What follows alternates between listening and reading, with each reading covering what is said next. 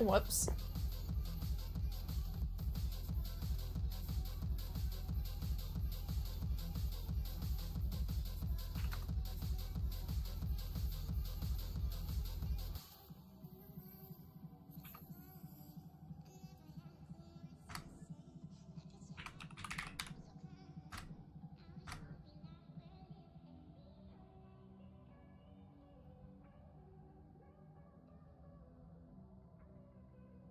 Ew.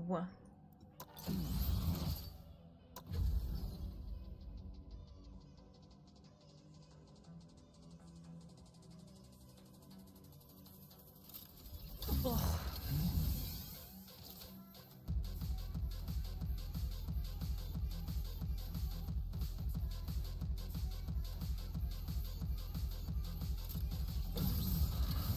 Hush, Bucky.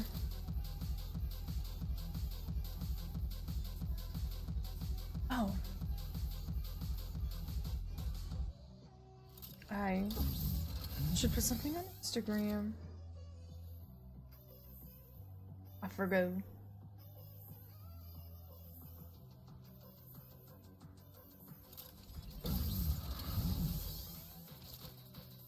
Yeah.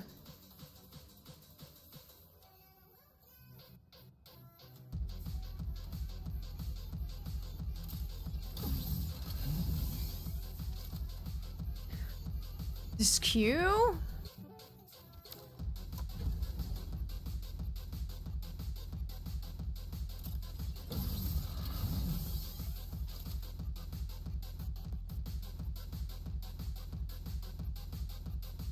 Oh, motherfucker.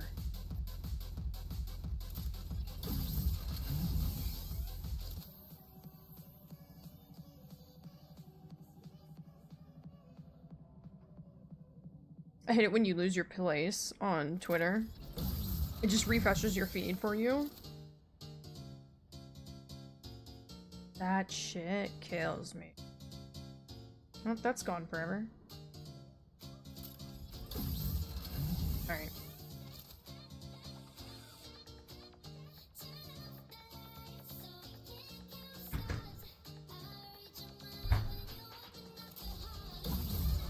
Fucking go!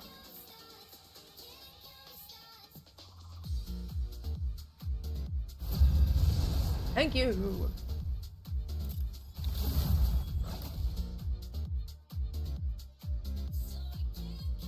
Oh no.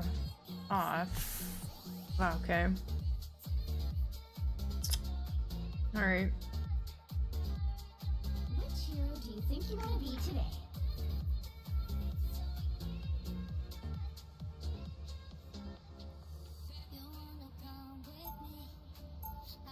I'm Luna Snow, like the moon.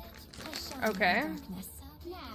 I was gonna tank, but seems like both of them are gonna... No, let's not ban Cloak. Shut up.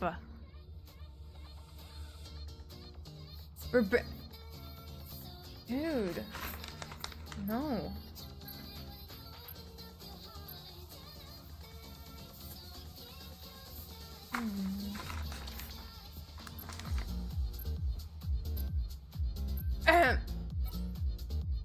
Of course, it's a 20% chance they fucking get it. I hope we just did that.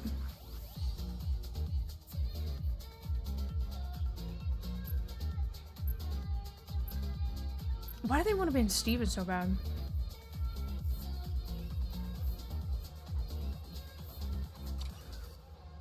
Oh my god! It happened twice in a row! The right heroes could make all the difference. No way. No, my yogurt dropped.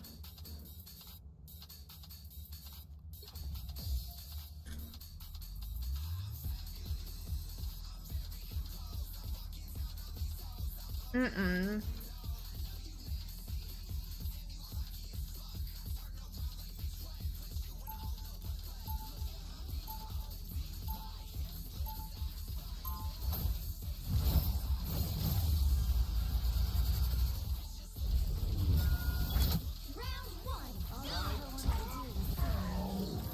do I give this to? Iron Man, maybe? We'll be coming in Or Psylocke. Stay strong. Loa. Would you Psylocke for now? A perfect look for this year's Hellfire Gala. I did not travel Nah, I'll do Iron Man. to dance. I came to fight. Don't worry. The gala I have a feeling I'm gonna struggle hitting him. The battle starts in 5, 4, 3, 2, 1. You have to stop them from securing the mission area. I don't like her being up that far. that's better.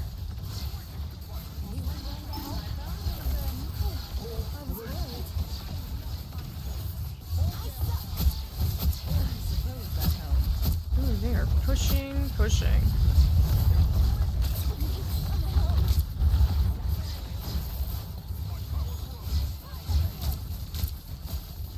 Got the full house so fast.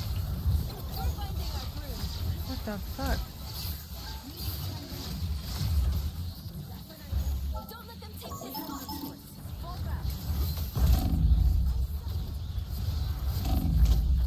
Oh my god! That's well, that's about right. My hand is so sore. Someone needs a snowball Oh. boost.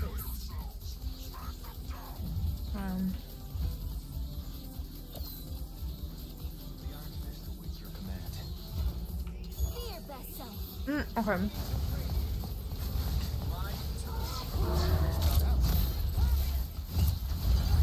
You need to stop that vehicle in its tracks. God.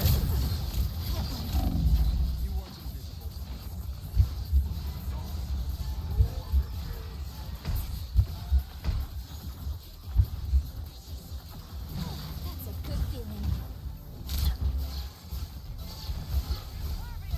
Maximum pulse! I am ready to put on a show. Oh my god. I am ready to put on a show. Behold the god No. of thunder! God.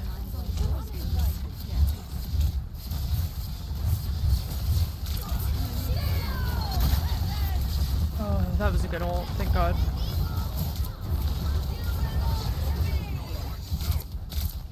It's okay. Admit it. You need me.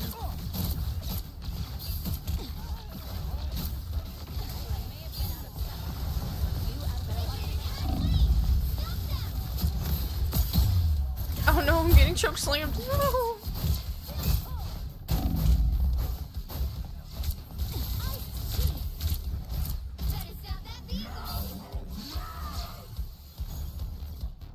What? Where? Why?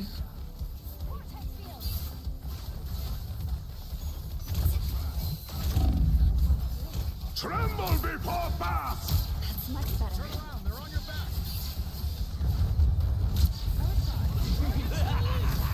This is real firepower!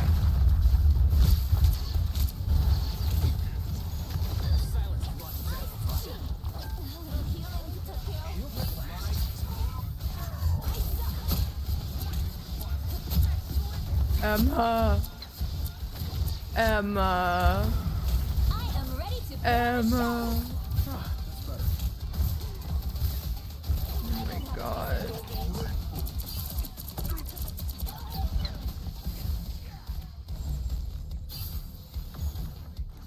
It's just so stressful. Shouldn't be that stressful. He's stopping in their tracks.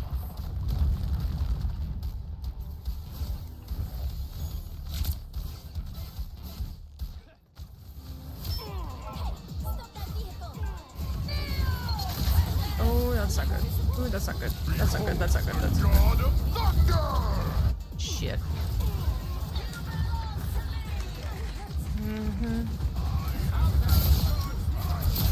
Double KO.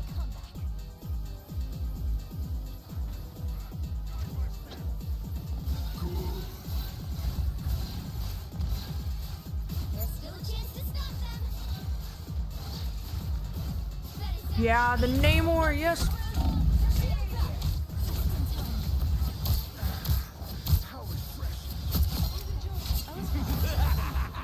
This is real firepower!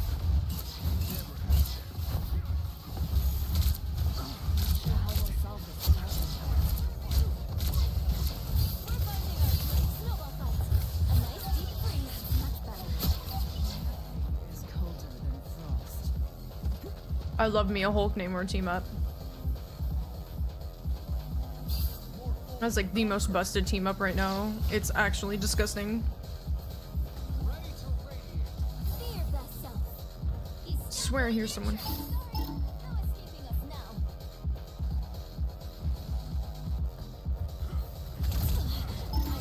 Tremble before fast!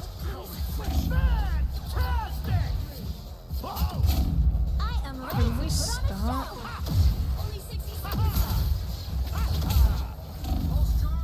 Oh god, oh god, oh god, oh god, oh god, oh god, oh god. I am ready to put on Ben would get jealous. No! Oh my god.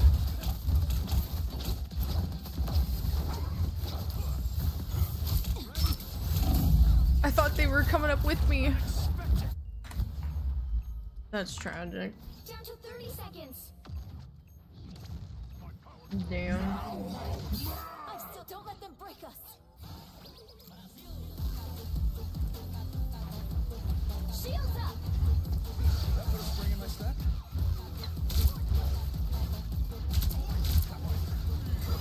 Final 10 seconds. The god of thunder! Damn, she's getting fucked up. You'll have to keep fighting until we have a winner. She's MVP right now.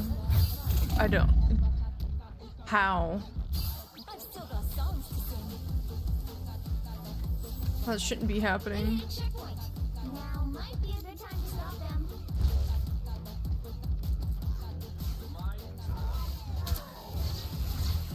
What are you doing, Namor? Back up.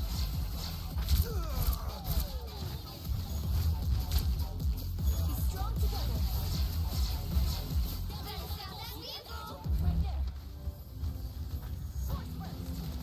Be careful over here. Tremble before fast! Only 60 seconds left. The whole point of playing Namor is to be with the Luna, healers. fucking heal me, you fucking retard. I can't. I'm dead. I've still got songs to sing. By the eye of Agamotto! I suck. Was just a scratch.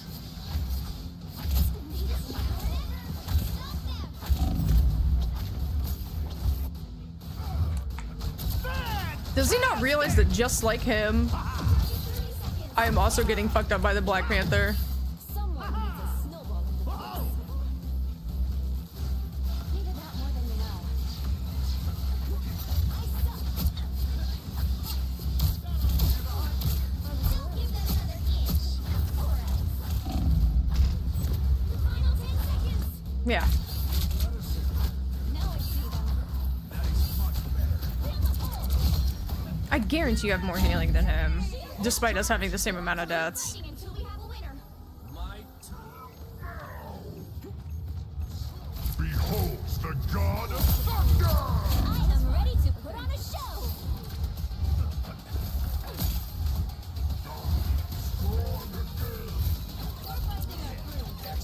I am ready to put on a show. Snowball fight. Be strong together. This is real! The Namor. Again. Not Namor. Black Panther.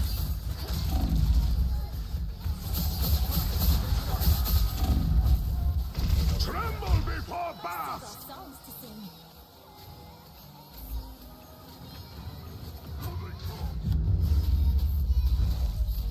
The current score is 0-2. Crazy. Time to switch things up, including which side you're on. I'm Luna Snow. Like the moon, I shine in darkness. You'll need a top-notch team to win this one.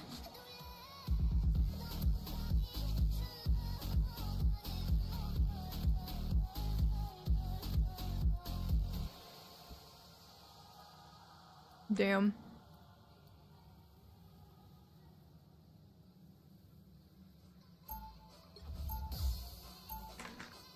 Why is he so mad though? Round 2.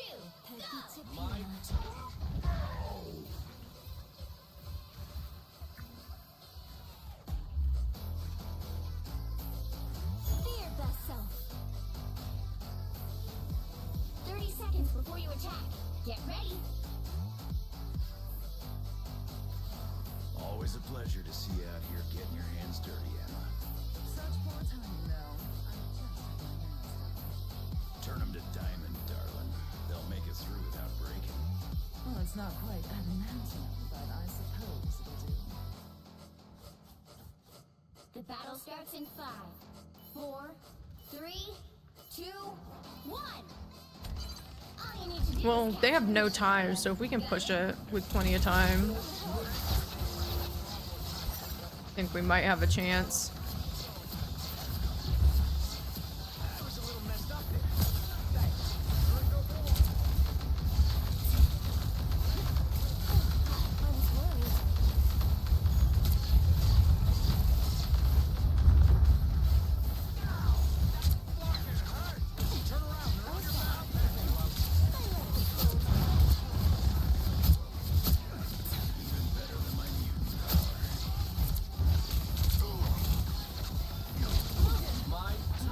How long will it take to regenerate this time?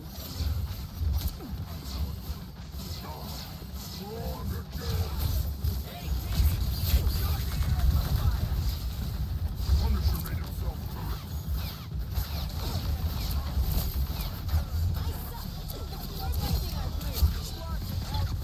Judge, jury, executioner!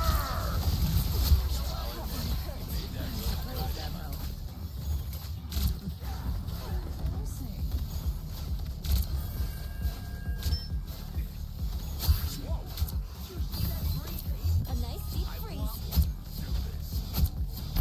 I do love your particular brand of violence, Logan. That put a spring in my step? Not bad. Get that vehicle to its destination.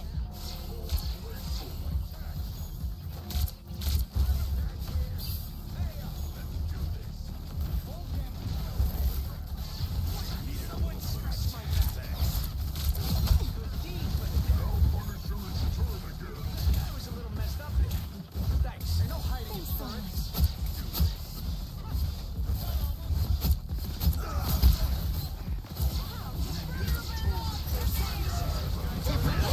The god of thunder! Firepower! How long will it take to regenerate this time? I'll patch you up.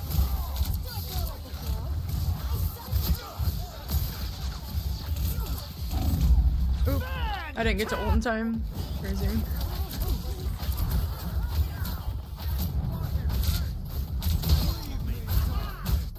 I'm making a comeback. Get that vehicle moving again. Fear best self. Danger. The Punisher's coming for a detective. I am ready to put on a show.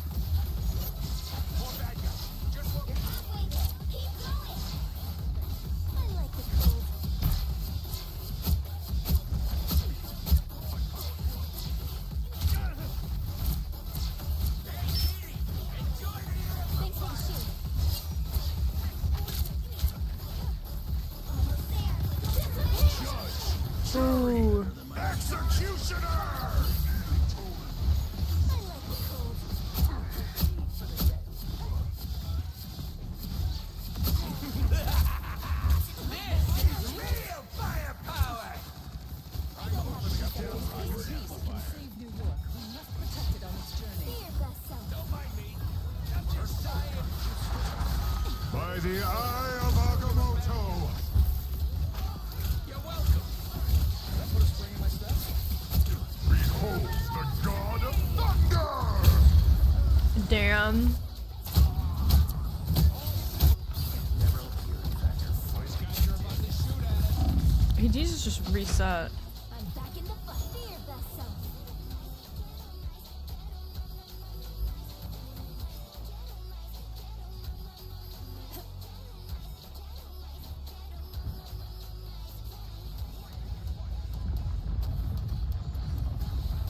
Get that vehicle moving again. Pulse reactor's taking over compensating carrying frame. I suppose that helps. I like the cold.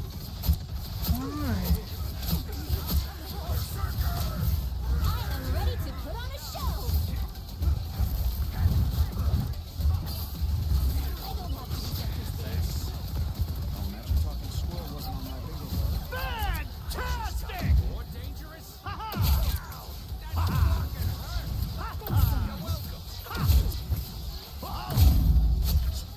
Enemies on approach. The vehicle reached a checkpoint. Keep up the momentum. Watch out, Punisher's in the turret. I suppose that helped.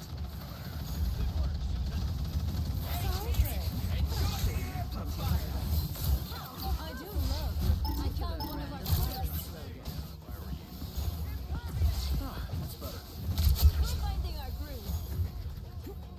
An ancient mystical squirrel? Now I've seen it all. Are we not gonna? We need to keep rolling.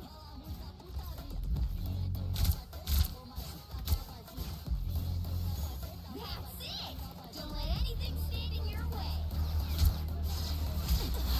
I'm hurt.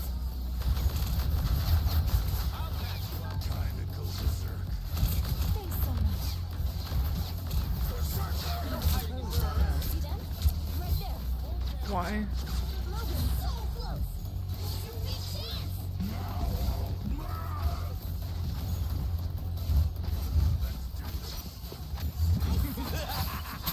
This is real firepower! I'll patch you up. By the eye of Agamotto! Did I put a spring in my step? Judge, jury, executioner! Disappear! Thanks so much. I am ready to put on a show. Punisher made himself turn. Only 60 seconds left. No escaping us now. Behold the god of thunder! Enemies on approach. I don't have to be center stage. Imagine talking squirrel wasn't on my bingo card. Got them all. Well, 39 seconds is better than no seconds, I guess. Score is 3, 2, 3. I guess. Time to switch things up, including which side you're on. I'm Luna Snow. Like the moon, I shine in darkness. The right heroes could make all the difference.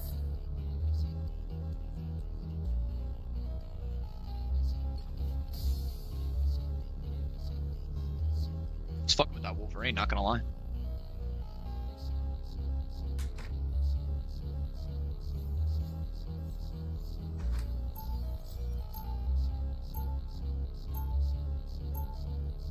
Round 3, go! Wouldn't it be fabulous to have an all-superhero band?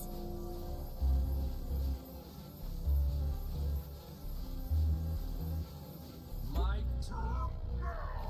They'll be coming in 30 seconds. Stay strong. Well, good looks, business acumen. We'd make quite the power couple. Baby, what do you have that I don't, Pamela?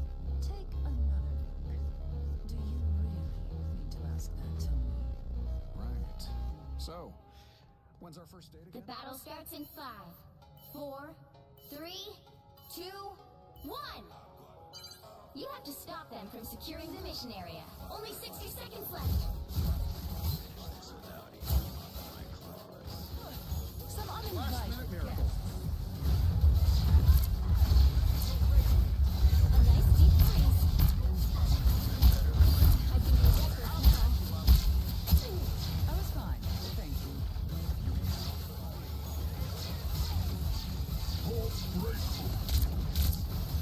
Snowball fight down to 30 seconds.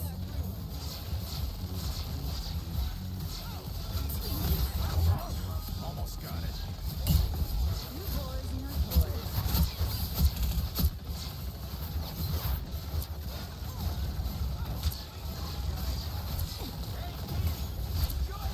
Final 10 seconds. I go back to the center stage.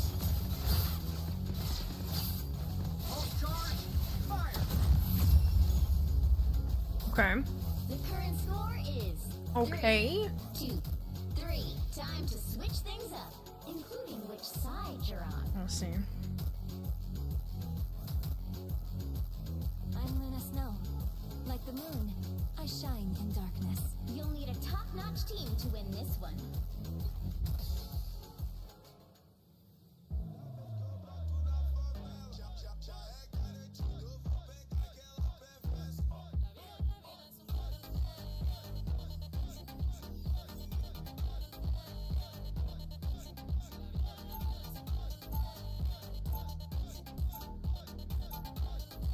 Round 4. Now! I tried to stay positive.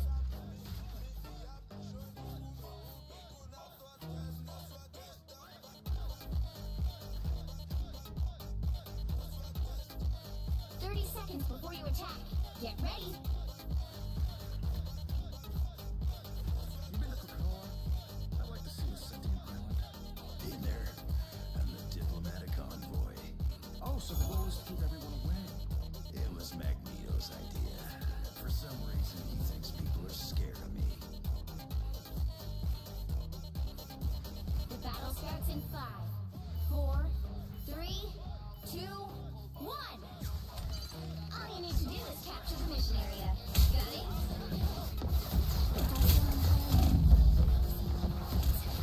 Thanks for now.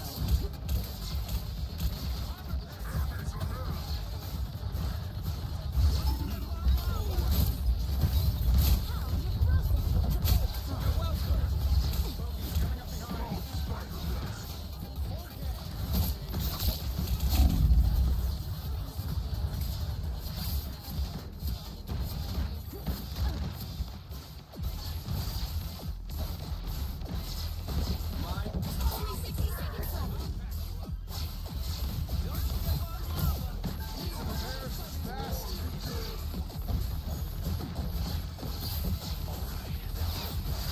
A nice deep freeze. Suppose that helps.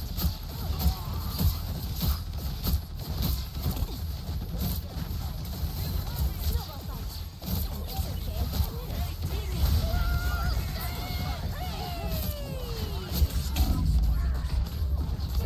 God damn it.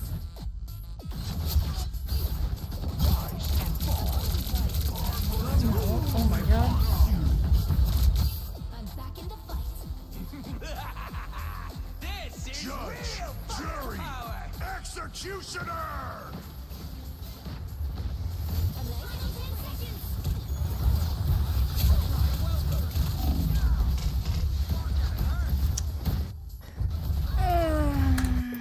I hope okay, we have rockets on it. I was like, I hope somebody touches it, please.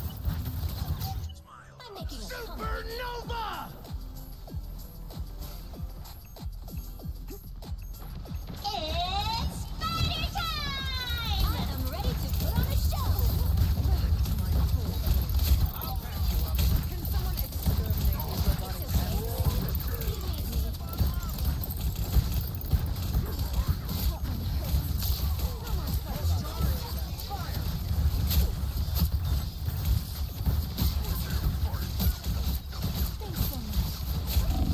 Oh my god.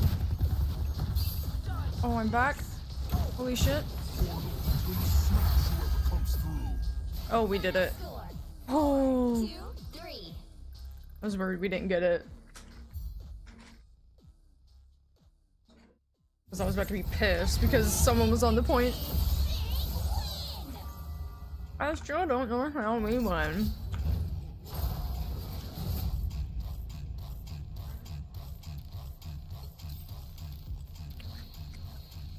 He did just a little bit more than me. That's only because he switched to Rocket.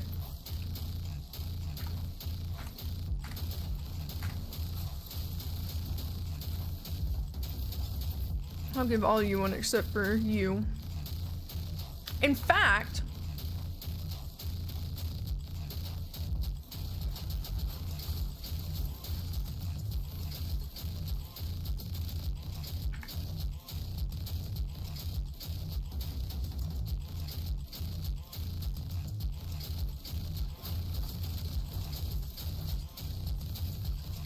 I'm so petty.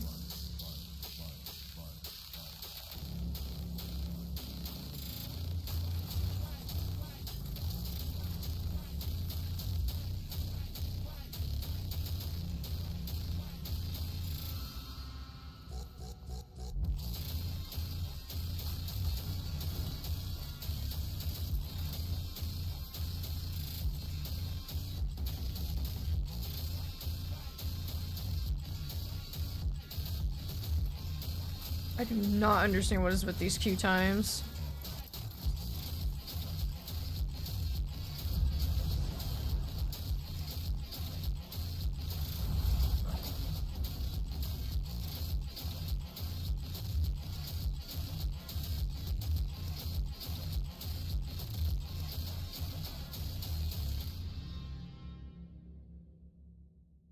Which hero do you think you want to be Oh today? my god, this dude's name is Cervix Puncher.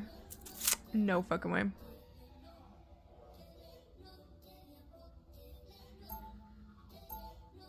The higher the pressure, the more dazzling the diamond. Now, who am I gonna banish from this match?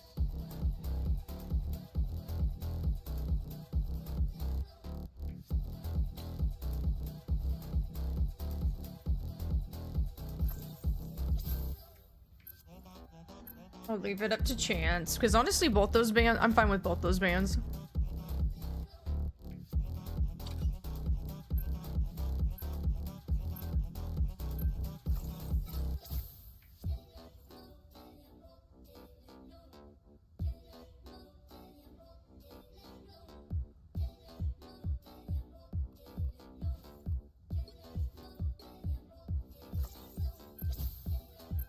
Johnny is so annoying right now, which is weird. He kind of came out of nowhere.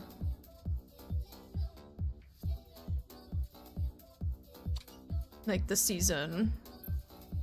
Like the very beginning of the season, he wasn't a threat at all. And now all of a sudden, Or villain? I'm not it's just like,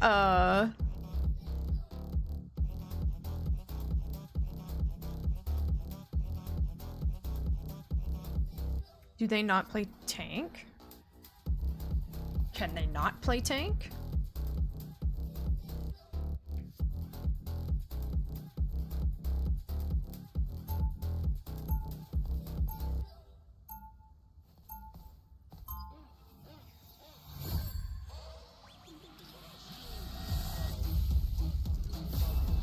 Money can't buy happiness, but I can afford everything else. 30 seconds before you attack. Get ready. Let us show these so-called heroes what mutant kind is truly capable of.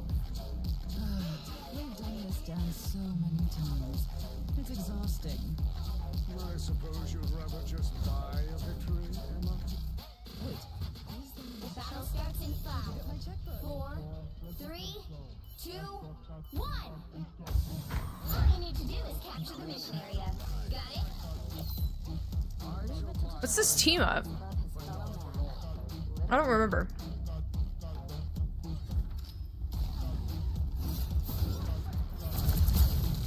some uninvited guests. That was fine, but thank you.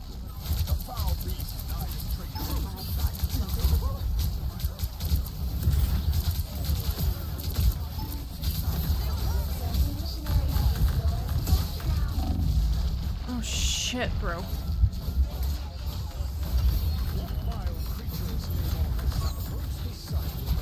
Capture the mission area! Our friends are here! Mental domination! Us against the world! Shields up!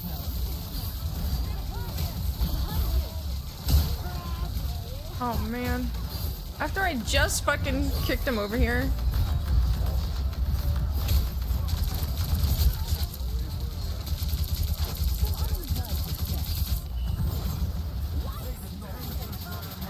Hold on, side. DP. Things gets up. Recycle.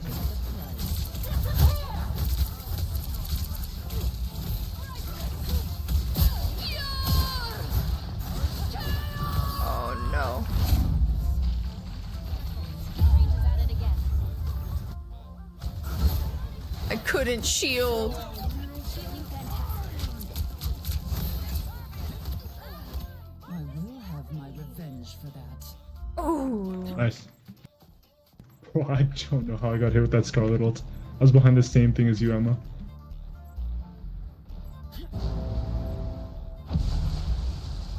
Yeah, that was a pretty weird ult to get killed by. Captured more than half of the mission area. Keep going.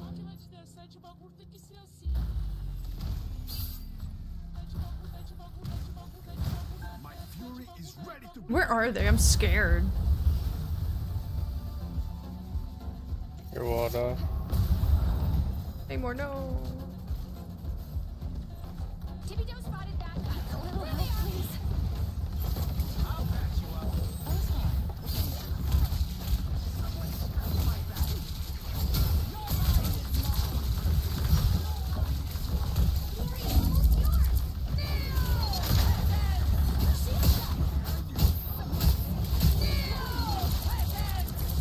Break a Let's shield. support it up. Let's support Break it a up. shield.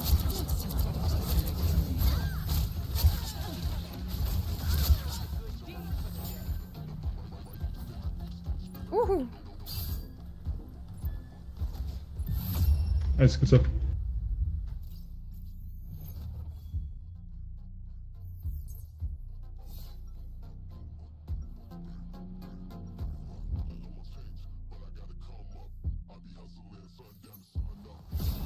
The White Queen always gets what she wants. At any cost.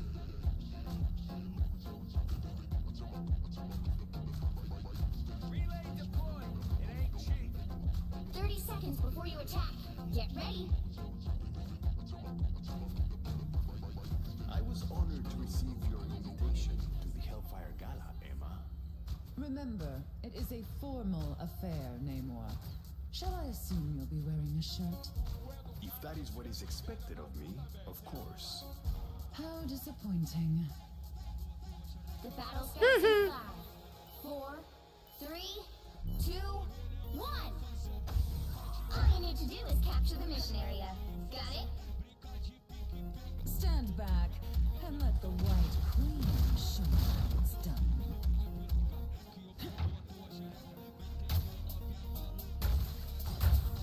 Anyone willing to help?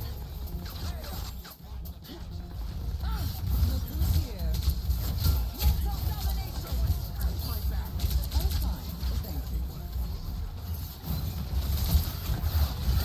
The mission area is yours to capture now.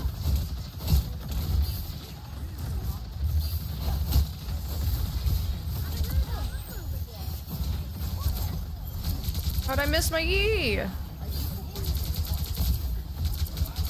us against the world. They're down with support.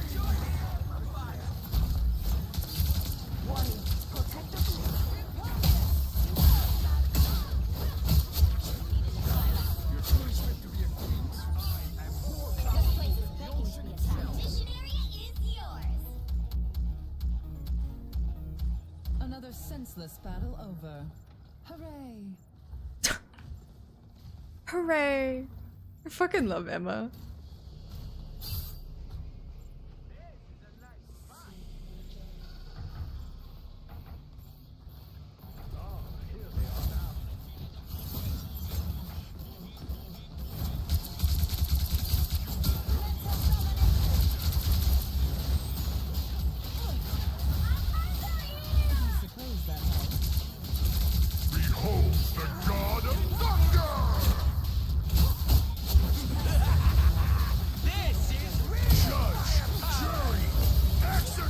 ulted.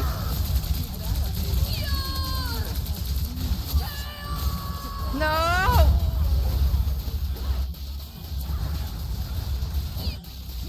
No. Half of the mission area. Keep going. Control. That sucked. Frost never surrenders.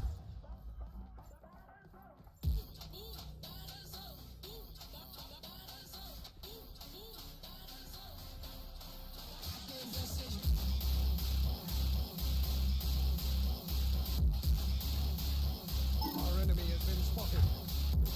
For that guy, I'll patch you up.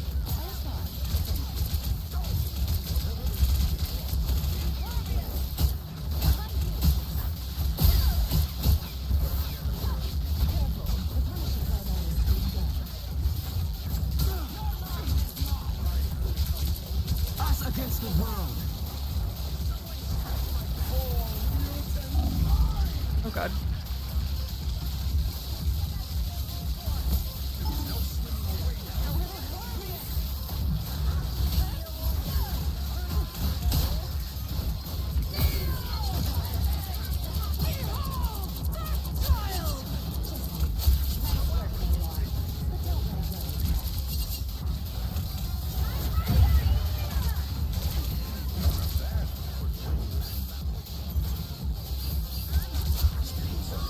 Ooh.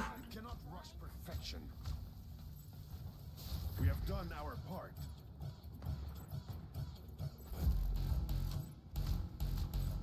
I want a rocket. What a curious place.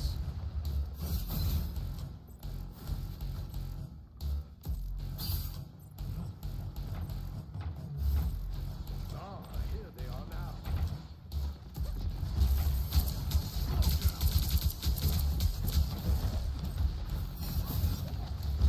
The area is almost yours.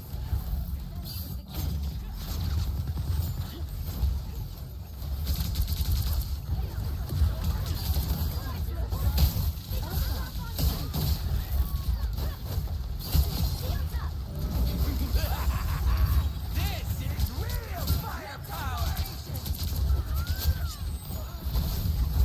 Let's keep fighting until we have a winner.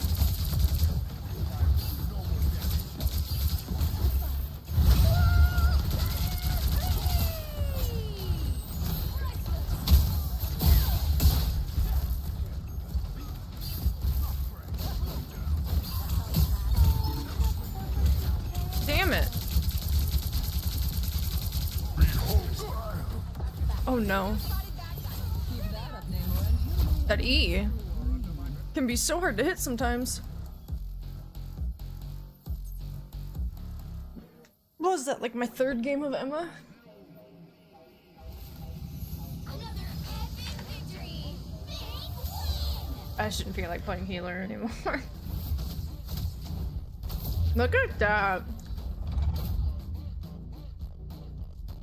Who the fuck is saying it?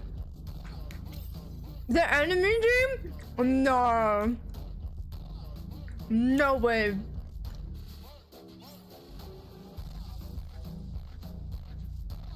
No way. They just put their Twitch in after that. They lost hard. No fucking way they just did that. No way. You have to have no shame.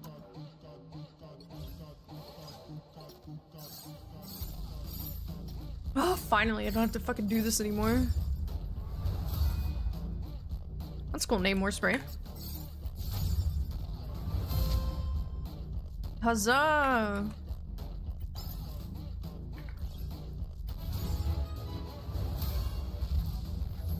This is a cool mantis skin too.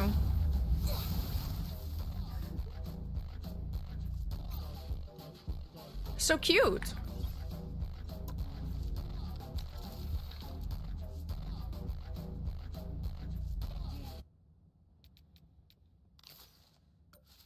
Well, we don't have all the pages. All right, because that's from the battle pass. Right.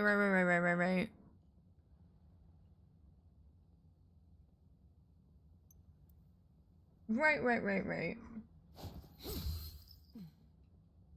I remember.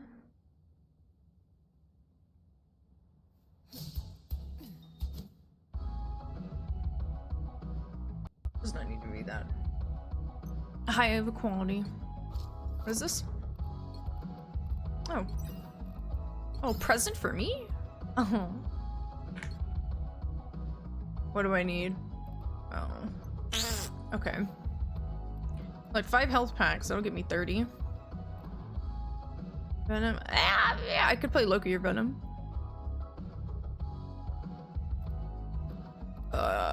This one I might have to do in quick play. Because I will never be able to play Groot in competitive. There's no way. There's no way.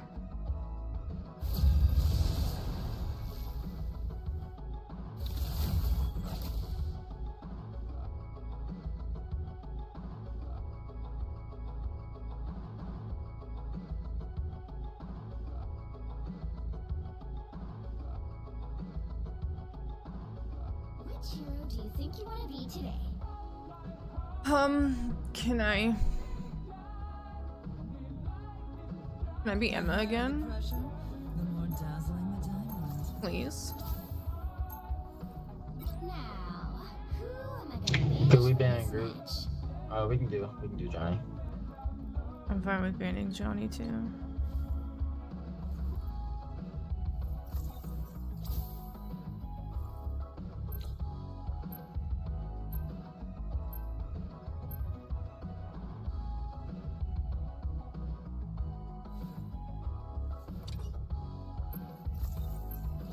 Ooh, and the Iron Fist ban. I was gonna say Groot, but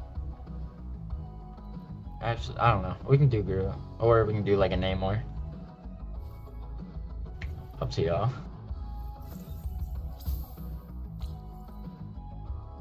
Okay, Spider-Man. no, I'm not banning Spider-Man. Spider-Man. All right, they got that team up going. The right heroes could make all the difference.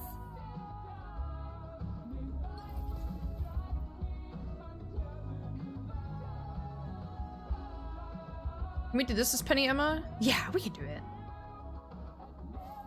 I believe. Toast, are you there? Oh, my bad.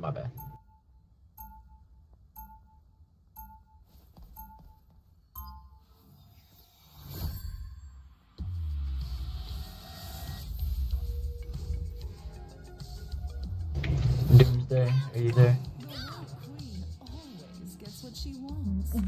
This dude? We'll be coming in 30 seconds. Like, Stay strong. is he playing in his Doomsday? fucking microwave?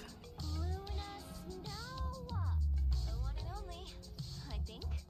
You were my Obasan's favorite singer. Wow, did not expect that.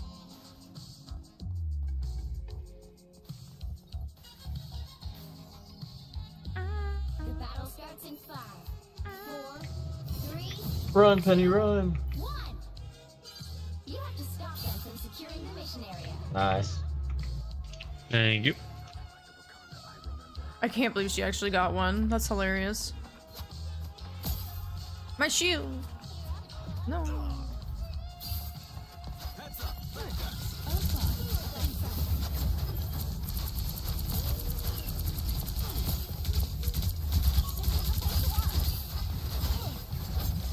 Damn it.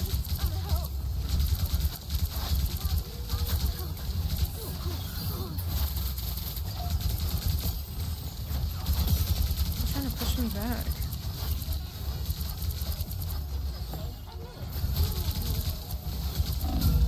Oh shit.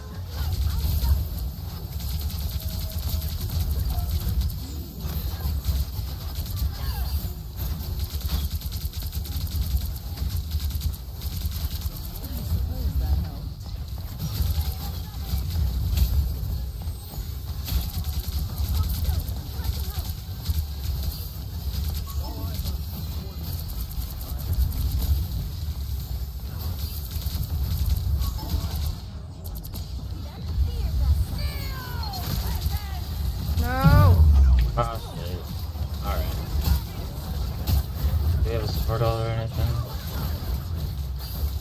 Get in this portal. Get in this portal. Alright, don't get in this portal.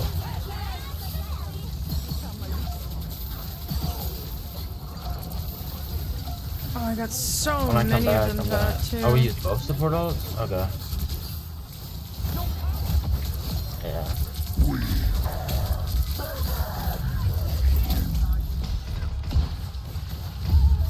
Damn. Dude, Penny. Penny's fucking killing it.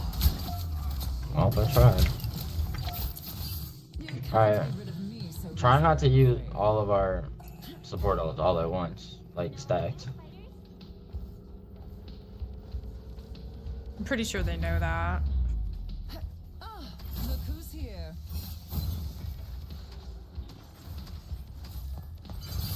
You need to stop that vehicle in its tracks. Fucking stop. Emma!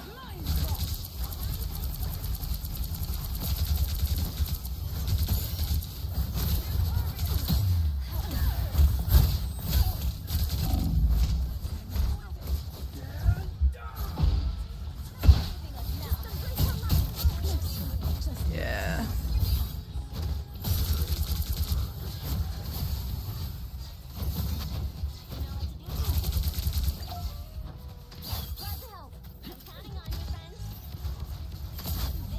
The attack penny is crazy. I was fine. Well, thank you.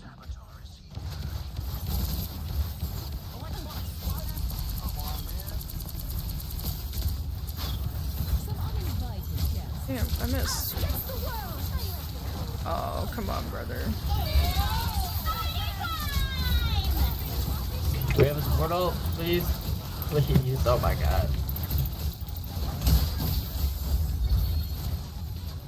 Your powers are mine! Oh, we don't need to save this portal till after someone dies.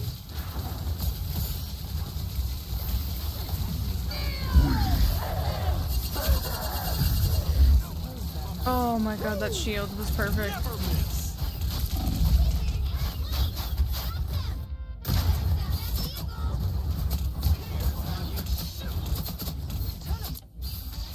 Ooh, they need to swap something else, bro. It isn't working. Lost never surrenders. There's still a chance to stop them. So he goes Star-Lord.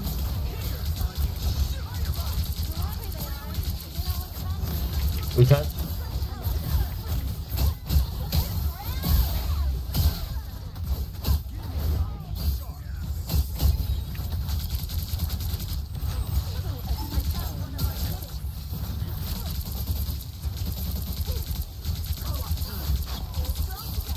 Alright.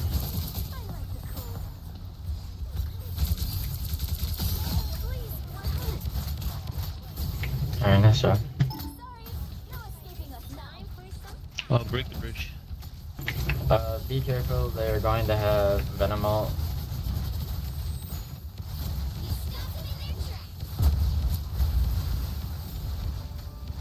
Broke your bridge.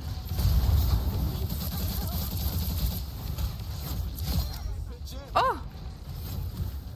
I hit one with my E finally. And it killed them.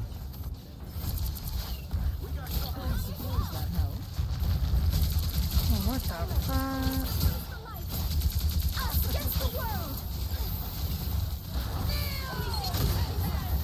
No. Yeah. We need to save support ults. I don't know how we use both. Wait, we have 3? We have 3 supports and we're dying to their ult? That's crazy. Double KO. They hit a checkpoint. Now might be a good time to stop them.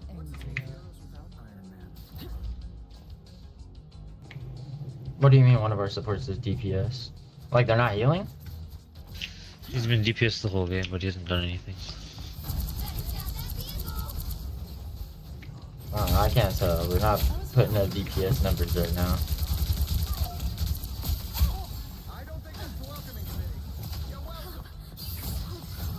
I missed and he was right there. You got fucking Penny. Your powers are mine! Against the world! Spider-Man! Stop! Emma! Spider bots, just like mine. Oh. Oh man.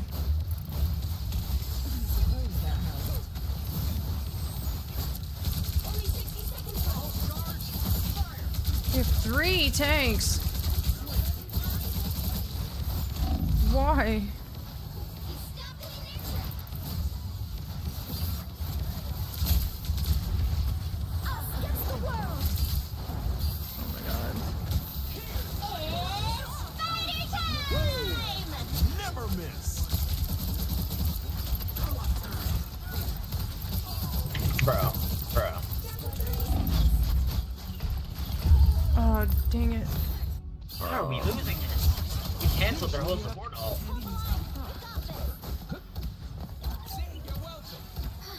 You can't be rid of me so easily, I'm afraid. Been up behind, what? Final 10 seconds. Please help in the back. Please. Oh. Alright. No.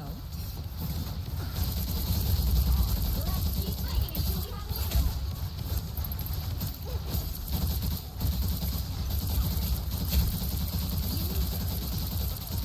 Let me farm my ult.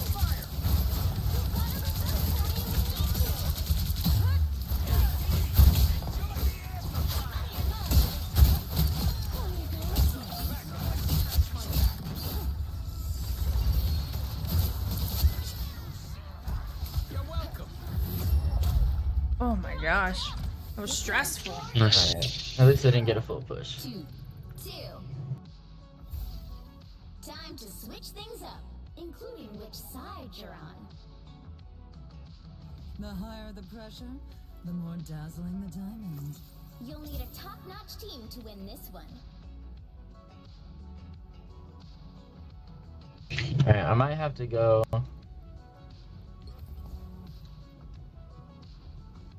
When you get trash heals as DPS, it makes the game hard.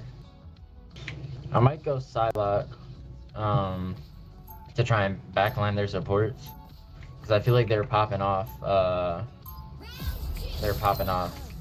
their support ults a lot. Even when it clashes with my ensemble. Armor packs here. Pay up. Don't argue. Let's just win the game, please. Don't 30 argue. seconds before you attack. Get ready. Ugh. Is that a low-level psychic bond I'm picking up on? Ah. Whoa, W. That helps you pilot this armor. How curious. An arachnid's thoughts Okay, must be can we quite stop, giant. like- That's the first time I've gotten a kill with that. Really? That's dope. Bother me anymore. Also, can y'all stop being like keyboard warriors arguing in the chat? 3, 2, 1. All you need to do is capture the mission area. Got it? Keep warriors in the chat. The enemy has arrived. Sniper, look out! I suppose They have a Black Widow? Hello? Oh, the fucking Loki clone got in the way! The Loki used lamp.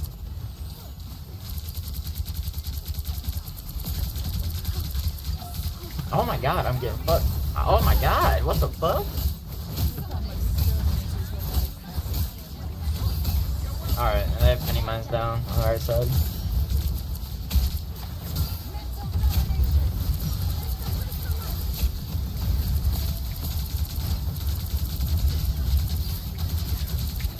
My bad, y'all. I didn't realize they were playing that comp.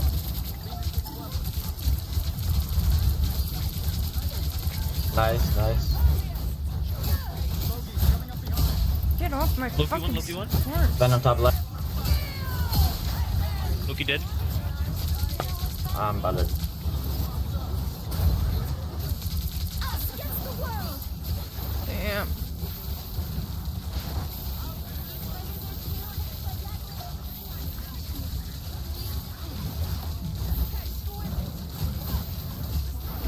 Penny's dead. Oh my god. Oh my god. Alright. A lot of them were one tap.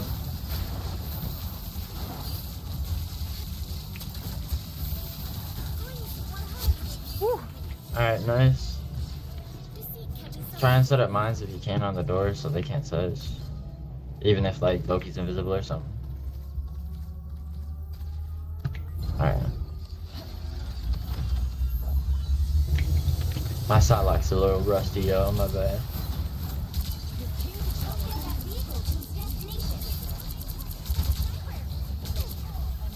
Oh, my Psylocke's real rusty, holy. Penny behind up top.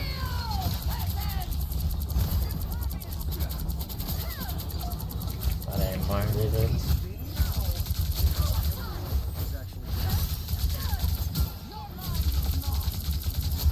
Oh my god.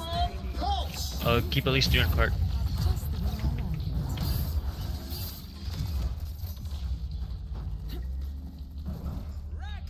Emma's so fucking I'm healing right busted, side. bro. Bad. Do we have any alive?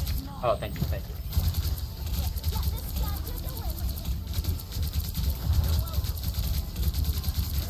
Left side.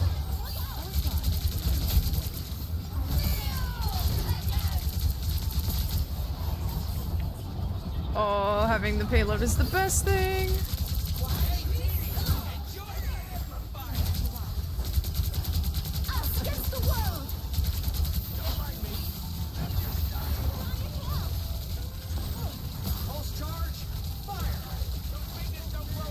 Nice. Almost at wall. Emma's.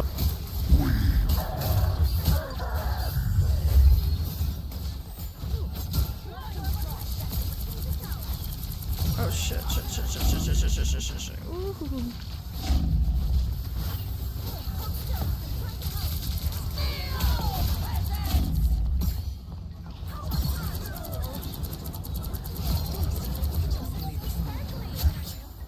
Amazing. Scarlet Witch is above us.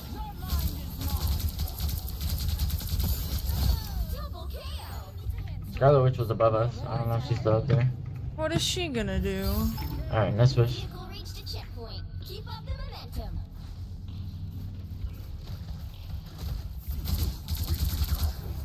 Someone scratch my back. Can we get at least 2 in cart? Vehicle needs our escort. Yeah. On its way.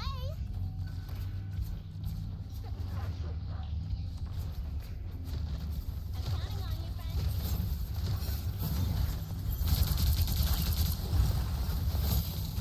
Oh damn, I missed.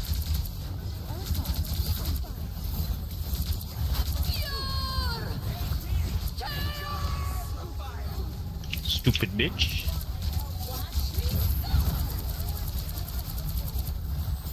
I love being able to get my charge off on her shield. That's amazing.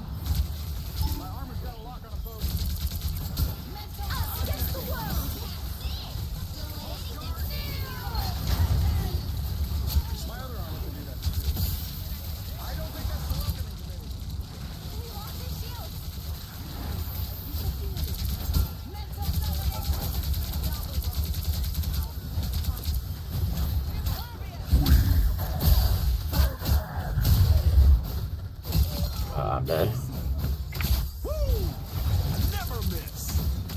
Back up, let it wear off. No! Rocket, I don't know if that's a good angle. Damn. The heals weren't really hitting us.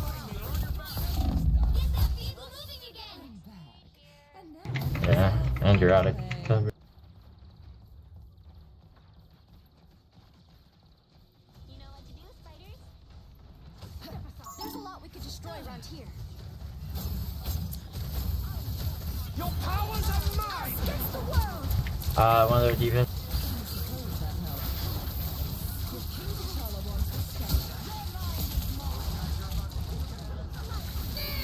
Alright. I'm rest.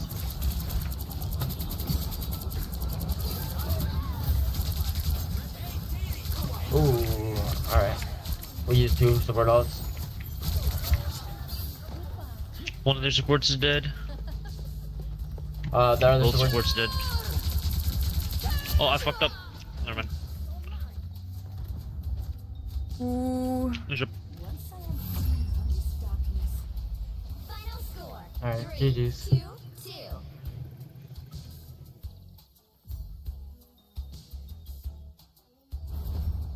Another epic victory. Big win. Are they still shit talking to each other?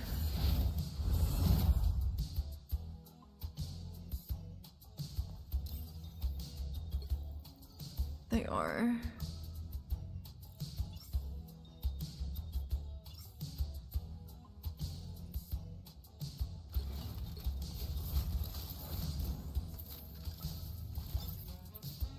These two are not getting an upvote for me.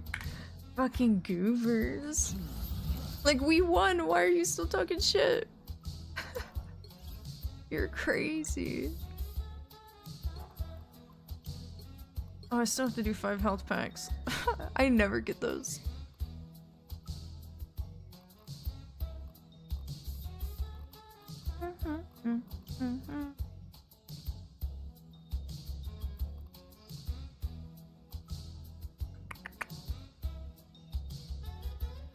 Groot gets banned like every game.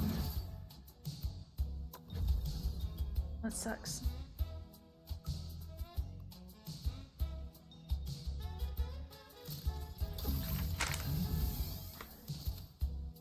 Oh, I got 4 more left.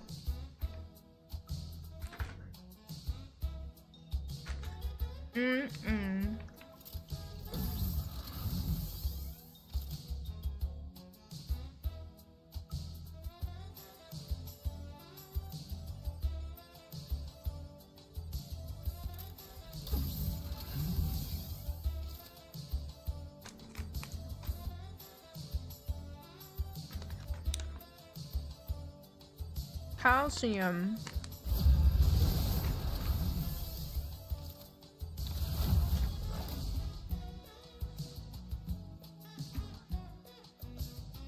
It's baby food, but I don't care. That shit's good. Which hero do you think you want to be today? Uh-oh. Uh-oh. The higher the pressure, the more dazzling the diamond. Now, who am I gonna banish from this match? Well. Yes, actually.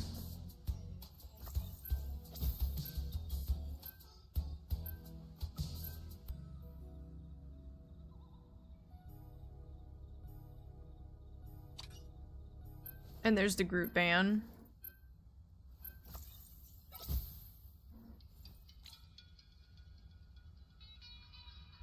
Ooh, I don't want to do Spider-Man, but Iron Fist or Johnny is really good.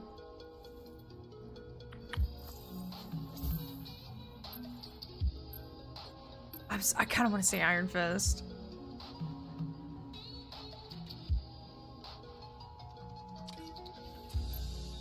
Oh, see, and they've banned Spider-Man. Pick your hero or villain. I'm not judging. It's too bad we banned Hulk because Namor would have been legit.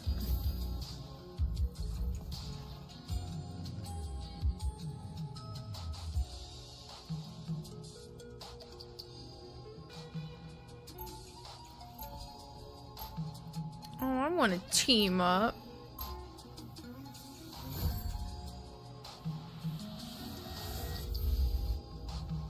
I'm as flawless as they come. She has my Luna skin that I want. That's from the Battle Pass. 30 seconds before you attack. Get ready. Hey, I saw that turret thing you did. How much you want for it? Not for sale. What, are you kidding? Everything's for sale. Maybe for other people, not for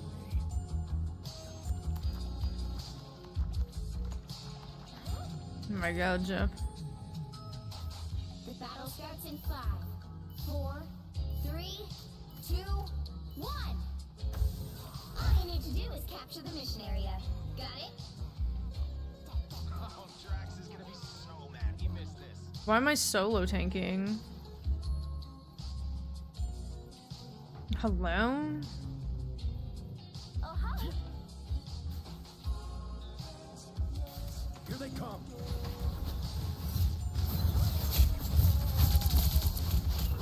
Oh my god, like already. Like we have 3 fucking healers. Where did you go?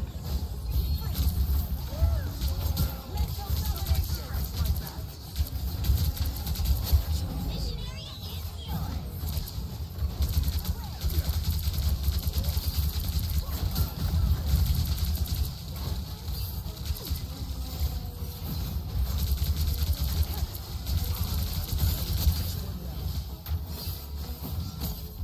Oh, okay. I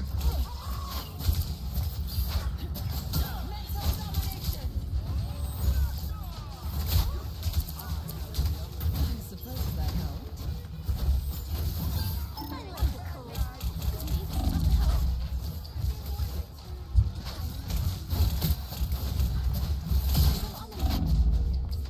Please. I missed my E. No. Get him, Bucky. No. No.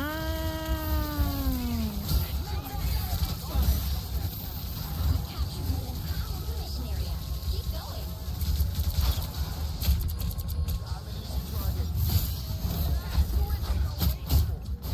What the fuck? I suppose that No.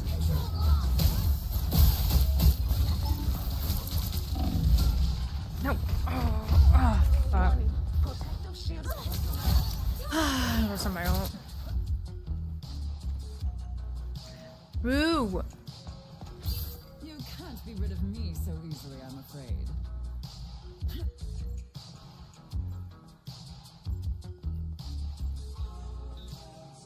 I really wish we had another tank. That would make this a little bit more I don't have to be center stage. digestible.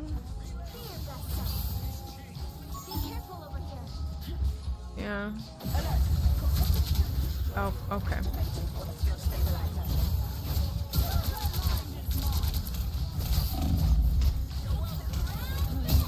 Us against the world. Oh my god, fucking wait for you to stop ulting.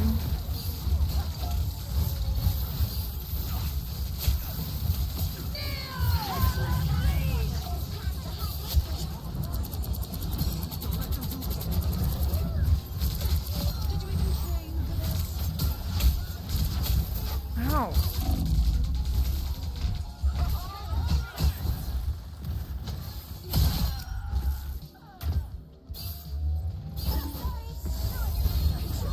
Oh, he fell down a hole. I like the cold.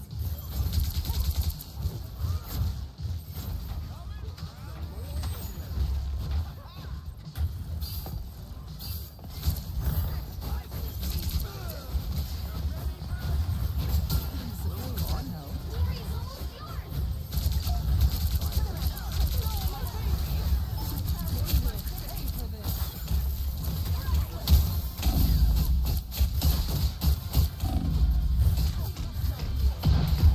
Damn.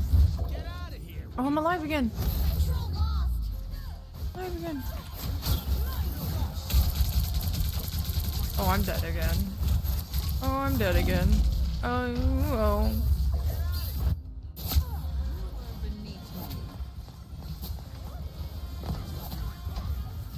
That's cool. Damn. She just last hit me.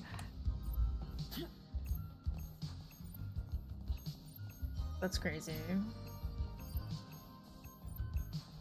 They're winning, but you've still got a chance. Sorry, no escaping us now. Keep fighting until we have a win.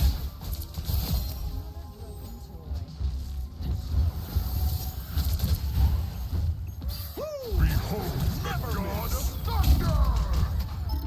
A nice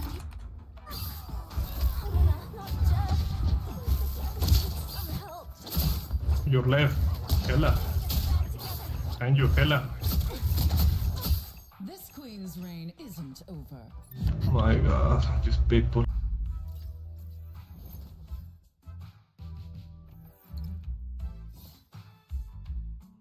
I think Rocket needs to switch.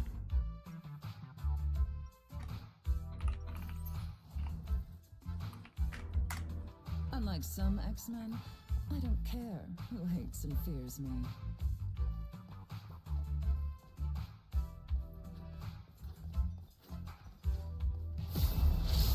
Seconds before you attack. Get ready. Whoa.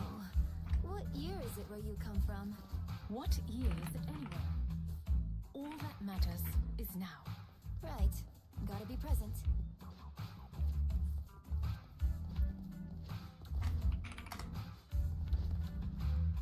The battle starts in 5, 4, 3, 2, 1.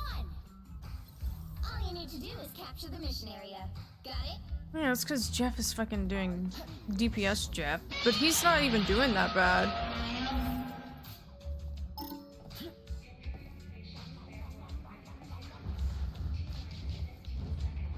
Sorry. No escaping from now. Hi, Husky. Over here. I can heal you. I like the cold.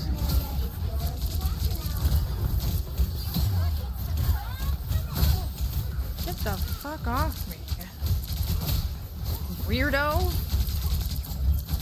I missed my E. I'm ready to He was right in front of me. It's the world. They double ulted? A nice deep freeze. They double ulted?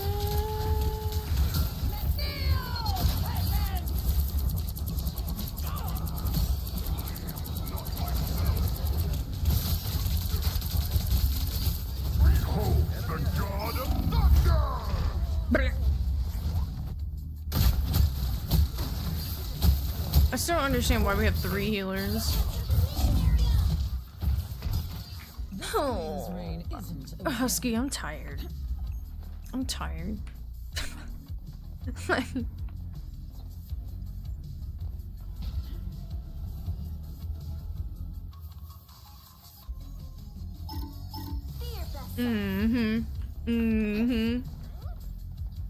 I had what, like 2 games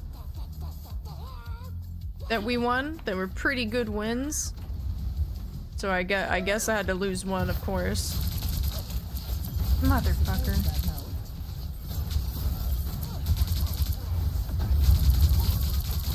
Get him! He should die here!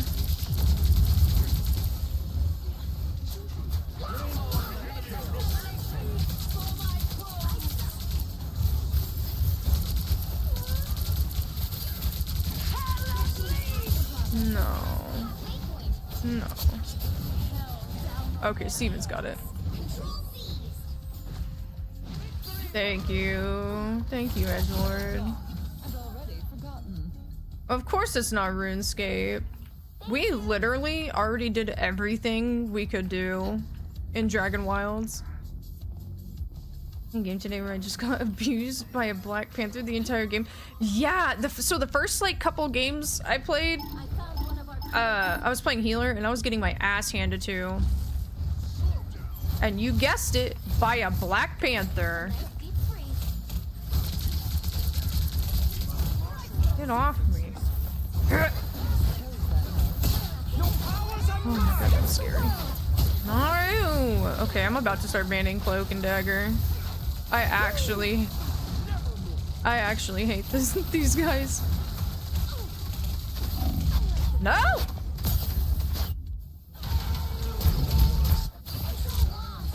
I'm playing, kind of glad I didn't. I'm getting to the end of survival games so early. Well, I mean, it's in beta. So is it really even a game yet? I'm playing Dune Awakening? I don't know. I think I died like 14 times, I promise guaranteed, and it was all him. Oh, for sure.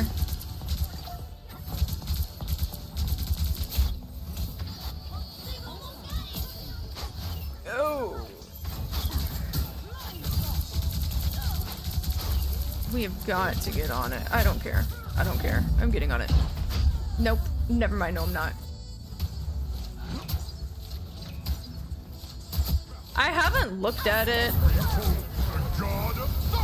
Emma Frost never surrenders. You'll have to keep fighting until we Please don't close.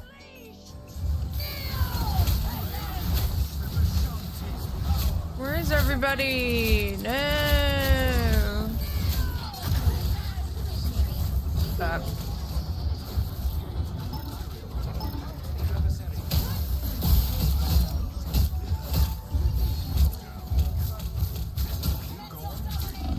No, fucking stop! No! I'm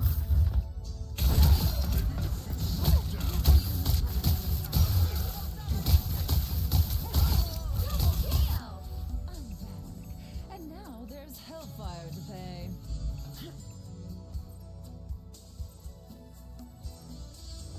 I mean, I don't think it's an excuse, though. And Star Citizen is not the rule.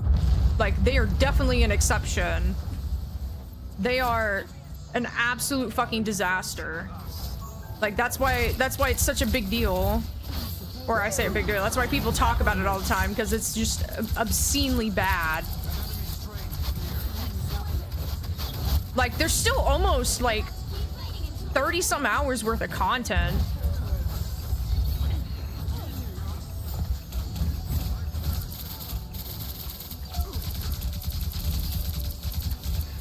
It's like, we just literally no-lifed the shit out of it.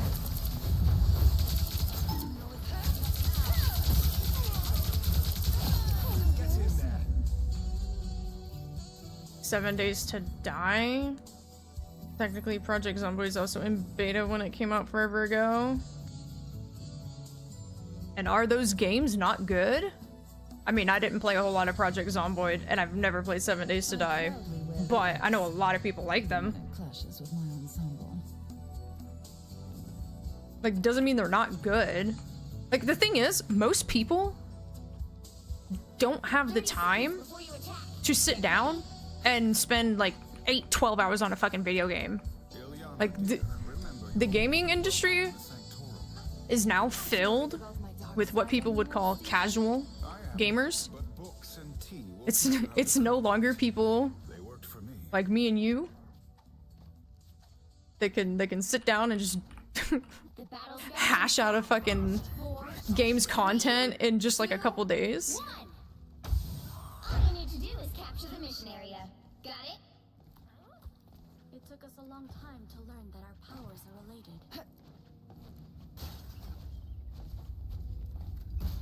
RPGs. Our enemies are near. I'm really picky with games now. Ow! Fuck you. Damn you! Fuck you. Fuck you, get off my point.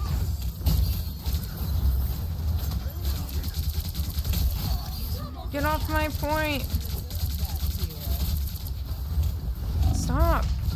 No! I like, obviously I like competitive multiplayer games. Obviously. I got I got groomed into playing League of Legends when I was very young. So that's like all I know. I also played a lot of TF2 before that. So I mean, I was already prepped.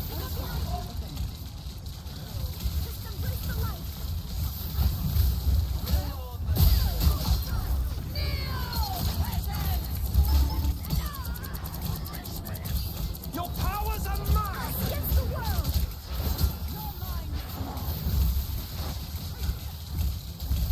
Oh, what the fuck? What the fuck? Oh my god. I really like survival crafting games. All MOBAs can be fun if you just don't play ranked. No, I haven't played League in like... It's been over a month. Like, actually played, not just like an A-room or two. It's been a while. It's been a while. League's been on the back burner for me too. Yeah, exactly. I really like survival crafting games. I really like stuff like liminal space games. I like those a lot too. I really have been enjoying more like single player stuff, like the Silent Hill 2 remake. Like that shit's really fun.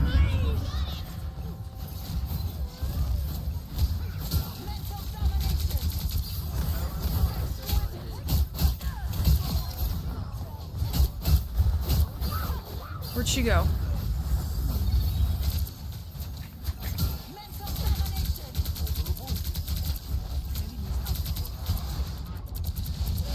Tandy needs help, but I was killing their team. Oh my god, we're gonna lose. We're gonna fucking lose. No. The fuck is this Jeff doing? Not his best. Oh, and he disconnected at the end of the game. That's crazy. I guess I had to lose. I had to lose after winning too.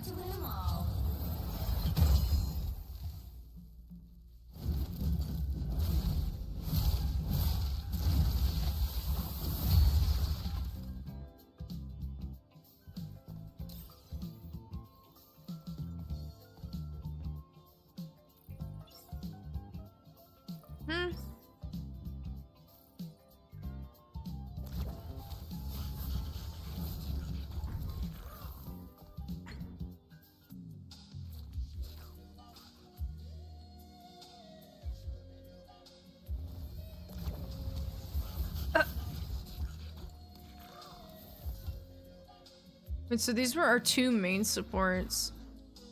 I don't know who this person was playing before.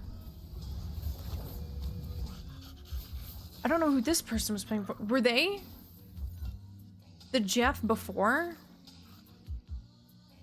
I don't know. None of y'all getting upvoted though, because that's crazy. Oh, if you ever heard the character shit. You're so right. I don't know why I fucking forget. I have more than 2 brain cells, I promise. Oh my god.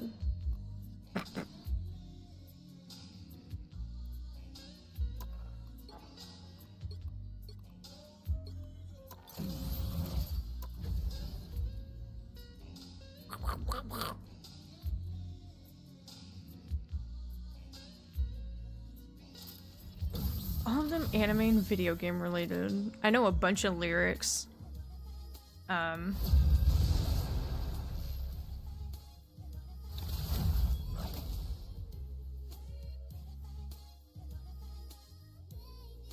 Bunch of random shit. Hero do you think you want to be today?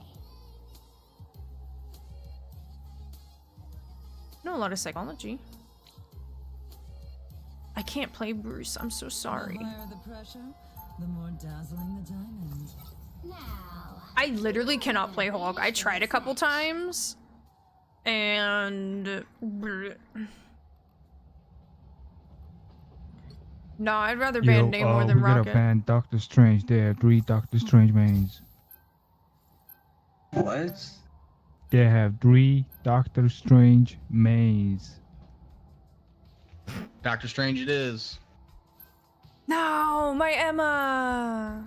Strange isn't even good right now, bro. Not even a top 5 tank. Nah, he slept on, bro.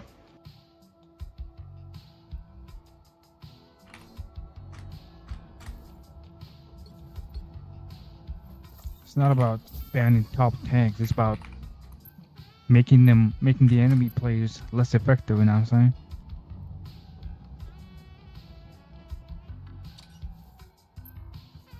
And they banned the Bruce. Pick your hero or villain. I'm not judging. I'm Luna Snow. Oh, we have. Oh yeah, we do have the team up. Fuck yeah, that's right. Forgot voice chat exists in this game. Yeah, the majority of my games haven't had people really communicating, so this is new. No, I was gonna put something on my Instagram story and it went away. A pretty heavy dive comp. We gotta make sure we peel for our healers. What the fuck is this? As battle things get, I tried to 30 seconds before you attack. Get ready. Hello? The god of mischief greets you. Where's my Iron Fist? They haven't. Oh, they have materialized. They're just up there. Certainly hope so. Okay. I won't let you become another Bucky. If I end up a super cool cyborg assassin, I promise I won't blame you. Deal? The battle starts in 5, 4, 3, 2, 1. All you need to do is capture the mission area. Got it? Wee! Attack Penny is crazy. We come from. Do not lose sight of that. Like, Yeah, well, Spotty. of course they fucking. Your god is suffering. My thanks. MVP. Oh shit, he got fucked up. No! Oh no. Two healers down.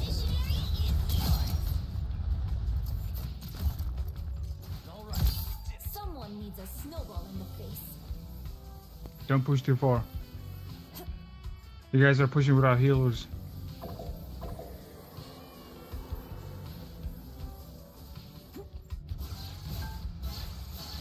Bless the healing arts.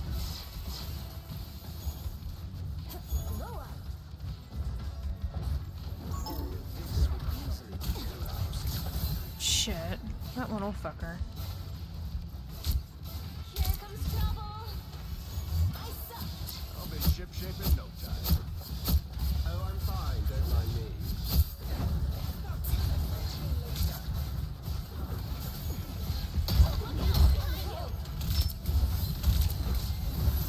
Systems restored. I was worried. Why does it just? No. More than half of the mission area.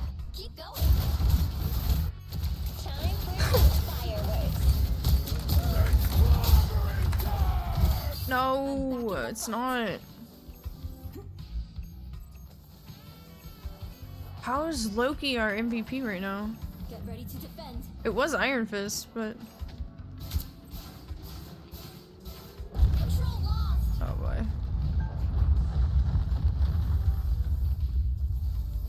The god of mischief greets you.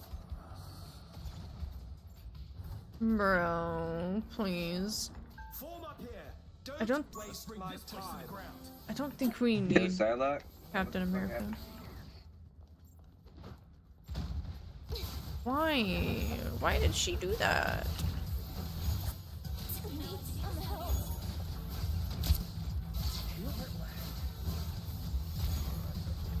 Oh, I'm fine. Don't mind me.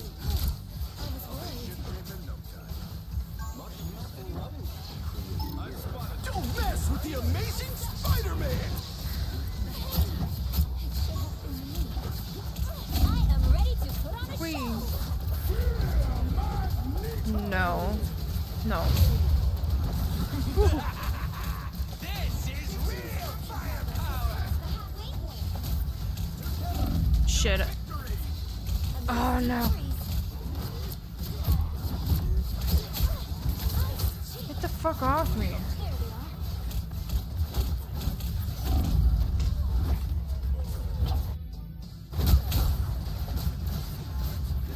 We banned Namor, didn't we?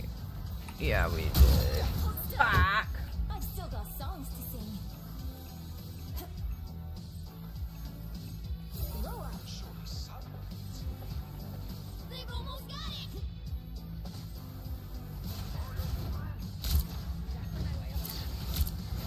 A nice deep freeze. Us against the world.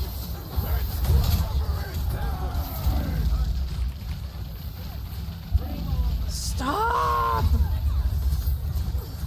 Why are we on damage, bro? Why are we on damage? That's on damage. I was about to say, why is Psylocke not ulting? Songs to sing. Because you were just talking about Black Panther harassing you. And this time he brought Peter. Yep. Time to go solo. See Yeah, let me go.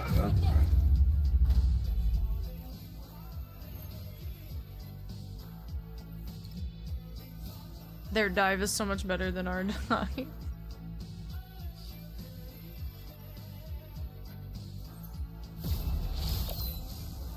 All I ever wanted to do was sing, really. Counting on you.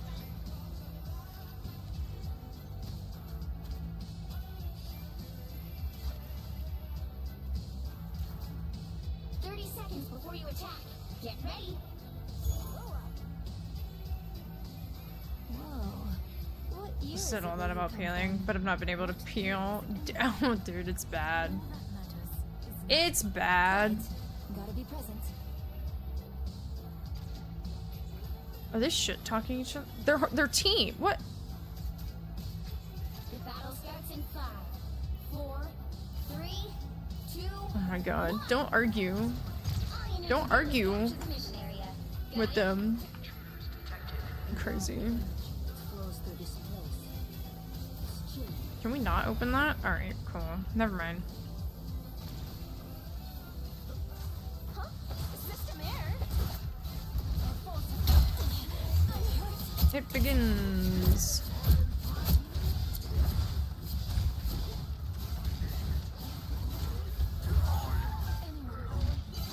Dex.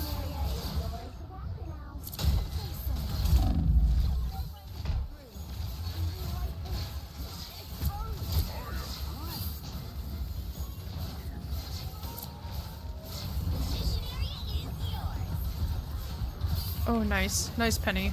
I'm glad we swapped back to the penny.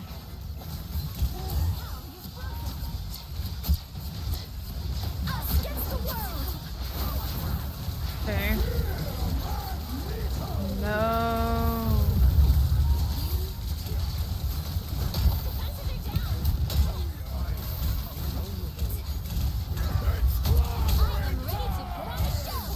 Don't get off the point. Don't get bullied off the point. This is real firepower. I missed. Don't mess with the amazing Spider-Man. No, our Groot. It's broken.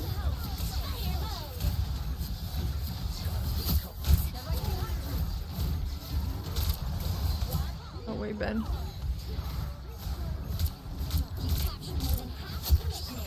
Keep going. Oh, I'm scared. Yeah, if we literally just stay on penny mines, like, we're pretty safe. Like, that's literally what's been keeping us alive for the most part.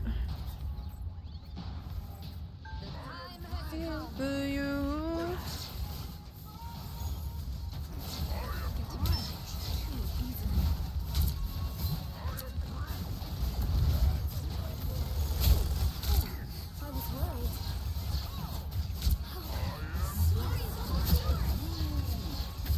Us against the world.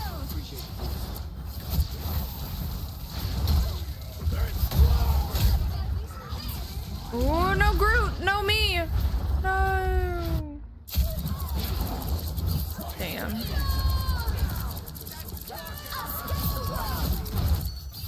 Oh. Oh. Keep fighting until we have a winner. No.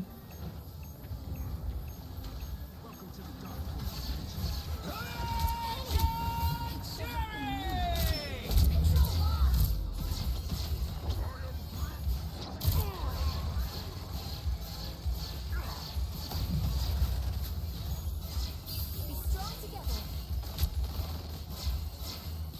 Group up. Use dagger. Systems tracking. Whoever they are, they don't look friendly. I think I found their hiding spot. Black Panther nearby. I am ready to Let's put go. on a show. Oh god. No. No. Yeah, yeah, yeah! Get in there. Beat the ass.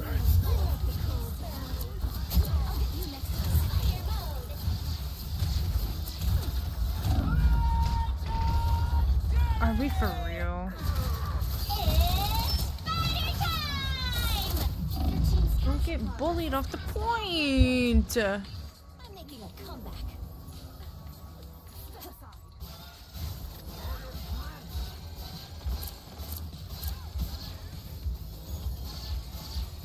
Group up.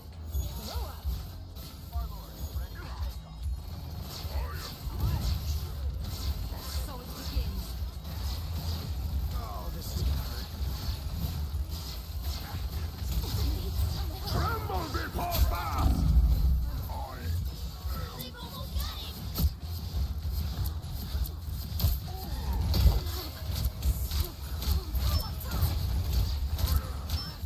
Against the world!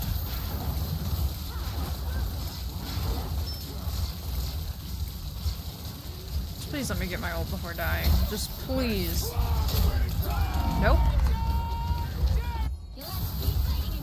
Someone Loki, because if not, how did Star-Lord or twice that fast? Did he? I don't. Like, I don't.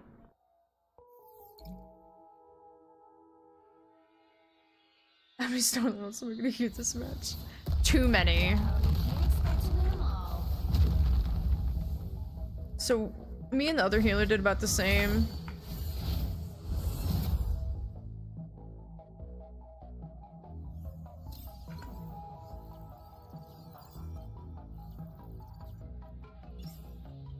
They went Captain America for a bit? Yeah, but why the fuck did they ever do that?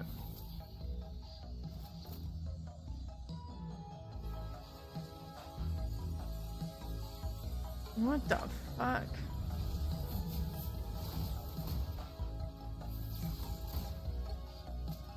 That's crazy. He was probably farming off a Groot, to be honest.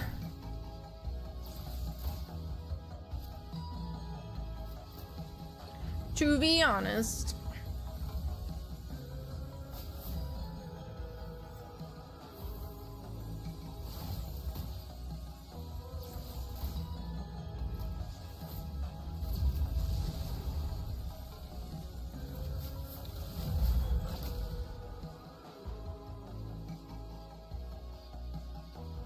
Which hero do you think you want to be today? I don't want to be any of them. I don't want to be any of them. The higher the pressure, the more dazzling the diamond. Now, who am I gonna banish from this match?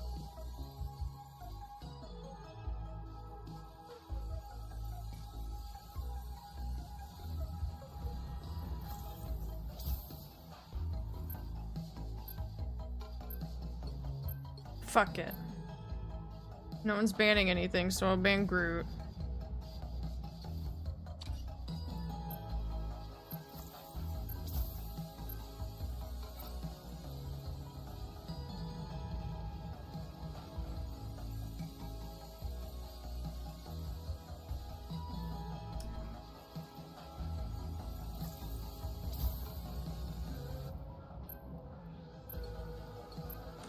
I'm doing Iron Fist. What are these people even here?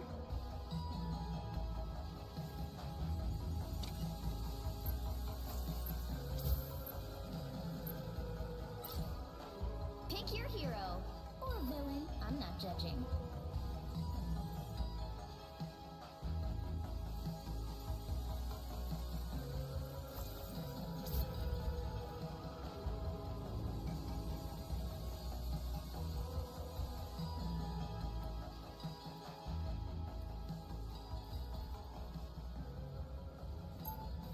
Scarlet Witch? Someone go Scarlet Witch? No? No? Unlike some X-Men, I don't care who hates and fears me. Scarlet Witch? 30 seconds before you attack. Strange team. Get ready. You move with such stealth. You could be an excellent sparring partner. Currently, I'm more interested in fighting against our common foes. When this battle is won, grant me the honor to let this mom stretch first. Rip. Then you're on. What is that English though? 4, 3, 2, 1. All you need to do is capture the mission area. Got it? By Ashtor, there are baby wizards everywhere these days. If I had the patience. This map again. I'm getting flashbacks. I hate when we break that. Like, I don't think we should break that. Enemy in front of us.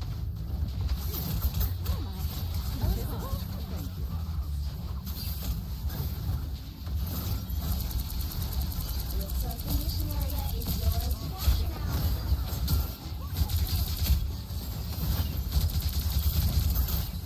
Oh my god. Fucking.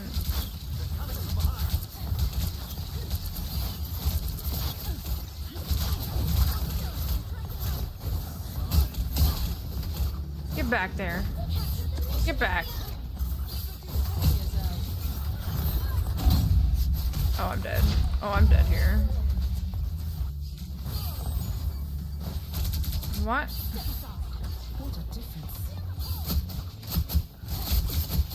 I will have my revenge for that.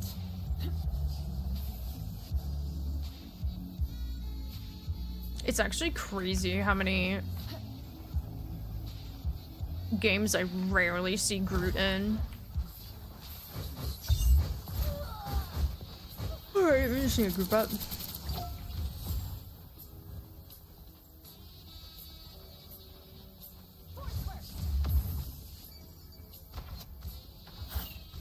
Just group. Don't do anything fucking stupid. Oh my god.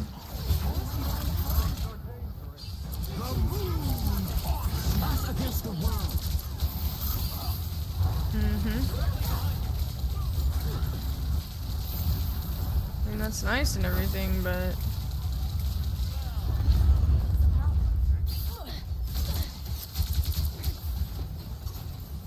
she really didn't fucking die there.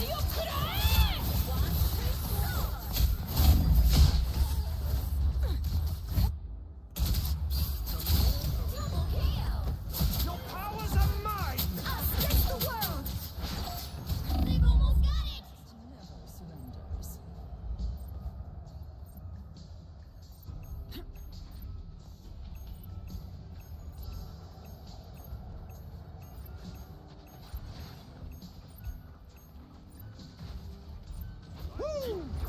Never miss.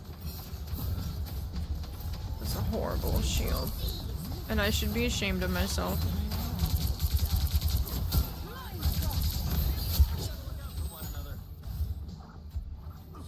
Anyone willing to help? Who's up there? That was fine, but thank you.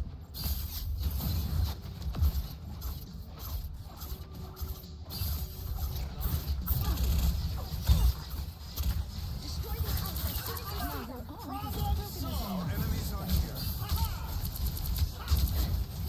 I unleash the Vishanti's power. That was spicy. You can't hide from the light. That was spicy. I have my ult now.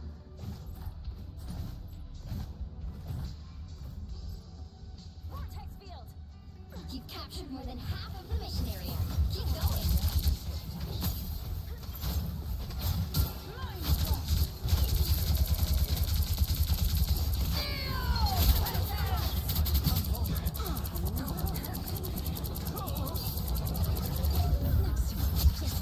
Mental domination.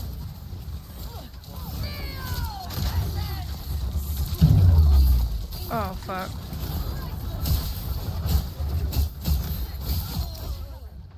Got her. The area's almost yours.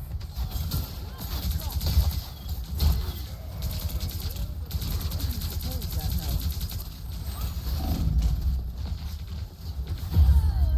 Oh my god. Where did we go?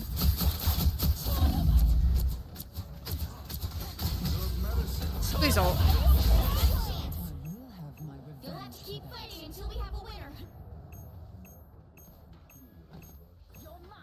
I don't know why she went over the Steven, but he's okay. God damn it. Not the counter alt.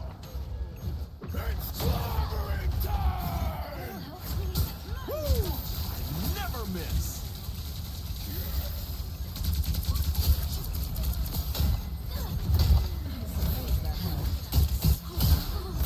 Fuck off my backline. Ben. Your powers are mine. Us against the world.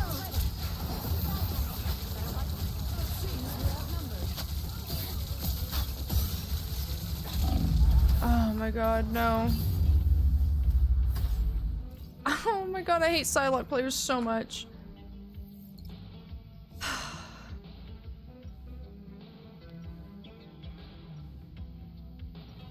Like, yeah, she has 15 kills. I don't fucking care. By happiness, Why was she not on point fighting with me? Like, if she was behind them, I would have understood. But she was in the fucking hallway. 30 seconds before you attack. Get ready. Like a goober. Reed, you do have a plan to stop Victor, don't you, darling? Would you still love me if I said not yet? Of course. But I would also be extremely concerned. As would I, my dear. As would I. Ugh, they're so corny. The battle starts in 5, 4, 3, 2, 1. All you need to do is capture the mission area. Got it? I'm Hellfire Club royalty. This is beneath me. What am I? Invisible? I suppose that helps.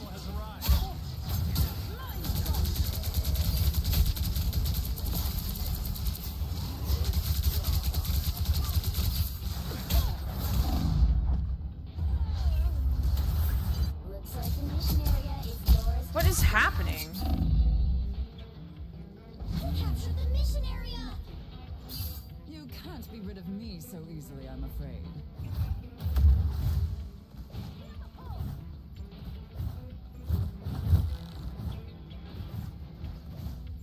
Ah, shit. Where's Steven left? I suppose that helps.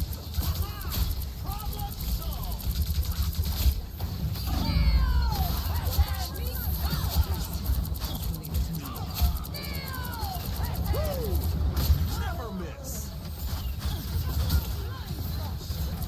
I'm protecting myself, sorry. God dang it. Shut up, Hawkeye. You're the most useless Avenger ever. All they did I was hate that make me motherfucker. angrier. Oh, he's back. See, I did a gold ult and we can't kill the fucking useless Avenger. Your team's capture progress has passed the halfway point. I suppose that helped.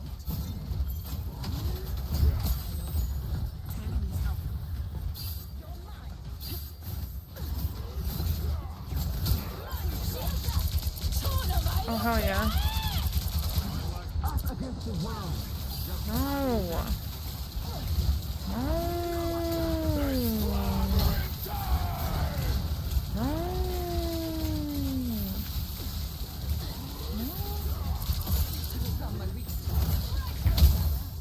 Your powers are mine. Us against the world. Fuck off.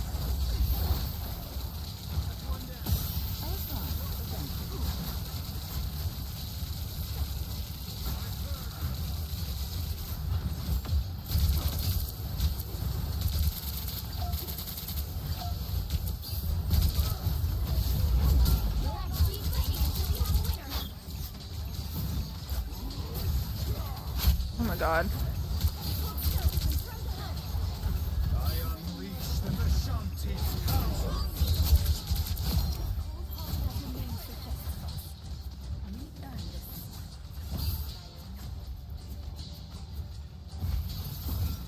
I mean, like, I'm gonna try, right? But we have to hold this the whole time. We can't let them get it once.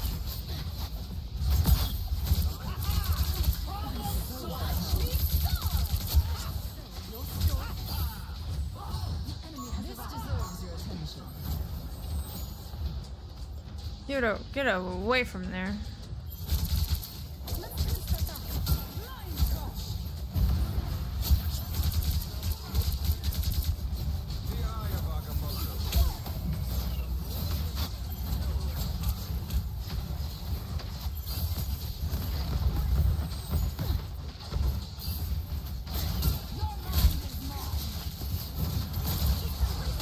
This is a good time to ult, isn't it?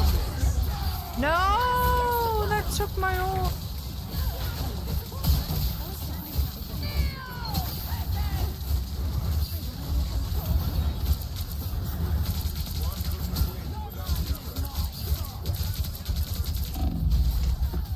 Nope, that's it. Oh no.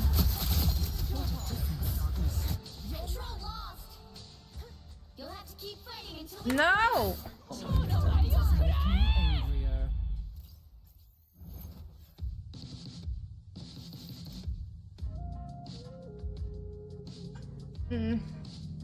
I literally can't win. He's so sad.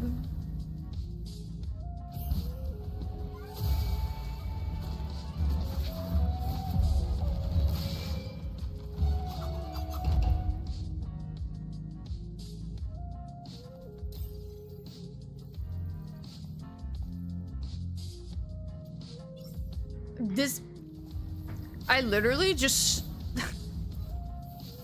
I have ended where I started.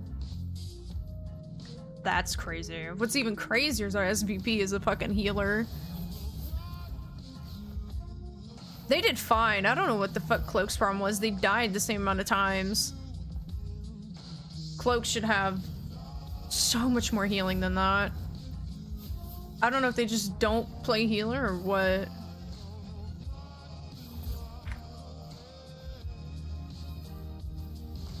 You got too much ADHD to play a turn-based co-op RPG game, right? I mean, I like Pokemon, but I guess it depends on what it is. If it's something like stupid and corny, like Baldur's Gate, no, I'm not gonna play that shit.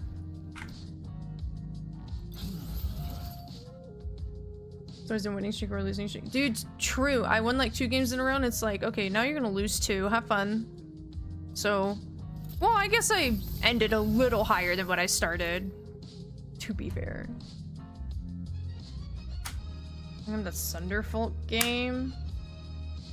I don't know what that is. I don't know what that is.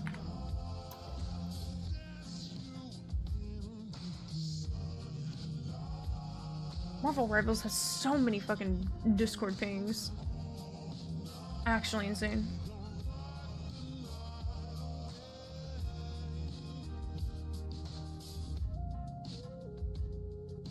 Okay, I'm switching this. Oops.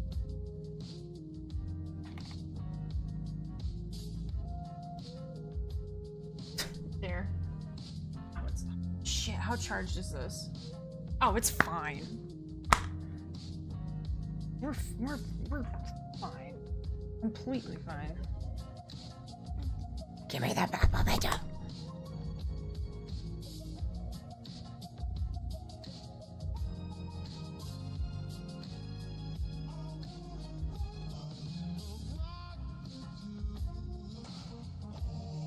So I started doing Helios.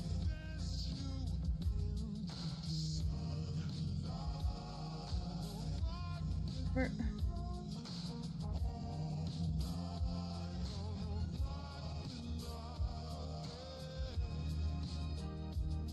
Open my fucking... Hello? There we go. I don't know if I like his eyes.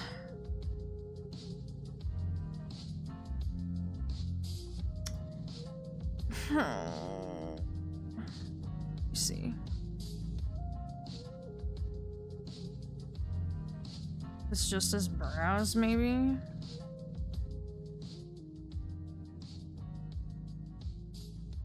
Oh, maybe, yeah. Maybe.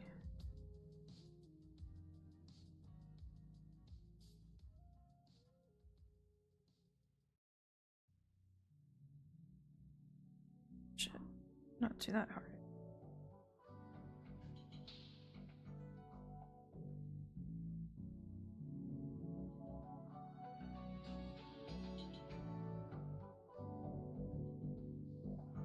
No.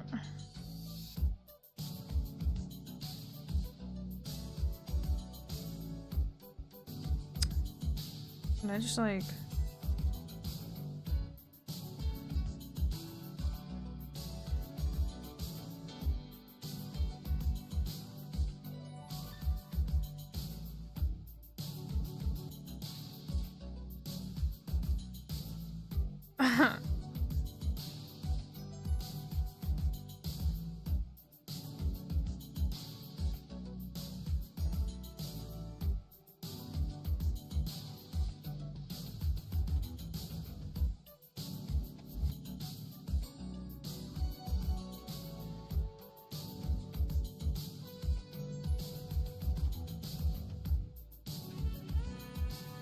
Actually, oh, this is actually pretty good. Oh, I love this song. Y'all have no idea. The saxophone.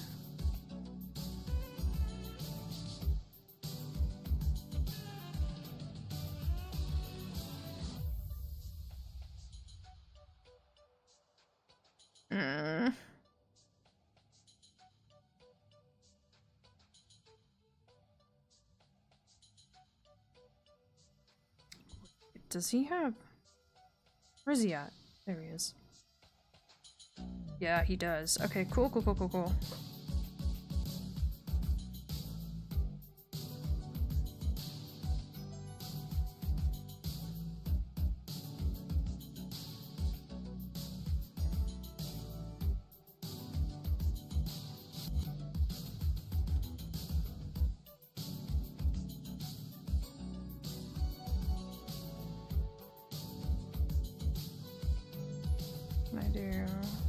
Can we go up like that?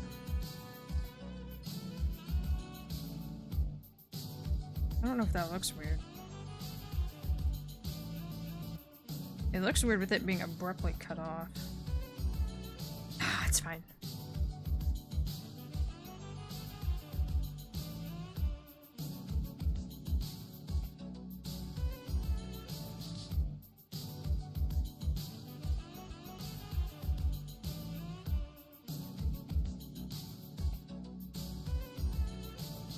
I just want to make these a little longer.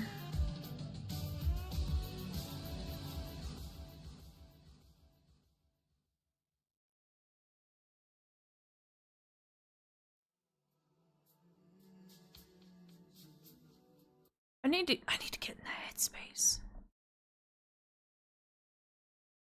I need me some fuckboy music, right? Right? What about this?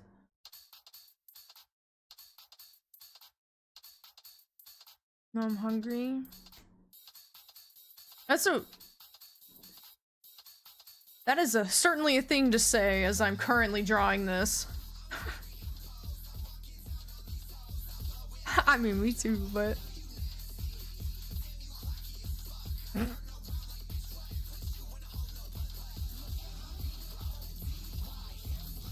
I kind of want to make this more...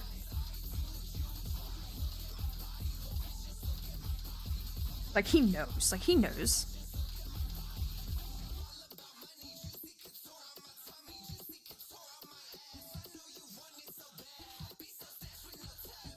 I just said, look at his taking it back. Hell yeah. Nah, you know what I want to do?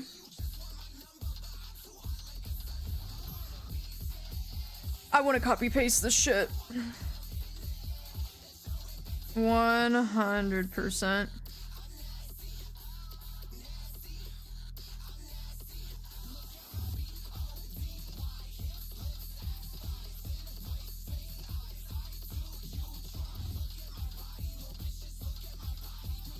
Yeah, bro.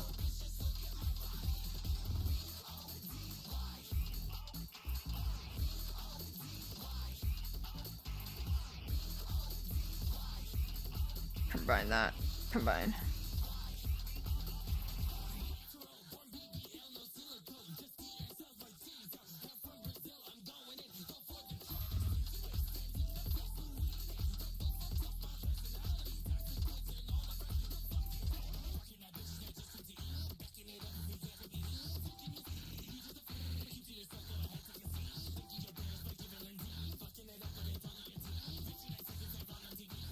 Definitely like more angled.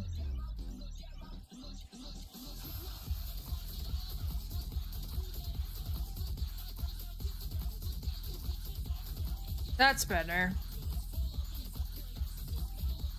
That's better.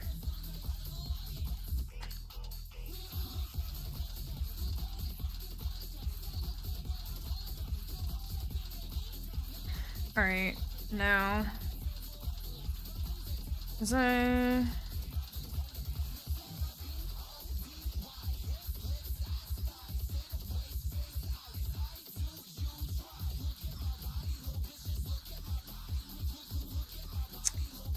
I like this. It's just the problem is because it cuts off. Like I'd rather it be more, but I want the fluff. I really want it to go like this, where you have some slight like flip. God, rat.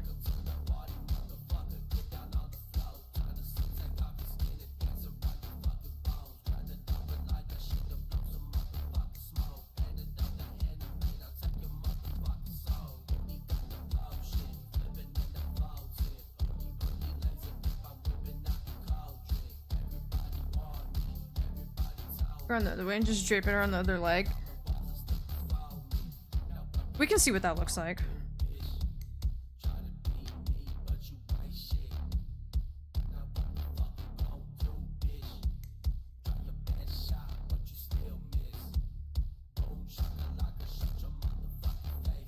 I wonder.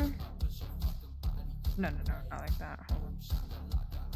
I'm just gonna do sick like.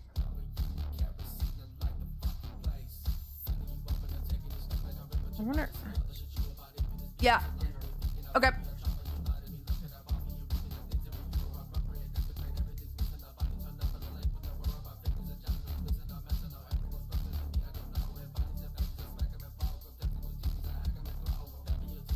Maybe.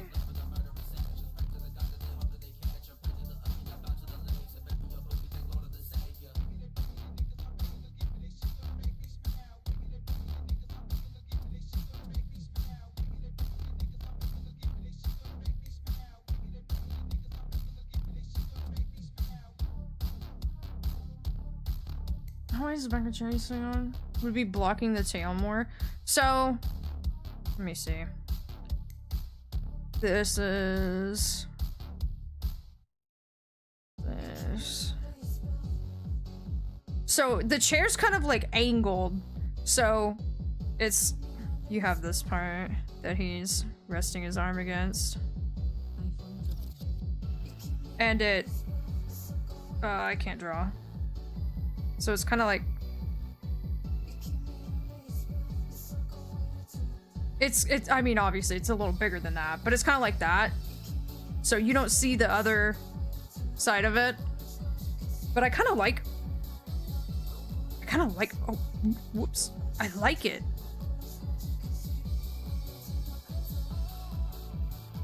I like it! Oh,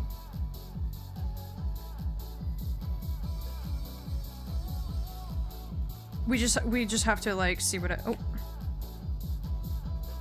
just little bits, because they would be unnecessary.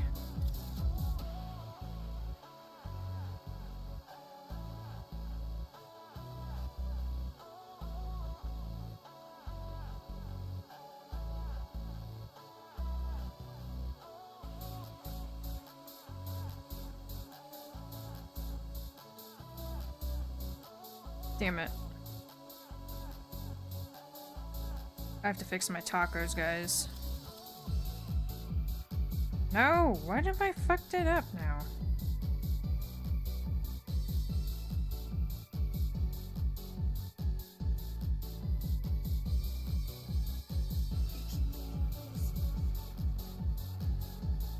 What have I done?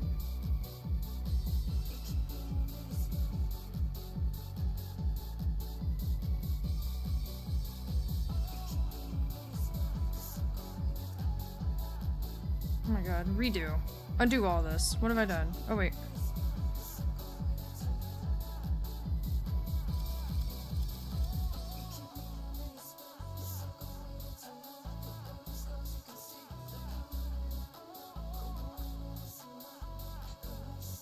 What the fuck?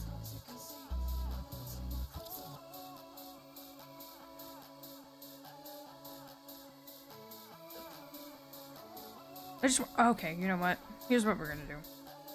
Nope. I want to liquefy.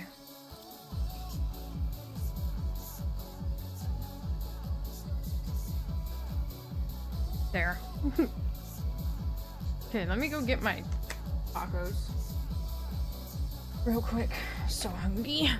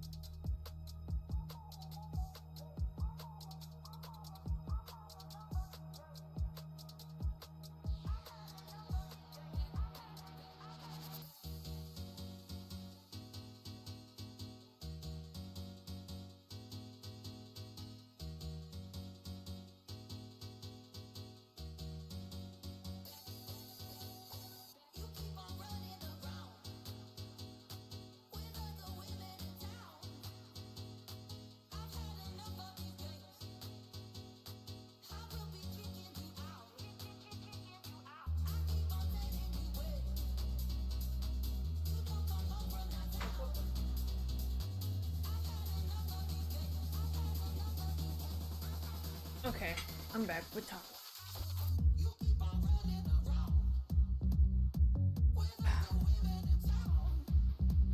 Got some.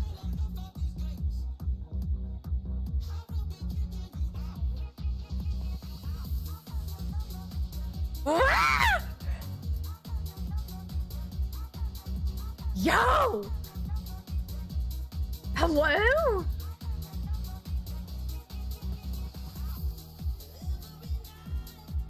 Yeah! Okay.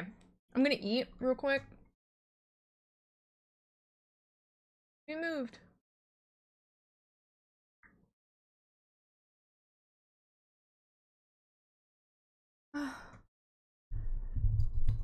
So, we got some hard shell. And it's nacho flavored. The seasoning, I don't care. I don't care. These hard shells are good. They are the Taco Bell brand. And they're so good.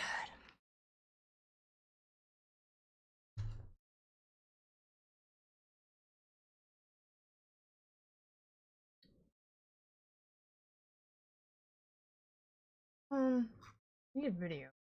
I hate that the thumbnails are so massive now. Why did they do that?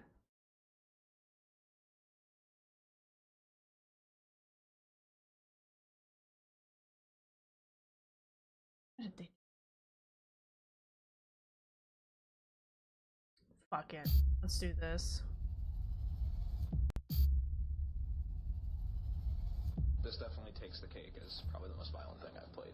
I think it is crazy for anyone to make a game where students are taught to beat their teachers up. We are determined to stop a situation in which video games and violent content are being peddled to our children.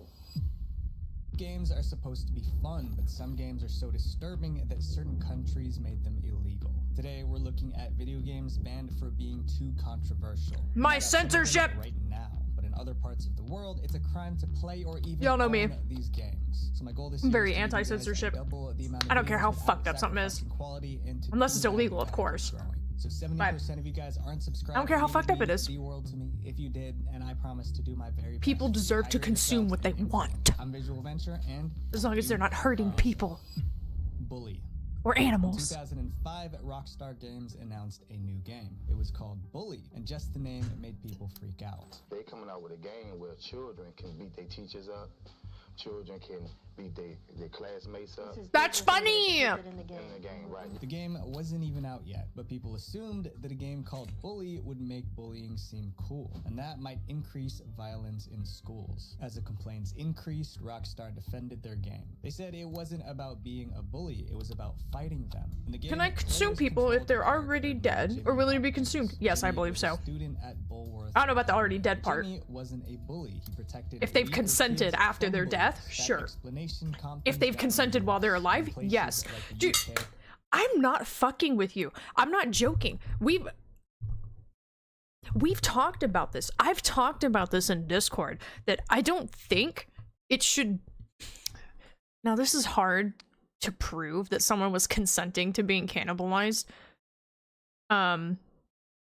Because most people would be like, oh, you know, written and recorded admission. But like, someone could also be being held against their will and being forced to say that. However, it is still my personal belief that if someone is truly consenting to being cannibalized, I don't think someone should go to prison for that. I don't... Like, there's people that consent, like the CNC, consensual non-con, right? And people consent to that. And the people don't go to prison for raping another person because that person consented to it. But to be fair, most rapists don't go to prison anyway, so I don't know. And in Australia, people still wanted it banned. So the creators of the game decided to change something. They renamed the game in certain countries. The new title was Canis Canem Edit. That means dog eat dog in Latin. But apart from the name change, everything else in the game stayed the same. In 2006, Bully was finally released, and when people actually played it, it wasn't nearly as dangerous as they expected. It was given a teen rating in the US and a 15 rating in the UK. But that didn't end the drama. Some powerful people still wanted this game gone. Jack Thompson was a lawyer famous for fighting against violent video games, and Bully was next. You leave Grand Theft Auto alone. He didn't care that the game You leave was Rockstar alone. stopping bullies. He believed it was way too violent for kids. So Thompson took Rockstar Games to court. He wanted Bully banned forever, off the shelves and out of homes. Unfortunately, things didn't go his way. Before making a final ruling, the judge did something unexpected. He played the game himself. After seeing what Bully was really like, he ruled that there was no reason to ban it. This meant gamers in the US could keep playing Bully. But in Brazil, it was a different story. In 2008, the Brazilian government started cracking down on violent video games. Bully Imagine. was one of the main targets. Out of all Brazilian countries, court declared the game Brazil. too violent for young children and I know this was like a long time ago. This was like 2 decades ago. But like, am I allowed? Am I allowed to say this? You know what? Cancel me if you want. A country that is like known that like if you are a foreign woman, white woman going over there by yourself, it's probably not a good idea for that same country to be like, it's too violent. This game's too violent for young children. Like, your whole country's fucking violent. What are you talking about? teenagers. The judge added the aggravating factor is that everything in the game takes place inside a school. Stores in Brazil were given 30 days to pull it off the shelves. Anyone caught selling or even owning the game would have to pay a fine. Brazilian gamers smuggled pirated copies into the country, but the ban stayed in place for almost 10 years. It wasn't until 2016 that the ban was finally lifted. For the next game on our list, the controversy was because of one little girl, Miriam. If you've ever played a horror game, you're used to jump scares and creepy music, but Miriam was scary in a different way. Players said the game was watching them, studying them like a stalker. Miriam was released in 2017. I've never heard of Created those. by a developer from Saudi Arabia. It starts out like a typical horror game. You meet a pale girl with ghostly white hair standing alone in the dark. Her name is Miriam. She says she's lost. Yeah, I in mean, acid. I mean, Postal went through this as well. A more recent version would be Hatred. It's like every time there's a controversial game, it's like we go through the same song and dance. Every year that happens, nothing changes. It's always people being like, oh, it's too violent, it's too, like, children don't need to play this. And it's like, okay, well, don't buy it for your children then. I feel like if a teenager wants to buy it, like, that's fine. Because they're old enough. Like, I don't, like, which Hatred takes itself slightly more seriously than Postal does. But I'm not even just saying this because I play video games. Like, I'm not saying this from a biased point of view. The whole argument that video games cause violence, or, like, inspire people to be violent, is insane. Hatred was fun. Hatred was fun. Oh, Jesus Christ. I can't. I got it. Postal. Like, all of those, they're fun. Like, it doesn't matter. Like, people aren't being hurt. You know? And it's just weird to me that you don't hear this with other media. I mean, back in the day with cinema, like way back, they did this with cinema. But for a long time now, you don't hear this argument with any other piece of media. You don't hear like, oh, these books are gonna inspire people to be violent, or these movies are gonna inspire people to be. It's always just video games. And it's like, okay, if you truly believe that a piece of media that is completely like, it's not real, can inspire someone to become violent, to completely change their psychology somehow and be violent and commit a violent act, then all media does. It's not just one piece. It's not just like one medium. It's all of it.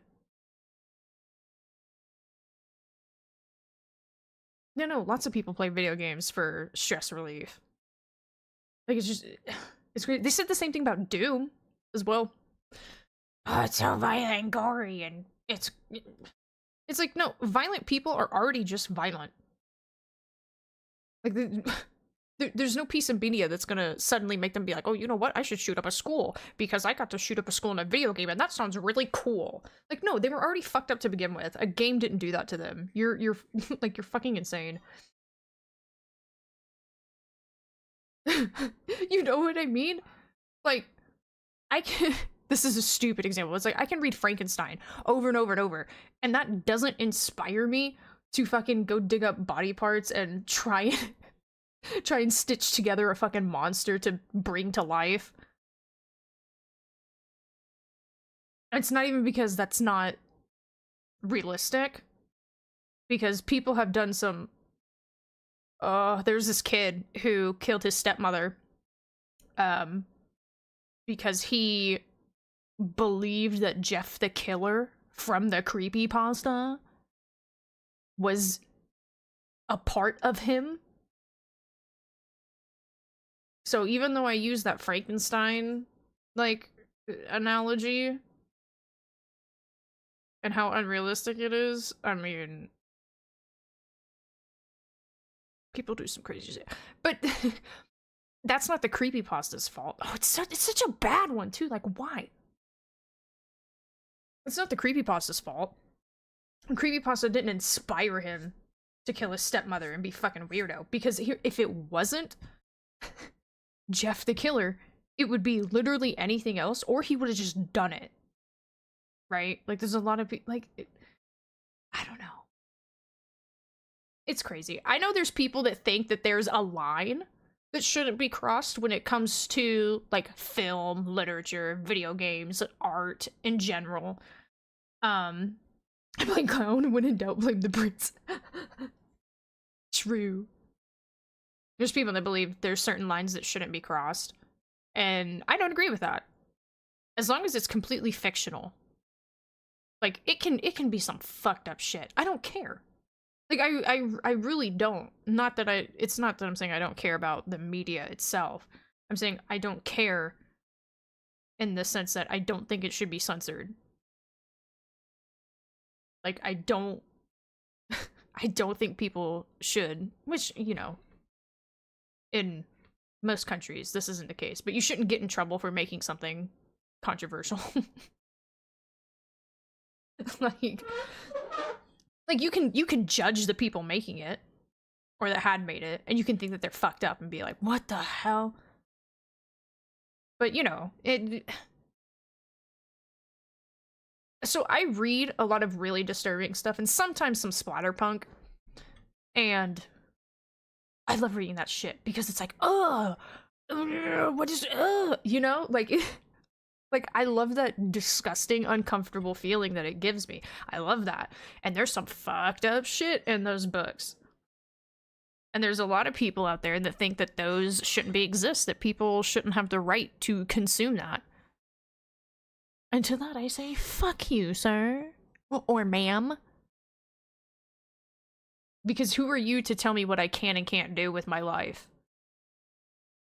Like, there's a lot of things that I don't agree with and I think are disgusting, but I don't sit here and advocate for people to not do it anymore. Like, just because I don't like something, if I don't like something, I don't involve myself with it. Simple as. That's me. Hope you're talking. The tacos are good. I hope you have something good to eat, and thank you for stopping by, Edgewood. I'll give you a half heart because I have my taco. Actually, There you go. You I to would help full her screen this, find but my her mouse home. hand is First, she holding a asks for taco. Directions. Then she starts asking you personal What? questions like, where do you live? What's your Facebook account? Those personal questions in the game made players uneasy. They began to suspect that Miriam was trying to trick them into giving away personal information, and that suspicion quickly turned into a rumor. Soon, police in the UAE caught wind of it. They issued a warning, telling the public not to play Miriam, just in case the game was trying to steal their data. The game's creator quickly denied the rumors. He said the personal questions were just meant to scare players. There was no ulterior motive. To calm everyone down, he even let tech experts look into the game's code. They found nothing suspicious. But even if Miriam wasn't stealing data, people still didn't like it. Many players claimed the game was too sinister. It received a lot of negative reviews on Oh GameSpot. no! It was too sinister. It's too scary. Like, what kind of fucking... This was like almost a decade ago. Like, this shit I feel like will never truly go away until maybe not even then. I mean, because there's already been studies done, right? That's like, games don't induce any of this shit. It's like, oh, it was too scary. It was too creepy.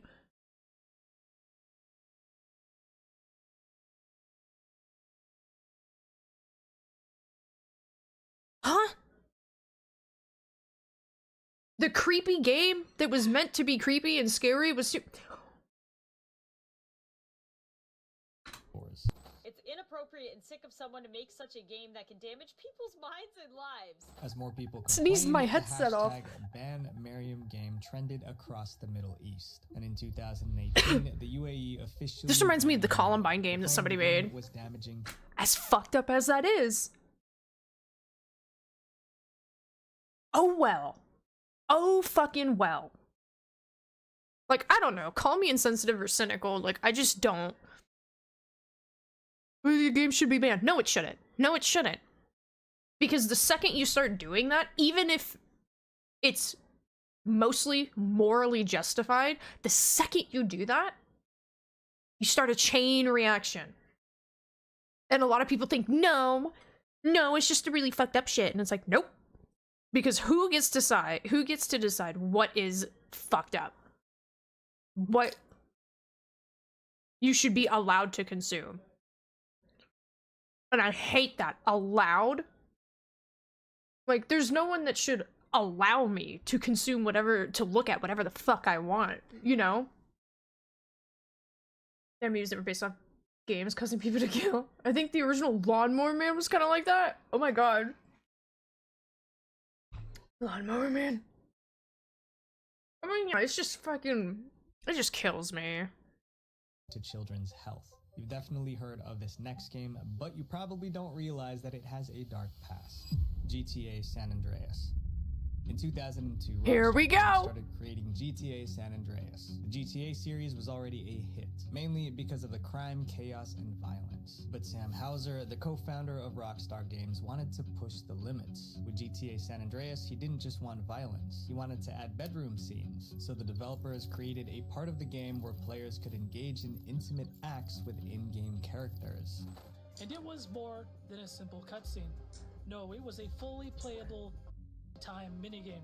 The minigame was pretty simple. First, your in-game girlfriend would invite you in. Oh no! You wanna have some coffee? If you said yes, you entered a room where you controlled all the action, if you get what I mean. But there was just one problem. Because the minigame contained adult content, GTA San Andreas would get an adults-only rating. Adults-only games can only be sold to adults. That meant Rockstar could lose millions of dollars in sales because kids wouldn't be able to buy it. The company didn't want to lose money, so at the last minute they decided to remove the minigame. However, GTA San Andreas was almost done, Hi, baby. so removing it was complicated. That's when they came up with a really bad idea. Instead of fully deleting the intimate bedroom scene, they buried it deep inside the game's code. They assumed no one would discover it. They were wrong. In October... You know what's funny? I don't understand the problem that, like, I think this is like an American and Canadian thing. It's not like all the West. It's literally just us. That just like sex is just like, oh no, no. oh, like the pearl clutching is insane, and how like I don't know. I don't know. Like, we are some Puritan bastards over here. You can have your beliefs, right? If you believe your body's a temple and yada yada yada, that's fine. That's a perfectly fine belief to have. But a lot of other people don't think like that. And there's nothing wrong with that either. Like, I feel like here in America and Canada, we also, like, inherently sexualize everything. Which blows my mind, because there's a lot of things that aren't sexual at all, but people make it weird. I don't know. No, I've never viewed, like, so you can be like close to your best friend, right?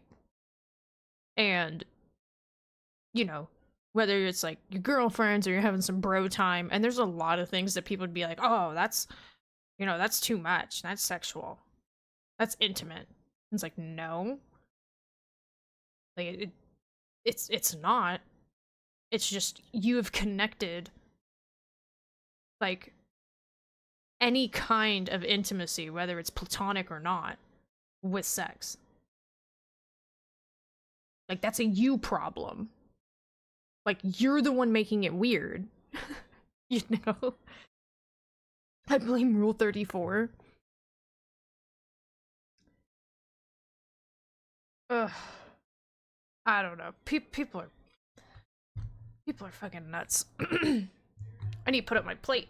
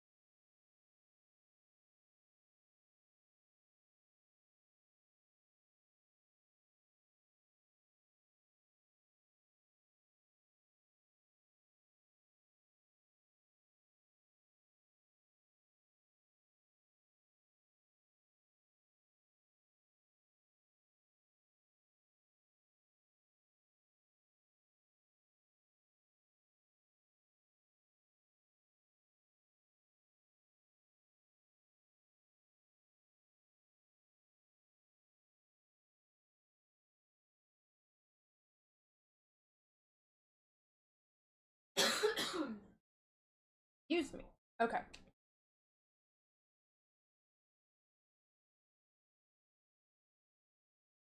Talking about how Americans sexualize everything, it reminded me of this TikTok I saw that was going around Twitter because people were talking about it. And it was this young woman who was wearing a shirt with no bra, and the caption was, "When your dad knocks on your door," and then she like quickly like leans to get a hoodie to put it on, and then she was wearing like some kind of shorts, and then she quickly put on sweatpants, and I'm sitting here like, what do you mean by that? Because unless your dad is an absolute creep, There's no reason why you wearing a basic t-shirt without a bra and shorts would be inappropriate or creep you out, right? Make you feel like you have to cover up. That's weird. I never wear a bra. I never do. And I'm around my parents all the time. Thank you, Chain, for the raid. Mazel tov! Yeah! Yes, thank you. What? There we go. So, yeah, I don't know. And like, it made me feel sad for her because I was like, I would never be that uncomfortable. You know? Like, I don't know, it's weird. But anyway, I'm gonna let this continue to play.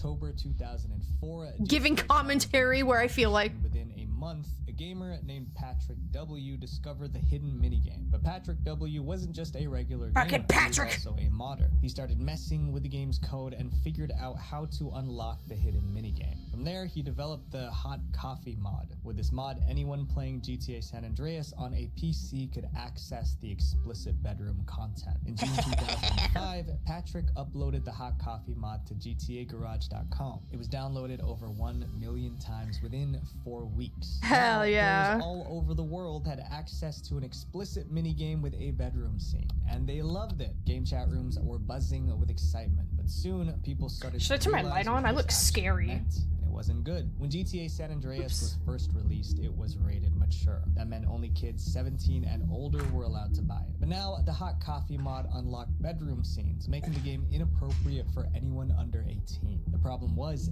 thousands of kids already bought it. In other words, an adult game was in the hands of children. Parents and politicians were furious. I know, I'm sorry, but I can't. So, you know, 16, 17-year-olds, yes, they are children. They are minors. I don't consider 16 and 17-year-olds to be children. They are teenagers. They are still minors, of course. And there's certain things in place for minors for good reason. But let's not act like that it's a bunch of, like, 6 and 10-year-olds playing Grand Theft Auto. And if they are, it's because their parents are just completely fucking negligent. And even then, you could argue with the 16 and 17-year-olds that's, like, the same case. With 17's kind of, you know, whatever. But it's very disingenuous to be like, children are playing this. No, teenagers are playing this. And to be completely honest with you, I think that's fucking fine. Because teenagers are old enough, like, they know about reality. You know what I mean? They have enough life experience to know that the shit's wrong and not normal, and yeah, you don't fucking do the shit that you see in video games. Like, they have, most of the time, the social awareness and the idea, they know the concept of future consequence. So it just, I don't know, dude. Like, it's so disingenuous to say, he's just making the video, but it's very disingenuous to say children were playing this. Fucking whatever. It's going good, Chain. How are you? We are determined to stop a situation. Fuck you, Hillary! where video games and violent content are being peddled to our children. Parents didn't just want the explicit minigame removed. They wanted GTA San Andreas banned. During the controversy, No. Rockstar released a statement. They acted like they didn't create the adult minigame. Instead, they blamed the modders for adding it. Other gamers turned against Patrick W.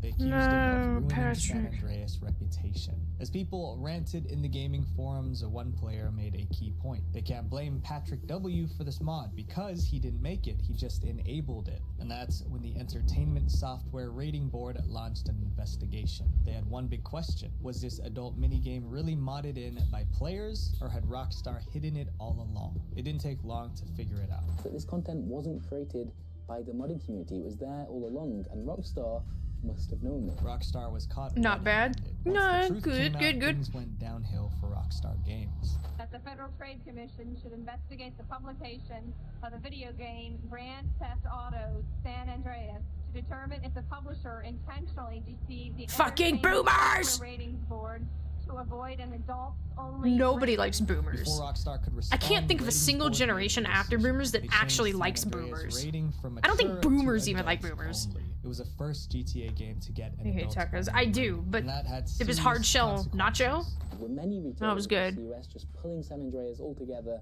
while it has an adults-only rating. Since it was now an adult game, hundreds I'll still of eat stores it. in the US pulled it from their shelves. The game was also Like a garbage banned in disposal. Australia and many Asian countries. There was only one way Rockstar could fix this mess. They recalled all copies of GTA San Andreas. Then they removed the explicit minigame and released a version that couldn't run the hot coffee mod. That lifted the ban in Australia, but the damage was done. The scandal and recall cost Rockstar millions. Yeah, of no, you're dollars in right. sales. And even after the release, San Andreas remained banned in several Asian countries. This next game was accused of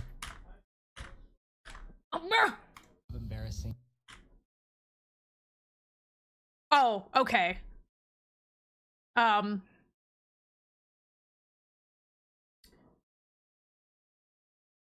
I guess some of these he's technically not wrong. Several. Hold up. I'm American, so I don't know geography. But isn't.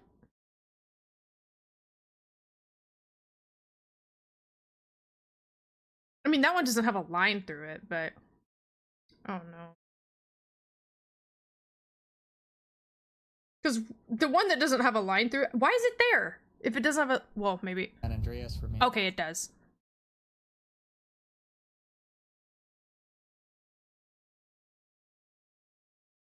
Because that's definitely not Asia.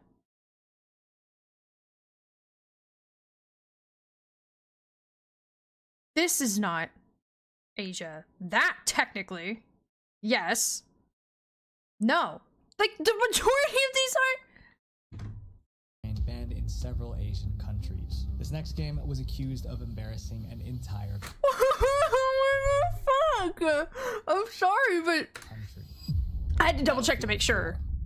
In the early 2010s, Battlefield was one of the best first-person shooter games around. It was actually one of my favorite games back then. Battlefield 1, 2, and 3 were insane. Several Asian So when countries. Battlefield 4 was Shows announced, fucking fans Europe. expected another great game. And that's exactly what they got. Battlefield 4 launched in October 2013, and it was an instant hit. But just 2 months later, that game sparked an international crisis. In December 2013, EA released the first DLC for Battlefield 4. They called it China Rising. China Rising had cool maps, weapons, and missions. But the story was extremely controversial. In the game, a Chinese admiral tries to overthrow the government. To stop him, the US military has to swoop in and save the day. China's government did not like this story. Oh In no. fact, they hated it. Officials Oh, called the game no. a national security threat. They said it made China look bad in the eyes of the world. Chinese news reports labeled it a new form of cultural penetration and aggression. Everyone No, thought y'all do that China would just yourself. ban the DLC, but the government had a much bigger plan. China banned the entire game. And Battlefield 4 just can't seem to catch a break.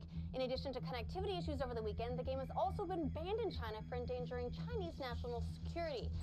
If you have to ban content from being in your country because you say it makes your country look bad, it's probably because your country just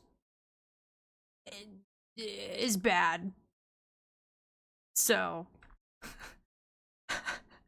like, no, it makes us look bad.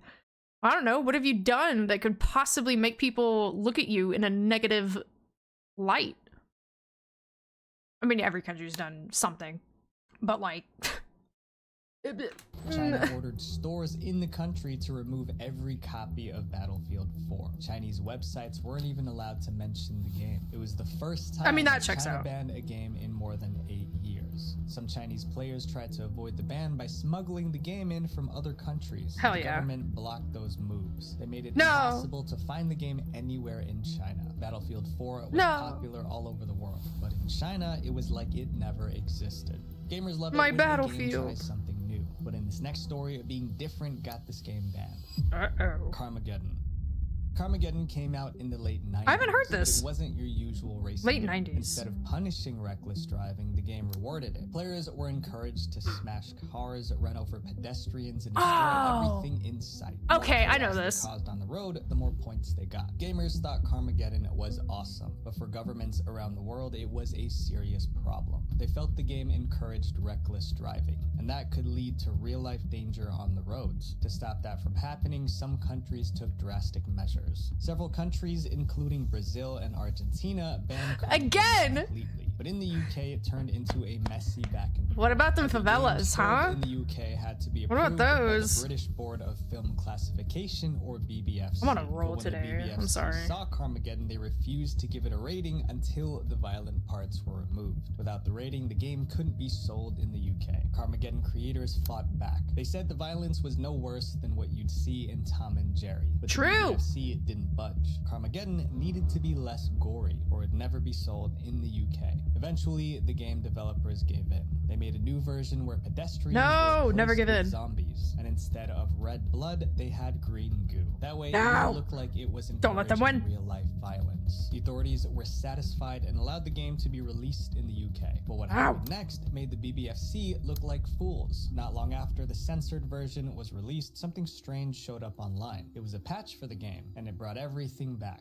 Zombies were swapped out for humans again. Green goo turned into red blood. It Yes! turns out that the patch was created by one of the original developers who worked on Carmageddon. Even worse, the game's publishers knew about it, but they didn't lift a finger to stop it. When the BBFC found out, they were furious. They felt tricked. First, the publishers got the rating by censoring the game. Then, they secretly brought back the violent version with a hidden patch. The BBFC took the game to court. For 10 months, they battled it out in court. But in the end, the BBFC lost. The BBFC's Yeah! decision to ban the game was overturned, and the original Carmageddon, full of blood and gore, was released in the UK. Most I feel like in Western countries, anyway, they always lose this shit. Like always. I'm generalizing.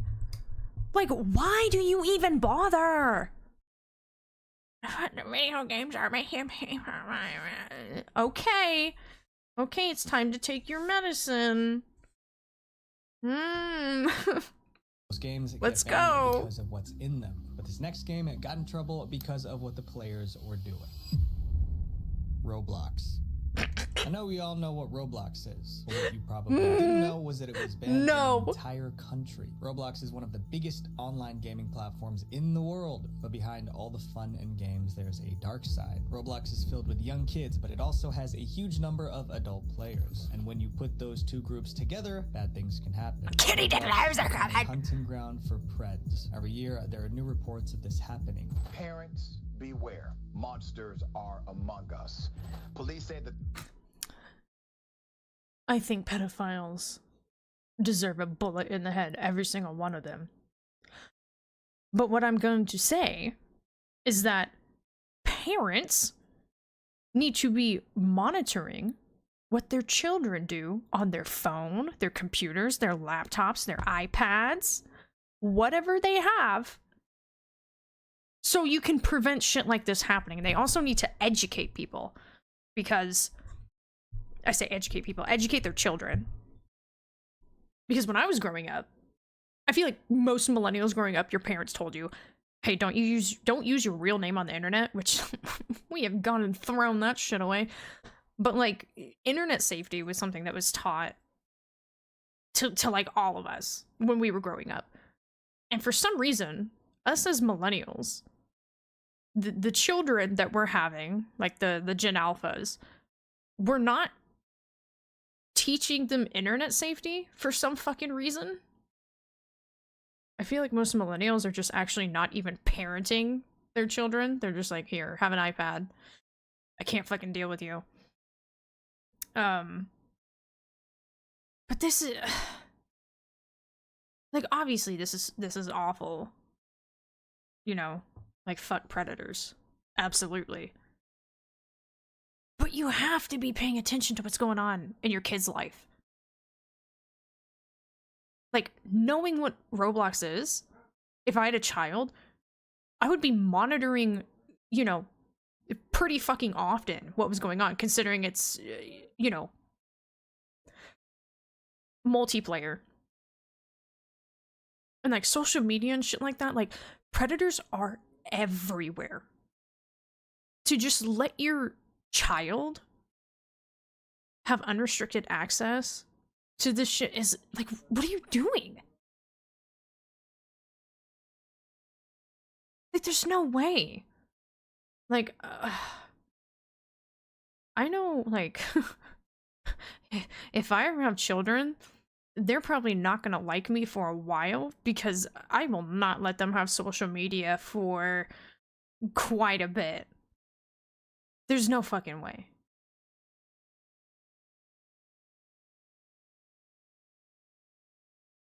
There's no way.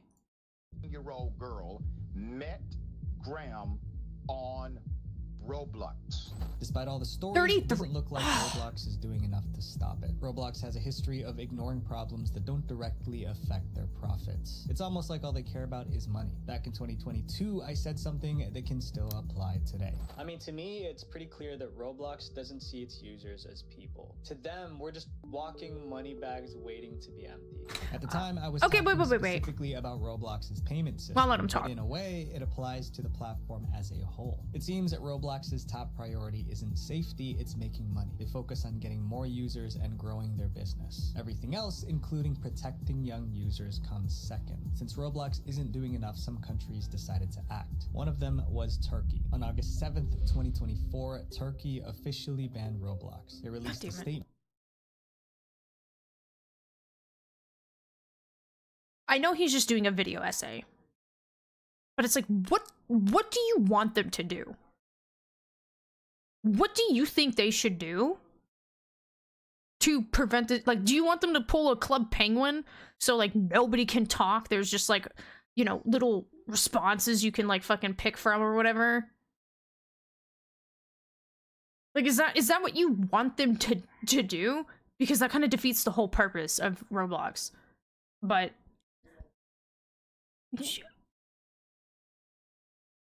I don't know. I've always said it is not a company's responsibility to parent your child or to, like, protect your child. And, like, you can disagree with me all you want. It's not a company's problem that you are not monitoring your child.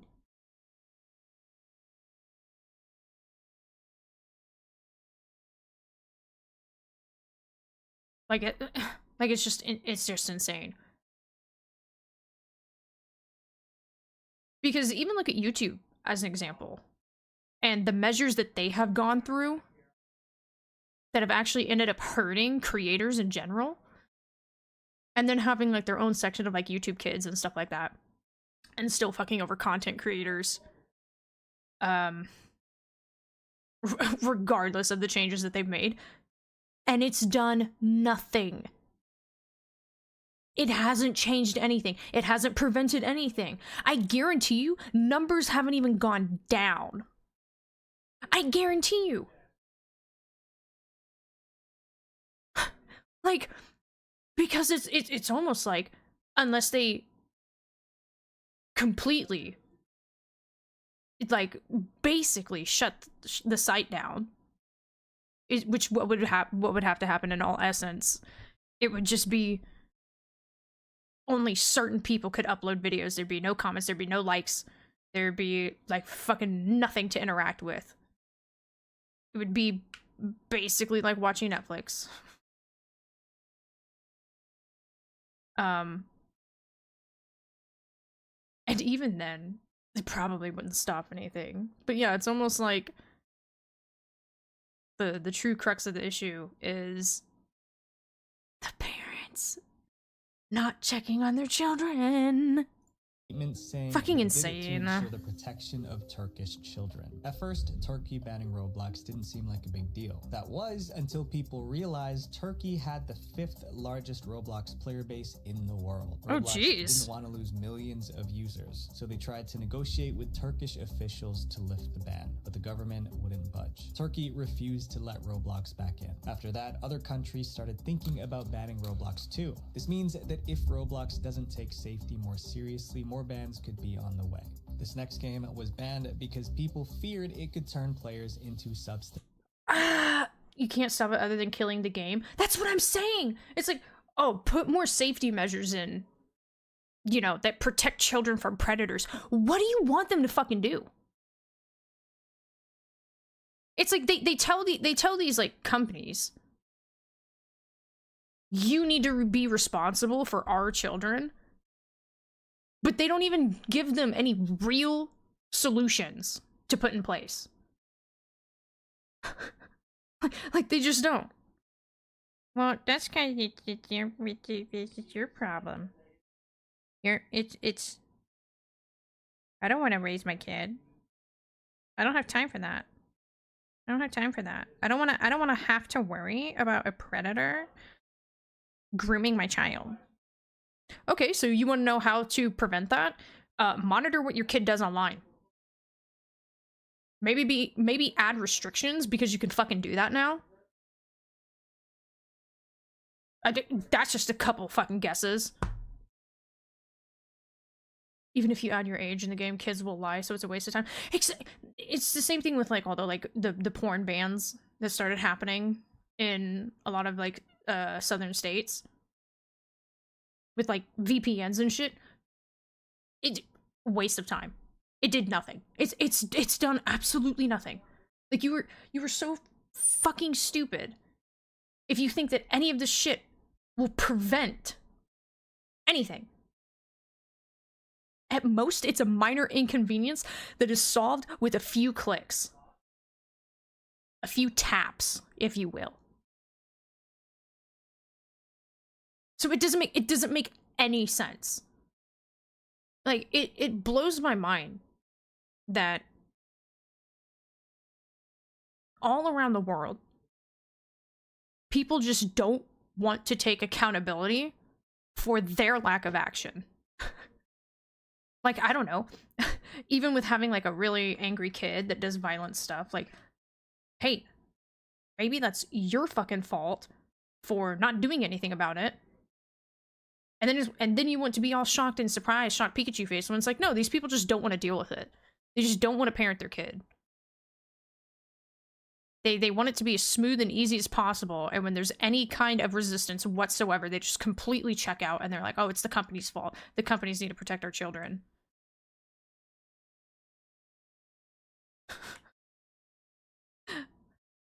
Like, what the fuck, man?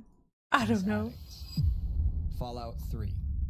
What? Open world games promise freedom. You can I didn't know this. do anything and shape the story how you want. But this What? game took that idea to the extreme. In Fallout 3, players can use different substances to heal Oh. and get stronger. One of those substances was morphine, but there was a big problem. Morphine is a real substance. It's So addictive what? that it's illegal to have it without a prescription. This meant anyone playing Fallout 3 was introduced to this real-world illegal substance. Even worse, in-game characters could get addicted to morphine just like what happens in real life. Yeah, When it is Fallout 3 hilarious. reached Australia, the rating board said the game promoted drug use. Of So course the it's ban- Australia. This was a disaster for the game developers. Australia was a huge market, and losing it They could still cost ban them so millions. much shit To get the game and released, censor they so much. changed morphine to MedX. The new name removed the real-world connection, and the ban was lifted. But Australia wasn't the only country that had a problem with Fallout 3. When German authorities saw the game's brutal combat scenes, they refused to approve it because it was way too violent. The game's developers were forced to remove most of the graphic content. And when Was they it did, now Fallout Germany? 3 was released in Germany. But Fallout's problems weren't over. Japan also had an issue with the game. In one mission, players could set off a nuclear bomb.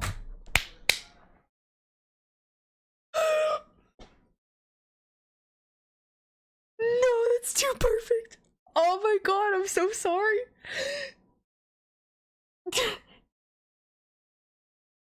Did that hit a little too close to home, Japan? Did that hit a little too close to home? Good God. You can't make this up. Unfortunately, Japan has a tragic history with nuclear attacks, so this part of the game was deeply offensive to them. To avoid getting banned, the developers removed the bombing mission from the Japanese version. But even after all that, Fallout wasn't done causing trouble, and this time there was no fixing it. In the game, players run into two-headed mutant cows called Brahmin, but in India, this caused outrage. Brahmin is a Hindu word. Furthermore, cows are sacred in Hinduism. Many Indians felt the game was being disrespectful, but unlike other countries like Australia or Germany, India didn't ask for changes. They just banned Fallout 3. And to this day, it's still banned in India. When this next game got banned, no one was surprised. It was just too extreme. Manhunt 1 and 2. Yeah. Manhunt was released in 2003. I think we all know this one. It's still one of the most controversial games ever. In the game, you play badass. Earl Cash. Cash is a badass inmate about to be executed by lethal injection. But right before it happens, he wakes up. He realizes he was just sedated. Then a mysterious voice starts speaking to Cash. The voice introduces himself as the director. He tells Cash there's one way out, one last shot at freedom, but only if Cash follows his instructions. Do exactly as I say, and this will be over before the night is out. The problem is that the director's instructions are all about ending lives. Cash is told to hunt down enemies and take them out using whatever he can find. Glass shards, baseball bats, plastic bags, anything becomes a weapon. What made Manhunt even worse was how real it all felt. The people Cash hunted in the game showed fear and desperation. And then came the twist. Cash found out he was actually starring in a snuff film. All his brutal acts were being filmed by the director. So good! It's a good story! The game also had kidnapping, substances, and so many more illegal acts I can't even tell you guys. All in all, Manhunt was deeply disturbing and people were furious. The game was even called a murder simulator. In the US, I mean, and politicians so what if it demanded is? An immediate ban. They were scared the game might inspire real-life aggression, especially among young people. But somehow, Manhunt slipped through. It was never banned in the US, but other countries weren't as forgiving. New Zealand, Malaysia, South Korea, and Saudi Arabia all banned Manhunt as soon as it was released. But that was nothing compared to what happened in the UK. In July 2004, a boy took the life of his close friend. Almost instantly, tabloids in the UK jumped on the story. They reported that the culprit was obsessed with Manhunt, suggesting the game inspired the crime. But when police investigated, they found out the culprit didn't even own the game. But it was too late. Manhunt was now tied to a real-life tragedy. Its reputation got even worse, and more countries, including Australia and Germany, banned the game too. But of course. After all this bad press, Rockstar Games did something no one saw coming. They made a sequel to Manhunt. In 2007, Rockstar Games released Manhunt 2, and somehow it was even more disturbing than the first. Fuck yeah! This definitely takes the cake as probably the most violent thing I've played. The sequel introduced a new feature called Levels of Execution. The game encouraged players to eliminate their targets in brutal ways to get more points. Yeah. People were not okay with that. Soon, they were talking about the game in Congress. The new video is called Manhunt 2, and at the state capitol, the new video over the rating system for these games. In the US, Manhunt 2 was rated adults only. Major stores refused to sell it. Consoles like PlayStation and Nintendo blocked it. Tonight. Well, Nintendo, that makes sense. Pulled from store shelves. Manhunt 2 has been the target of criticism since its release a week ago. Now Target is doing something about it. To save the game, Rockstar blurred some of the violent scenes and cut out the worst parts. That version got a mature rating in the US and could finally be sold. But even the toned-down version was still too much. Manhunt 2 got banned in Germany, Malaysia, Australia, and South Korea, among others. The game was just too intense. If there's one thing these bans prove, it's that games are powerful. They can shape how people think, feel, and act. And I know I sound like an old person, but at the end of the day, we have to be more careful about what we play, because games influence us more than we realize. No. Visual Venture. No. Wait, before you go, make sure you guys... No. No. They definitely affect the way that you feel, but they do not influence you to the point where you go out and do something atrocious and horrible. Like, people that go and do stuff like that, no matter what their age, are already disturbed to begin with. Like, I don't know why. I don't know why people think this so much. Arf, you do sound fucking old. Dude, this comment, you can't see it. The amount of real violence in Brazil and they're worried about a video game is laughable. That's what I'm saying.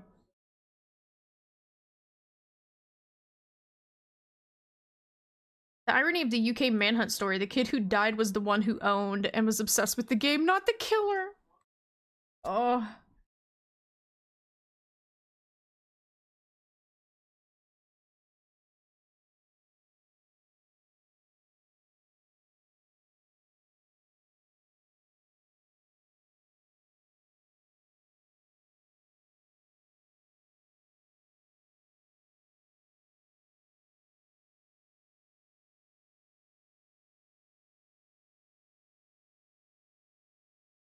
This shit gets me heated. Rockstar was like, fuck you guys, we're gonna make it even crazier. I love Rockstar for that.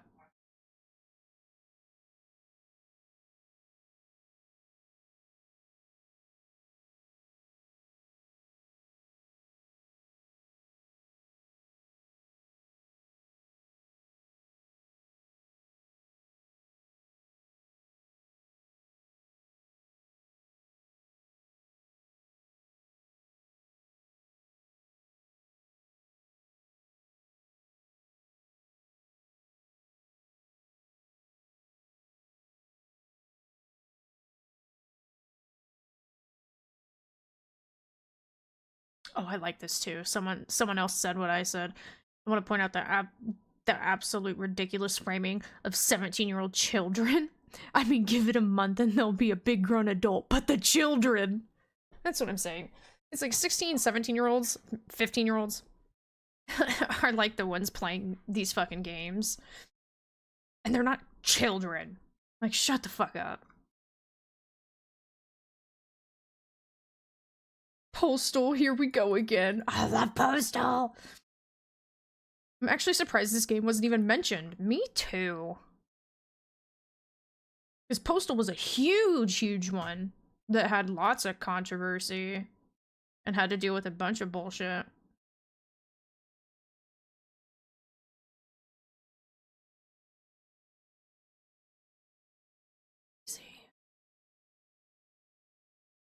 If China bans a game for threatening Chinese authority, you know it's a good game. True. Honestly, if people are so worried about their kids playing violent video games, they need to stop buying them for them. Parents, please research the games you let them play. That's true. And I know people will be like, oh, well, they could, like, sneak off and play it at a friend's house or something. And it's like, okay, cool. And? Like, I'm sorry, I still don't think it's enough to do anything. You don't take people that are completely normal, well-adjusted people, and then they play a video game and then all of a sudden go out and kill somebody. That's not how that works. Well-adjusted people don't just commit violent acts. It doesn't matter what they read or watch or like what video game they play. They don't do those things.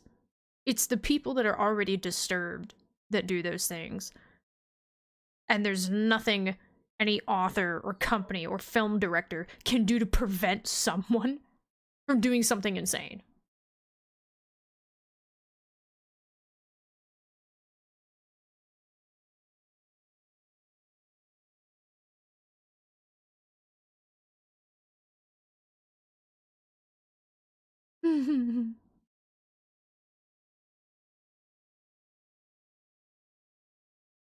The fucking Zoomers were like, oh, I played Roblox when I was a kid, and I blah, blah, blah, blah, blah. Shut up.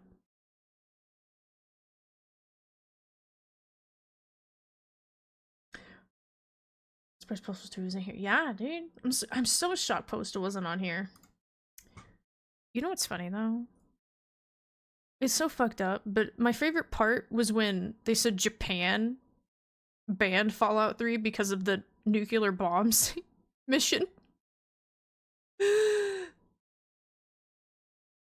We're still very sensitive about that. Like, look. We've all just done some atrocious shit, right? No country is innocent. Not a single fucking one. So, like, I'm sorry, but get the fuck over yourself. God.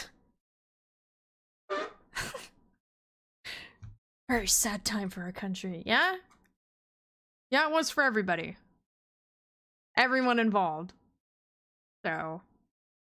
Yeah.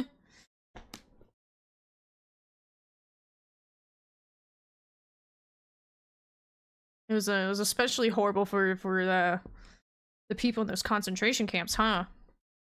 And y'all were fighting right alongside the people that were endorsing that. So I don't know, yeah, ban Fallout 3 all you want.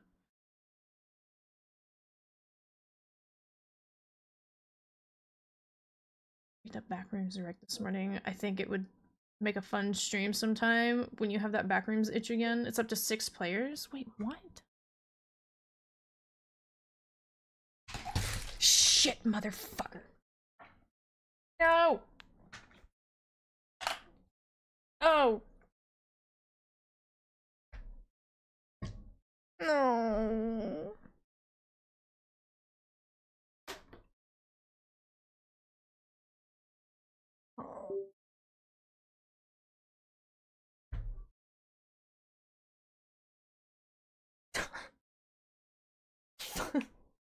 No!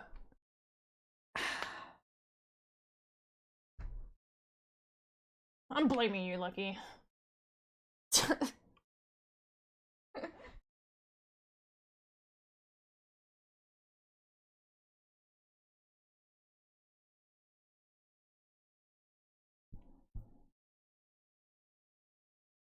there's so much liquid.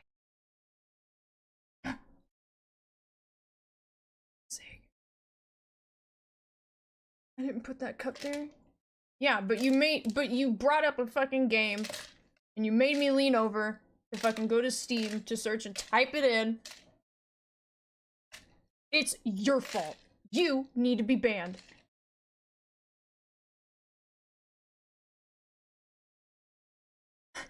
Shit, I'm getting it all over the rug.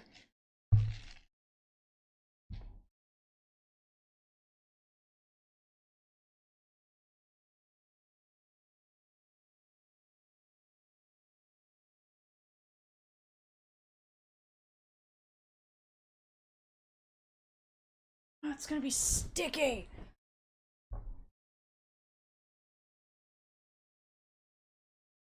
Dude.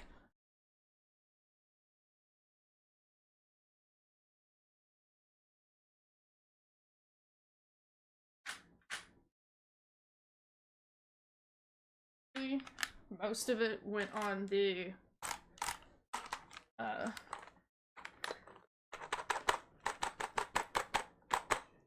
this little plate thing that can come off.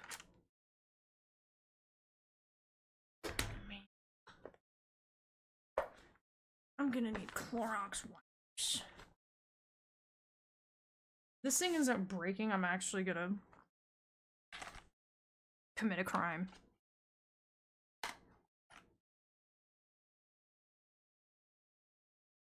And no, I won't specify which one.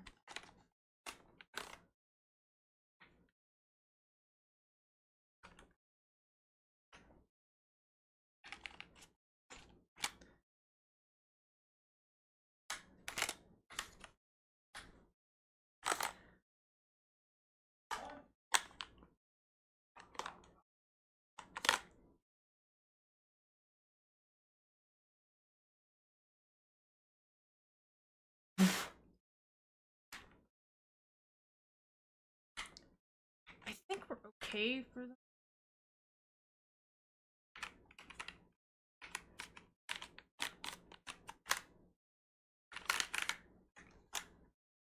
I'm gonna need a Clorox wipe. It's gonna be sticky. It's gonna be sticky. Sorry, Cloudberry, if you get coke on you, that sucks. It's on my rug, too. It's gonna stain my...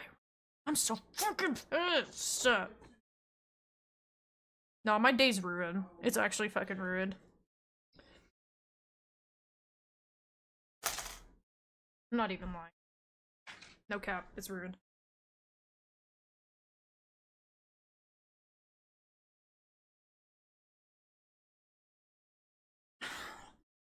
Shut up, I don't need it.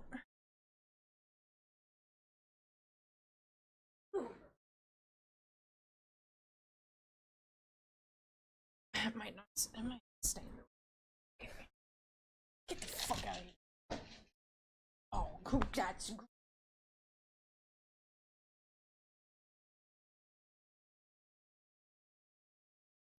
Stupid fucking Clorox white.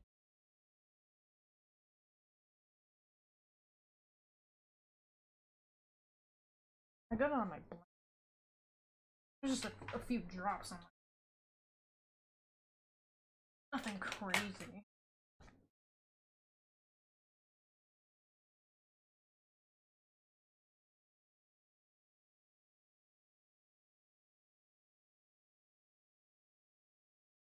Fucking mouse pad. It's just kind of pretty liquid resistant, I have to say.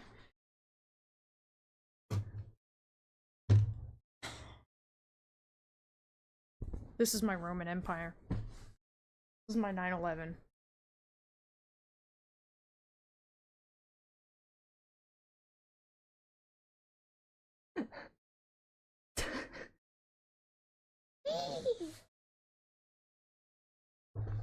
It's not underneath at all. Sorry. Sorry, you're gonna have to...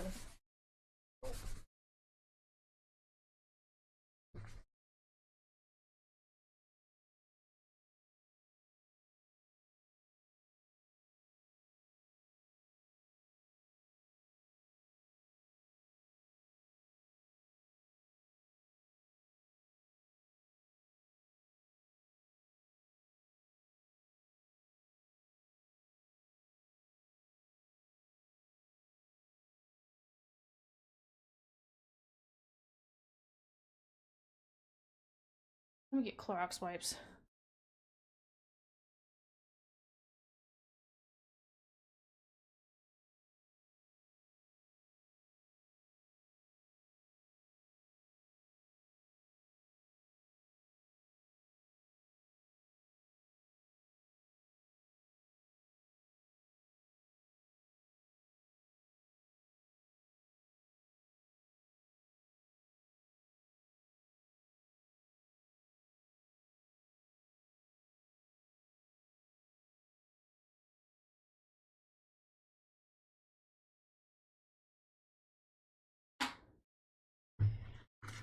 And do my...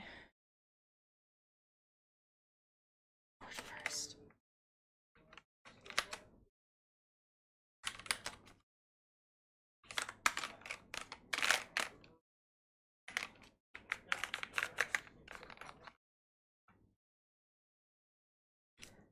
I really... Oop, no. Nope, nope, turn back off. Turn off. I really hope this didn't fuck anything up.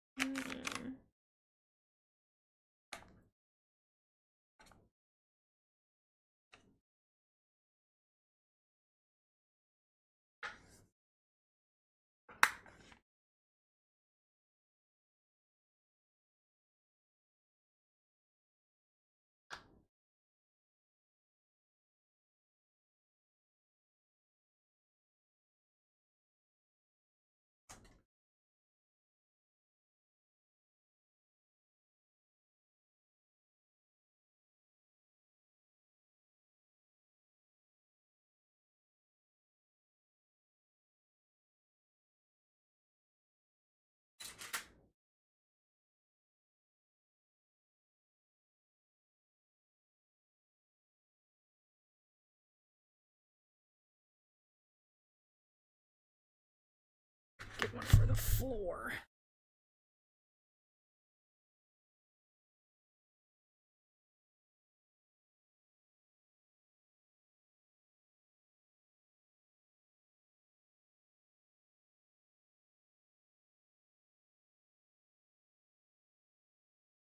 Got it in time on my carpet, like my rug, that it won't stain. Hopefully. Oh yeah, I forgot my Apple Pencil's fucking covered in it.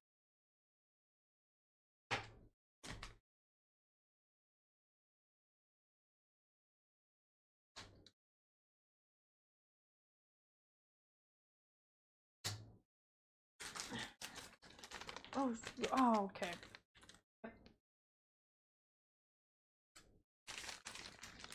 Oh.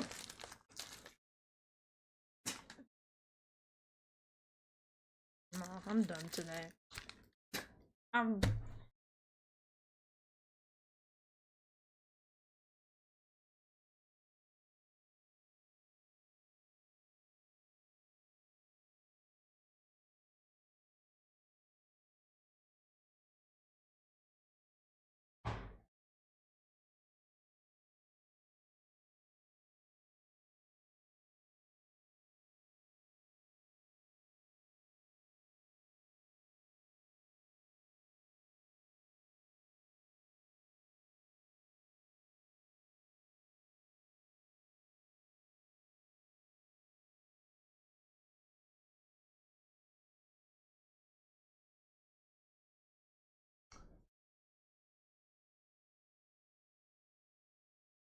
Next off.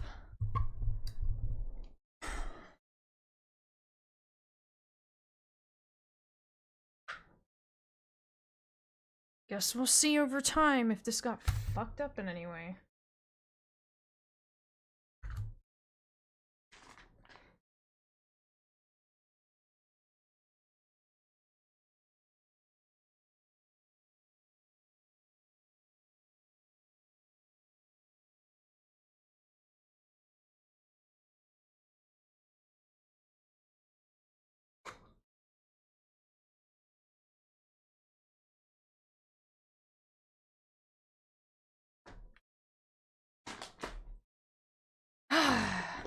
We'll see. We'll see if anything gets fucked up.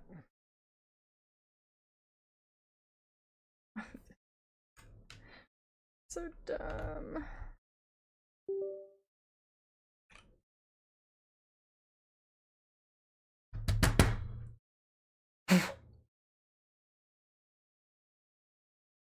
You know what I need? I need one of those little, like, brushes that they have.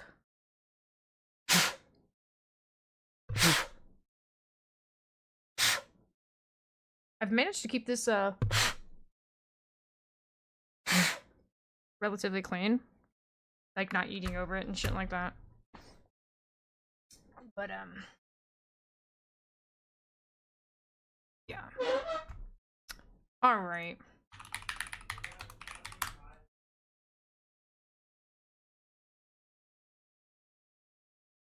What's on my wish list? Oh god. Oh wow.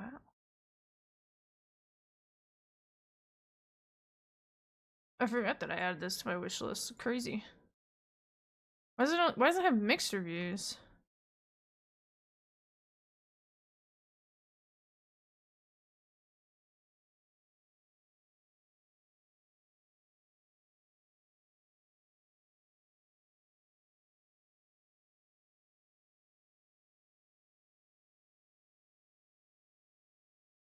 Oh, now my fucking...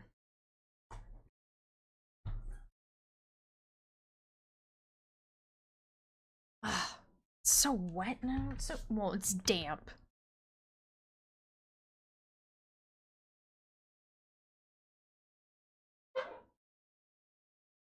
No.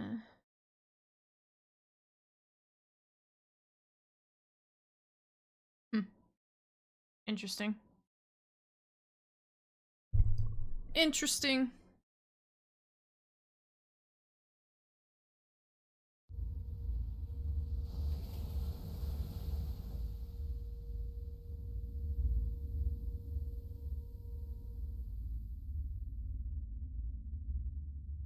We're all at this point very familiar with ARGs and the hold that they have on the internet. They pose as rabbit holes and mysteries that the viewer can take place in to help solve and watch unfold, giving us some of that old It smells like Clorox. back.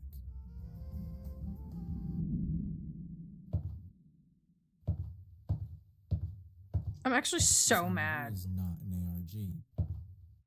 At least not anymore.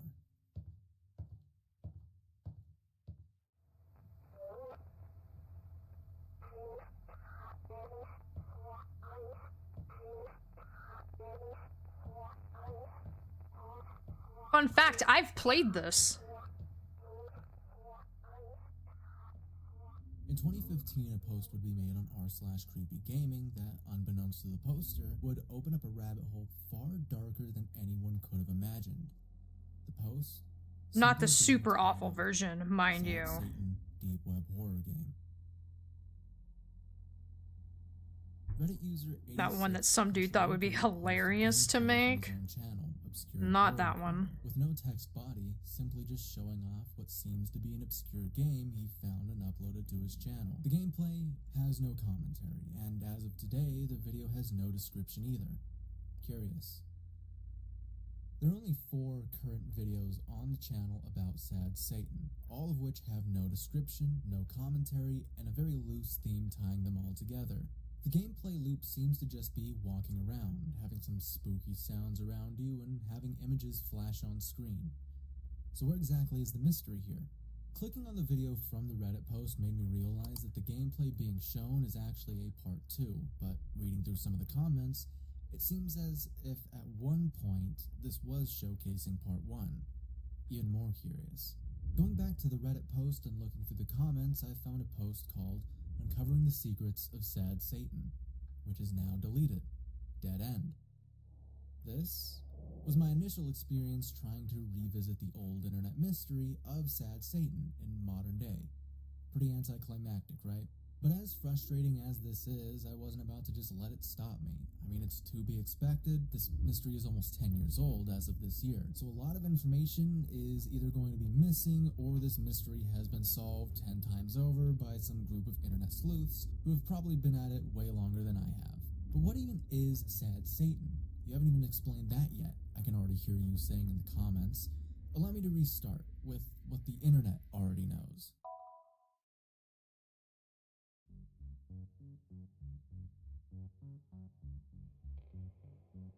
Sad Satan is touted as a deep web horror game that made its first appearance on the channel mentioned prior, Obscure Horror Corner, who claimed to have received this game file from an anonymous subscriber. The game is supposed to be the scariest and most disturbing game ever made. Very quickly after the first 3 initial gameplay videos were released, Kotaku would pick up on this, write an article about it, and get an interview with both Obscure Horror Corner and the subscriber who sent the link. Somehow, this article being titled, A Horror Game That May Be Hidden in the Darkest Corners of the Internet. The article gives us a look into all of the obscure and disturbing imagery shown in the series of videos so far, and we will be coming back to this later. This article took the game from blowing up on Reddit to blowing up everywhere almost instantly, starting a hunt by various online communities to figure out what this game is, who made it, and why. Several theories started springing up around the game's origin, from a cult recruitment tool to a dark web psyop, all due to the strange images and audio that seem to try and tell you a story. But here's the thing, something wasn't adding up. The deeper I went, the stranger it got, and the more I found. So let's go back to the beginning.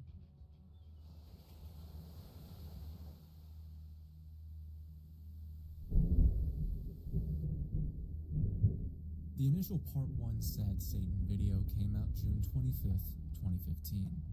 Let's take a look.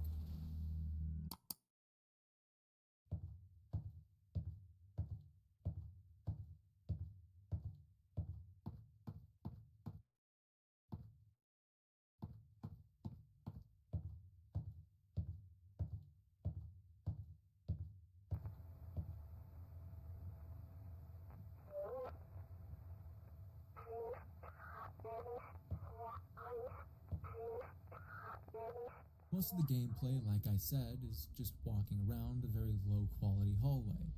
but it's the sounds and the seemingly random images that flash throughout the game that tell us what's really going on here. We hear a young girl speaking in reverse. It's a Polish number station that was used to transmit messages in code. This is a very famous clip and starts with some beeps and chimes and then the girl talking. It was first heard in the 60s, but it's possibly older. Then for a split second, we see this image appear, switching the audio and making things more distorted.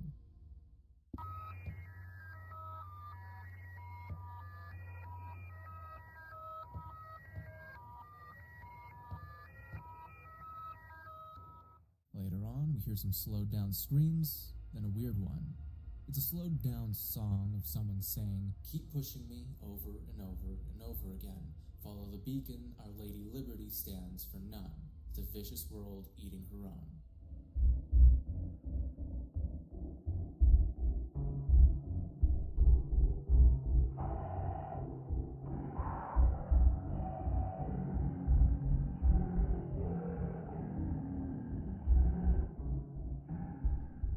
Looking up these lyrics brings us to a song called Lynch Mob by KMFDM I was right. in 2011.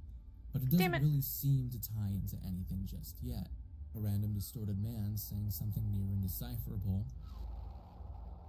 Another flash of this image appears, and then we get a flash of an image of Margaret Thatcher and a man named Jimmy Savile holding signs that say, It's not Seville, it's Savile! NSPCC is great. Before a snippet of Stairway of Heaven is playing backwards, where you can hear the words "Sad Satan" over and over again before the video ends.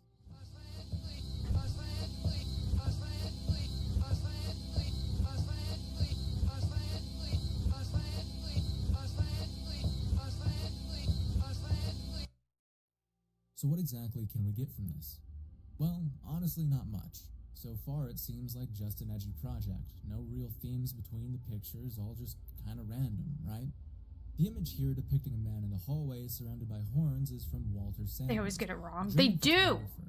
The photograph is of Franz Joseph IX, Prince of Thurn and Taft. Fuck that guy, though. It seems, after doing some research, really just liked hunting. Neither of these people seem too important to the story and feels more like just a creepy picture thrown in here to make you feel uneasy. The other image, on the other hand, this one is an interesting choice. If you know, you know. He's gonna explain it, but... And Jimmy Savile holding the sign saying NSPCC is great has some very interesting implications. The NSPCC is the National Society for the Prevention of Cruelty to Children. Jimmy Savile was a well-known BBC host of his shows such as Top of the Pops. He said it right that time. He was knighted by Margaret Thatcher, donated millions of dollars to children's hospitals, and won many prestigious rewards throughout his life for his selfless actions. When he died, however, he was outed for over 400 different counts of sexual abuse, most of them against children, making him one of the most prolific law the UK has ever seen. He used his connections and power to abuse children and the elderly as his main victims in the hospitals he was funding. This image is a clear indication of child exploitation and the elite, showing how they mock their own victims through their charity work. The music choice for this part as well is very interesting. More than likely, this is an indication as to why the game is named Sad Satan. Led Zeppelin's Stairway to Heaven has been the target of many conspiracies due to what it sounds like when playing backwards.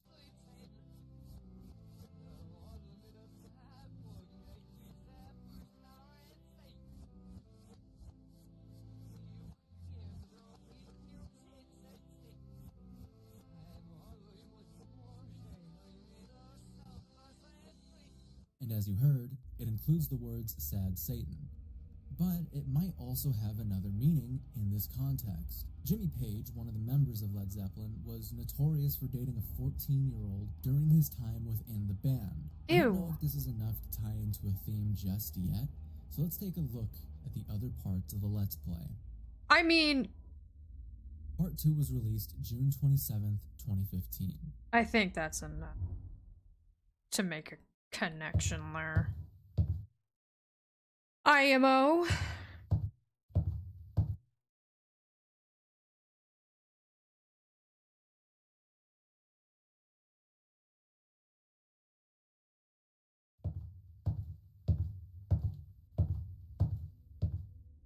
video shows something not seen in the last part, a door. When OHS walks up to it, a text pops up. Rescue with key, suffering, doors locked. 30 seconds in, this picture pops up, and it stays on the screen for a little longer than usual. A strange, unintelligible speech starts playing, and then a picture of JFK moments before his assassination flicks onto the screen. After a while of walking around in the random spooky parts of the map, he ends up back at the door, but this time, it opens. Walking through it, an image of Baphomet appears, and then the Led Zeppelin reverse comes back just for a second. After this, something very interesting happens. A little girl appears. Not an image, an actual in-game asset. As he gets closer, we see that her face is disfigured, covered in blood from the open wounds that cover her head. This triggers a new mechanic.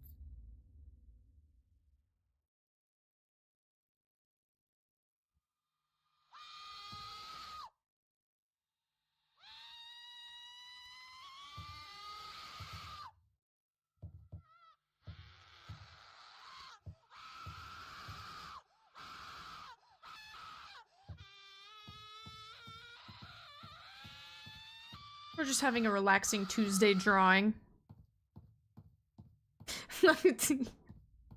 This is my life. This is literally just This clearly what I surround myself with. I'm like, starts trying to run in a random direction. As he's running, the picture of Jimmy Seville flashes again, and he enters a new room. he said it right one time, and now he's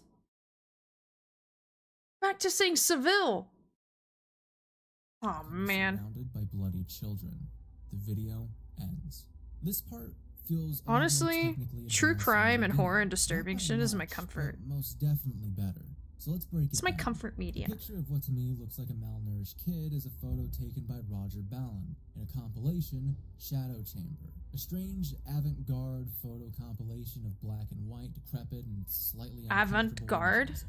Avant-garde? It's a strange picture, but not the most disturbing in the catalog. The JFK photo that appears along with everything else makes almost no sense, and I'm honestly not really sure why it's here. The Baphomet picture, along with the snippet of Led Zeppelin, seems to just be another hint at the game's name, if you didn't get it the first time. But the Jimmy Seville picture popping up right after we run into a bloodied child, it's clear that that's the message this game is trying to push. Although, the plot at this point feels a bit messy, and I'm not exactly sure where we're going here. It still feels like these images are just put here for shock factor. But this is the point in which the first Reddit post was made, in which we actually get some interesting comments that OHS responds to. I would have kept going, but I stopped at 1 minute. Don't trust pictures from the deep web. There's no corpses or CP, if that's what you mean. Exactly what I mean. I thought I'd see gore after seeing Kennedy. There's been nothing like that in this game. So far, anyway. This message isn't important just yet, but we will come back to this. And it does seem at this point that OHS is following the story along with us. Part 3 was posted June 30th of 2015, and the video starts with something we've never seen in the other two. It seems that OHC has a lantern, which seems to be an entirely new feature, but it isn't the only new thing in this part. We have codes now. The first code appears and a reversed voice starts playing, but quickly goes away.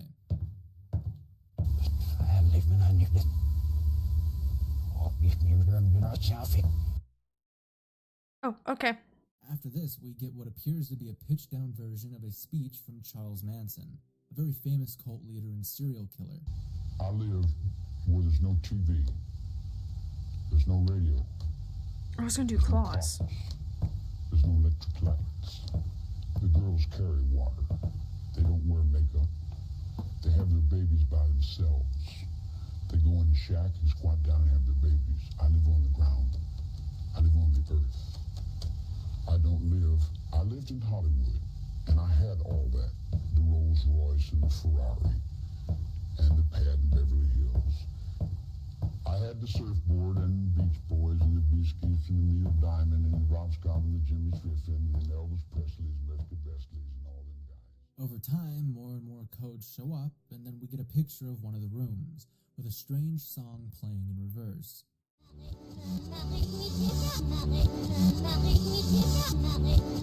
It's like a Winter Soldier trigger for me.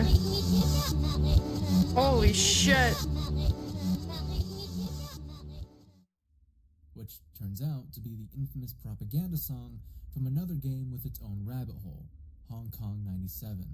The vast majority of this part is just listening to Charles Manson as codes flash on the screen, so we're just gonna get to the codes. The first code translates into, I can track you.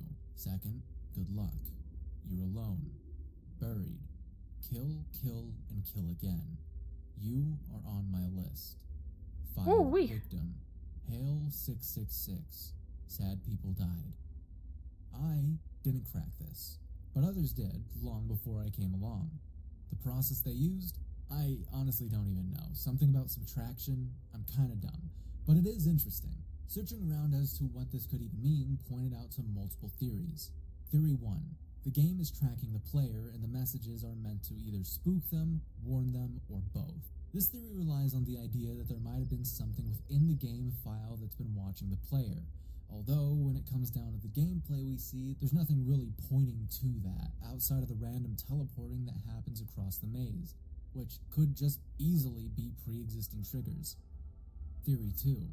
This has to do with the infamous satanic sex cult Satanists of Ash Tree Close, which is a British cult operating in Wales. It had 5 members and was a notorious child trafficking ring. This fits with the theme of the other 2 parts, so it makes sense, but honestly, I'm not so sure. Something about this game isn't adding up, so let's go ahead and dive deeper.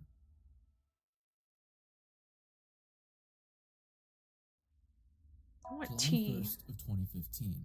We get something different. The Kotaku article. In the deep corners of the internet, a video game is said to exist. It's called Sad Satan, and it's a horror game unlike any other I've come across. Sad Satan cannot be bought at GameStop, nor can it be downloaded digitally via traditional storefronts like Steam. It allegedly can only be downloaded via the tools that can access the hidden depths of the internet like Tor. This article has a lot of information in it about how OHC got his hands on the game and his experience so far. We aren't going to read all of it since most of the article is just a breakdown of what the writer thought the game was, but we will be reading the interview of OHC, or Jamie as he's called, and the anonymous subscriber. A little while back, Jamie, the proprietor of the YouTube channel Obscure Horror Corner, says he dove into the deep web to download a mysterious game hosted on an Onion site. The file was called Sad Satan, and it was a horror game that piqued his interest. It was, after all, an obscure horror game that he could feature on his YouTube channel.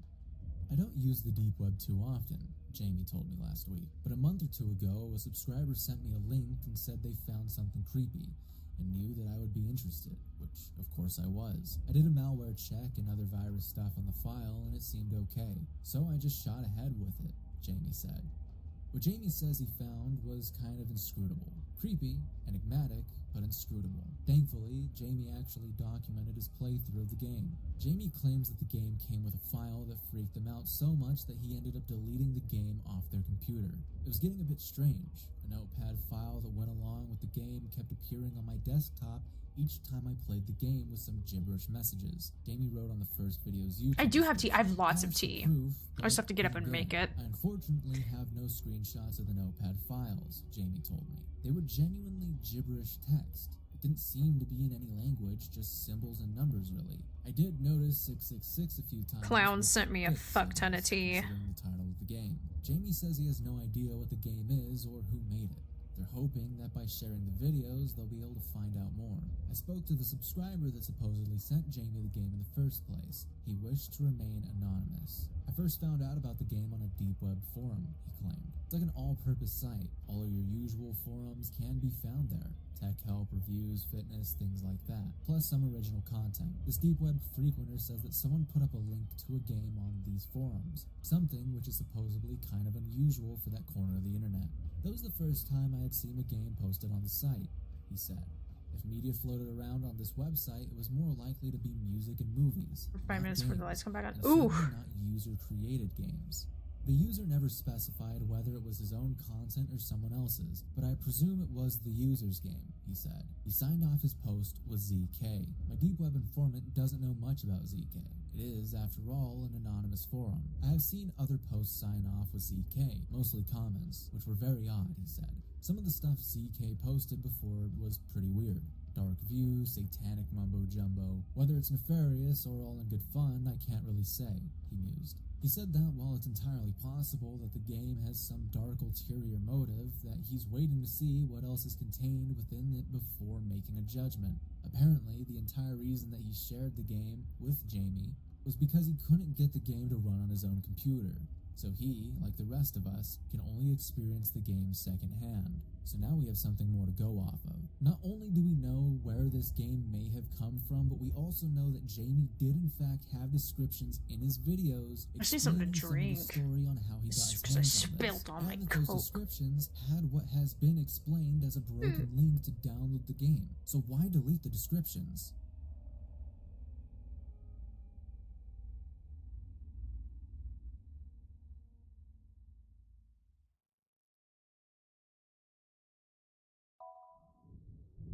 A lot seems to not be adding up, and I honestly don't know how to feel about it. The deletion of the game after a few playthroughs that happened months before the initial posting of the videos. This would mean that he already finished his Let's Play before posting any of these videos. But here we have him saying this. There's been nothing like that in this game so far, anyway. Why would he say so far if he already knew it wasn't there? On top of this, the gameplay itself seemed to be getting more and more complex with each upload, as if the game was growing with the Let's Play. And how exactly did Kotaku find this anonymous subscriber? How did they get that connection? Our narrator is lying to us, but I don't know about what just yet, and I'd rather hold my peace until I fully get the story. On to part 4 then. Part 4 was released July 3rd, 2015. The very first second of this video shows the image of the infamous otaku killer, a Japanese mafia who had been murdered 4 young children, eating them afterwards. Then an image of the Lady of Justice, which I'm sure is trying to insinuate the failure of our justice system, another door, and reverse speech.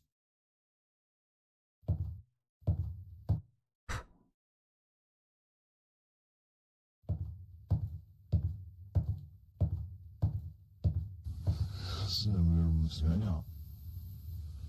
Maar ik moest bij van de Bijbel en mooi of het zijn die is ja gewoon is niet zo. Another door followed by the text, "Stop doing this," in a sped up voice. And now, a man.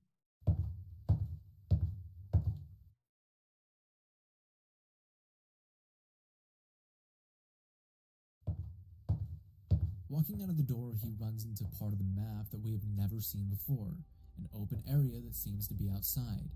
Getting himself stuck, he runs around finding multiple doors, but only one opens. Another room type we haven't seen, a pink room. Once inside, the image of Jimmy Seville and Margaret Thatcher appears again. He leaves, goes on to one of the other doors, which is now unlocked. Once he enters, the text, "Everyone is ready for the party," appears.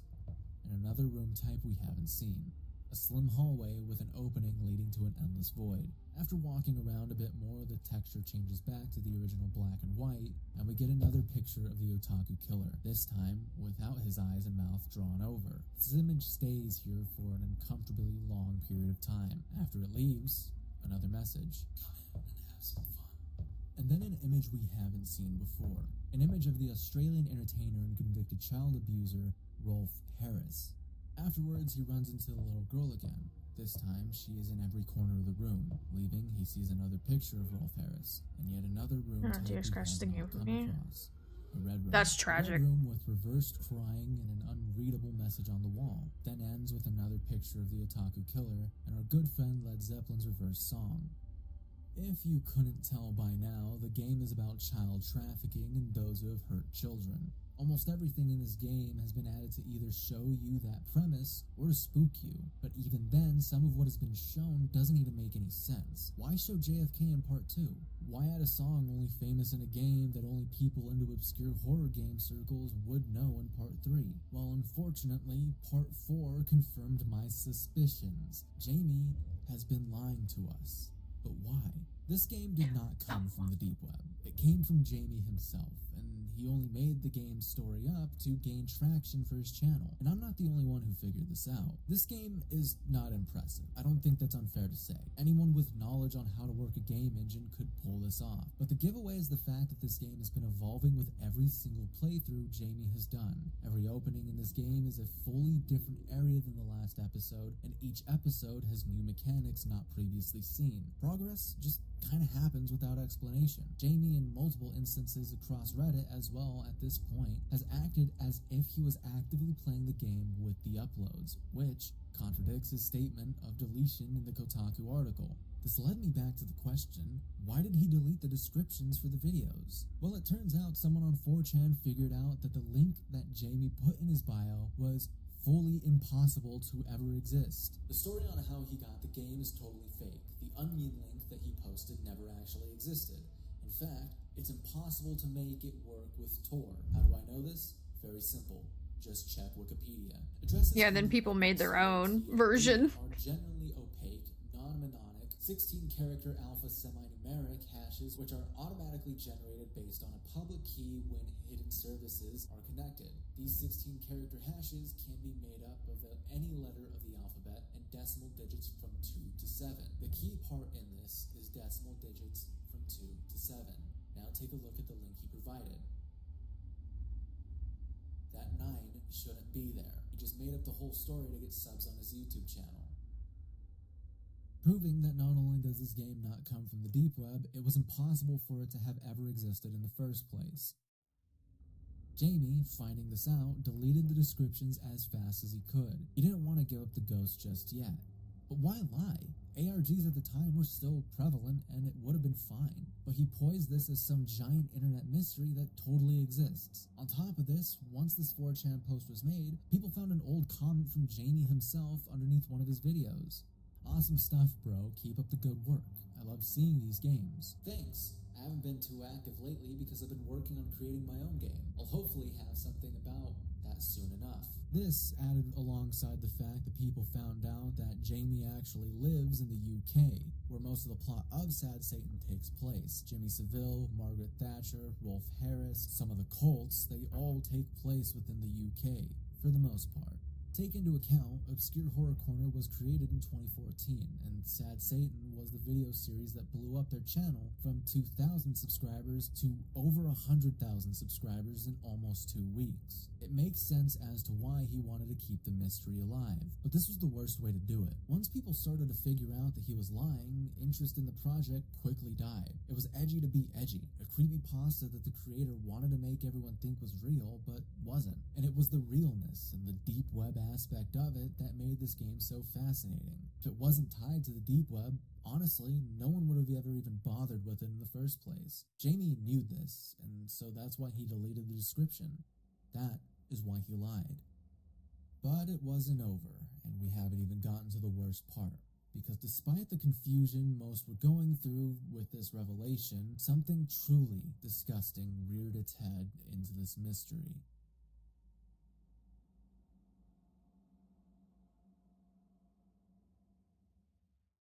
On July 7th of 2015, 2 days after Jamie was exposed for lying about the game's origins, a post on 4chan's paranormal board would appear. What you've seen on YouTube isn't right. Don't believe that coward at Obscure Horror Corner. He did not show you what was truly in this game. This shit is ZK. A couple of minutes later, nuts. A revision to the Kotaku article would be made regarding Jamie's faked link. Fans of Sad Satan have spent a good deal of time analyzing the game, its references, and potential origins. The search has produced some interesting insights, many of which reinforce the idea that the game is about child abuse. Along the way, another question has popped up. Scary as it might be, was the game truly found in the deep web, as the YouTube uploader claimed? People sent me. Don't we have Escape the Backrooms? We have Escape the Backrooms together. Some valid, others not. What stood out to me was the allegation that the deep web link provided in the YouTube description for the initial video contained the number 9, which is a number that is unlikely to be found in Onion. Two different links. games? I contacted Jamie, the proprietor of Obscure Horror Corner, to ask what was going on with the link. He now says he gave people the wrong link because the real one had, he claims, also included gore pictures and child pornography, along with the game. I didn't feel comfortable giving out a link for something like that. He did not share that link with me. Unfortunately, that makes it harder for me to put as much credence into the rest of his account, even though he maintains it's true. Sad Satan remains interesting and worth covering given how effective it is despite its crudeness, but it's clear now that I should have presented a tale of its discovery with more skepticism. I apologize for that. While the original article admits the game exists in a more mythical state than a tangible one, it could have gone farther to make it clear what was concrete about Jamie's tale and what wasn't. This is a clear and bold-faced lie told by Jamie, because as we know already from his comments on Reddit, there is no corpses or CP, if that's what you mean. So what changed? And what the hell just got posted onto 4chan?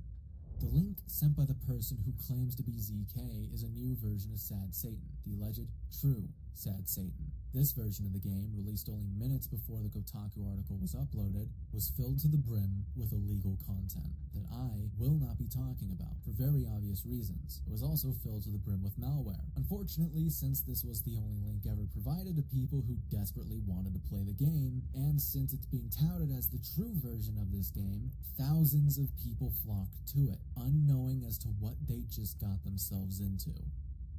This link spread like wildfire across the web and became the video game of the week for so many content creators that it went mainstream again. Issue was, they didn't realize they were seeing real bodies, downloading backdoors onto their system, and seeing real child victims. For the next God, I couple of remember days, this shit. it was radio silence from Jamie, and everyone who downloaded the game ended up with a brick for a computer, as it was notorious for killing your hardware. The people who could... I didn't have that problem somehow. Of the file and found But I remember playing that. illegal videos that were being hosted on deep web forums. Many of these people took to Reddit to warn against the download of this link. One brave soul even fully replaced all the files in the game to make it fully legal and okay to play. This version of the game was also found out to be a clone. None of the original files were even in this game, meaning it's not even the original. But remember, this post was made almost 18 minutes before the Kotaku article was updated. That, to me, is a full-on impossibility. Unless someone had inside knowledge of when this update was dropping, it makes no sense how this happened. And why all of a sudden did Jamie change his story? He went from saying that there's no CP or gore to saying, yes, there is CP and gore in this game. Conveniently, when people started to out him for a fake link, and conveniently when a new link started to make the rounds on the website that called him out in the first place. But now we have an entirely new mystery. Who exactly is ZK?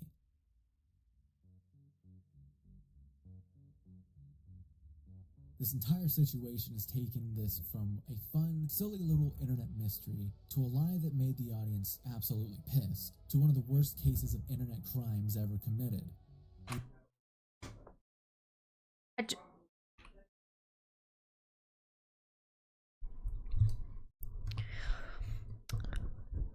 Gore is not illegal, and the game that, you know, PewDiePie and Mudahar were playing did not have CP in it. It just had gore. And listen, gore's pretty disturbing by itself. But even gore of children is not illegal. Just wanted to put that out there because so many people think that fucking people think that it is. They're like, anything violent with children is illegal. Unfortunately, it's not. It is completely legal. Now, the CSAM, on the other hand, of course, is not. But all gore, no matter fucking age, race, able, disabled, is completely legal.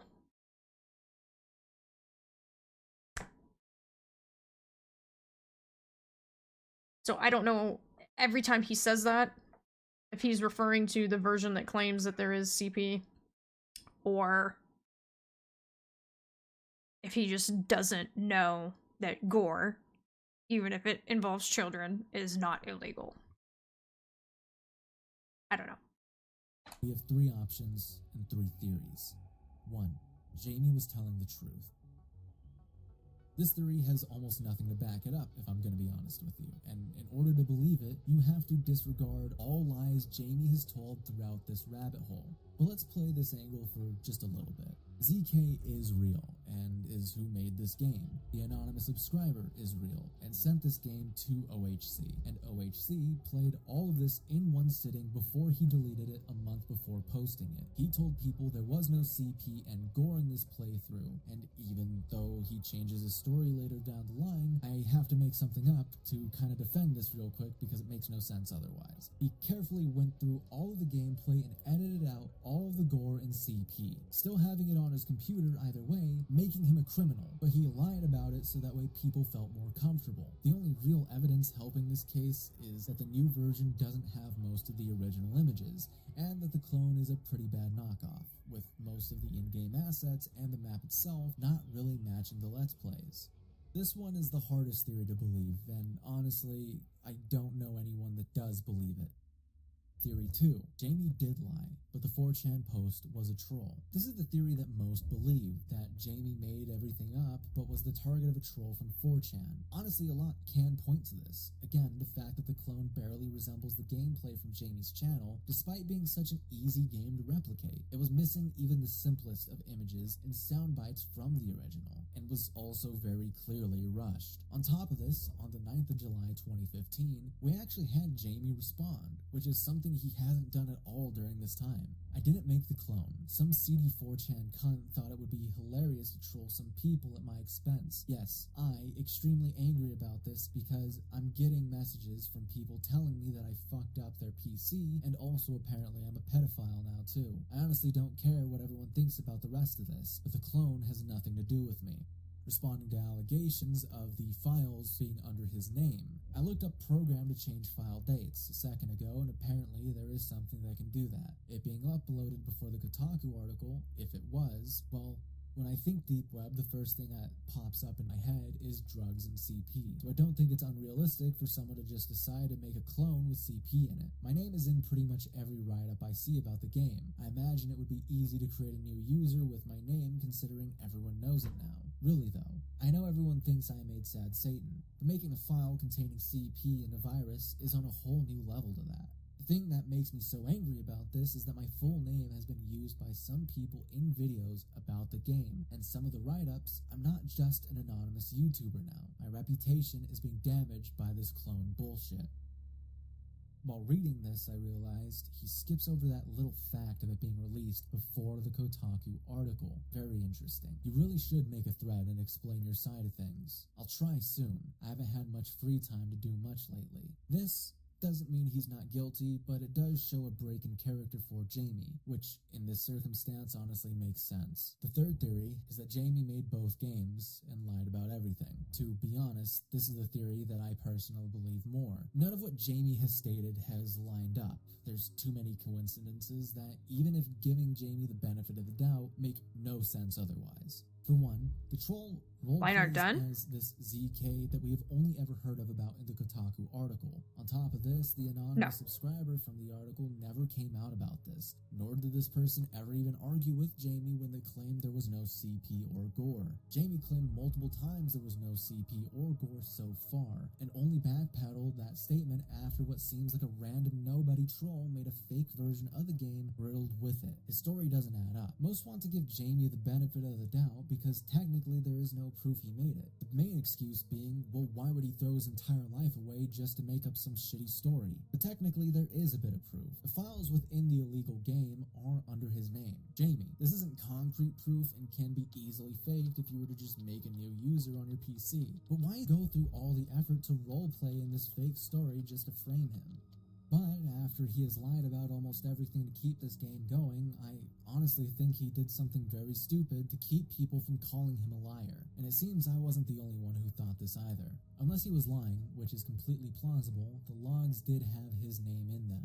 A name text log isn't exactly the hardest thing to fudge. It's pretty easy to forget and not notice also, just like how it's easy to not know onion links don't actually have the number 9 in them. His name is in the files, he has the original videos, he lied about the gore in CP. Looks pretty suspicious to me. If the original had that in it, then it must be made by the same person. The guy who searches and plays obscure horror games would probably have stumbled across Terror Engine. He also said he was making a game in the past. Sounds the most plausible that he made it. I don't know. I just don't see the motive for He's putting looking good. malware in the CP. It doesn't quite add up. That instead of just releasing this interesting AR-style horror game as is, he'd put in stuff that would definitely make it illegal and definitely garner the wrong kind of attention eventually. To make it look like someone else made the game and not him. The whole reason the game got popular was because it was some mysterious game that no one has played except for him, which was sent by some mysterious guy. After people found out the link wasn't possible and he was lying, they were saying he probably made the game. Then after that, the game gets posted on 4chan with gore and such, and his story changes to him giving a fake link on purpose, saying it was because of gore and such around the exact same time, which he said the game had none of that beforehand, which also means he had the idea in his head. I was just of double having checking. that. Okay. It would be a very clear way of getting views on his YouTube channel and still make it seem like he got sent the link. I don't see a troll downloading Terror Engine and making these levels, which would probably mean they have messed around with it a good amount, and especially going into the error logs and changing the C drive it's located in to have his name to possibly make it look like he made the game. Either it's him or some dude trying to frame him, which would have meant that the framer would have had to plan it from the start, most likely. Jamie was also quiet for most of this. Most of his excuses for this were,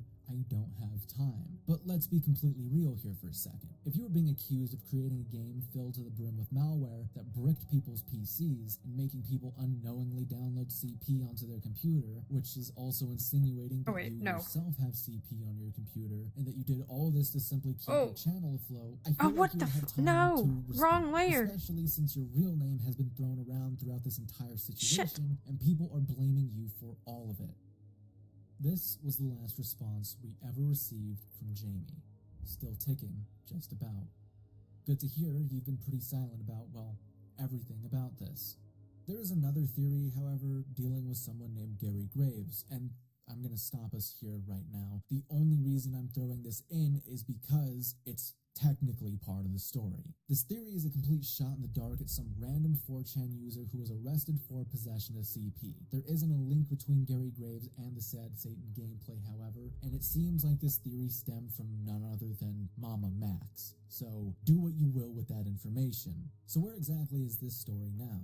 Well, with no real proof and no response or update outside of a couple things, it's a complete dead end. On July 4th of 2015, Jamie released a part 5 to Sad Satan, and at the time of recording, it has been lost to time. Well, maybe it'll taken look down better. by YouTube. As it stands, part 4 is the last video on the Obscure Horror Corner channel. All that was left was speculation, as once the link for the real version was scrubbed from the internet, the game just became another internet legend, and most of the story is buried behind 10 years of progress within internet history. The legend of Sad Satan has completely flickered out, but I think it stands as one of the first internet legends that genuinely scared people and felt real, only then to turn real.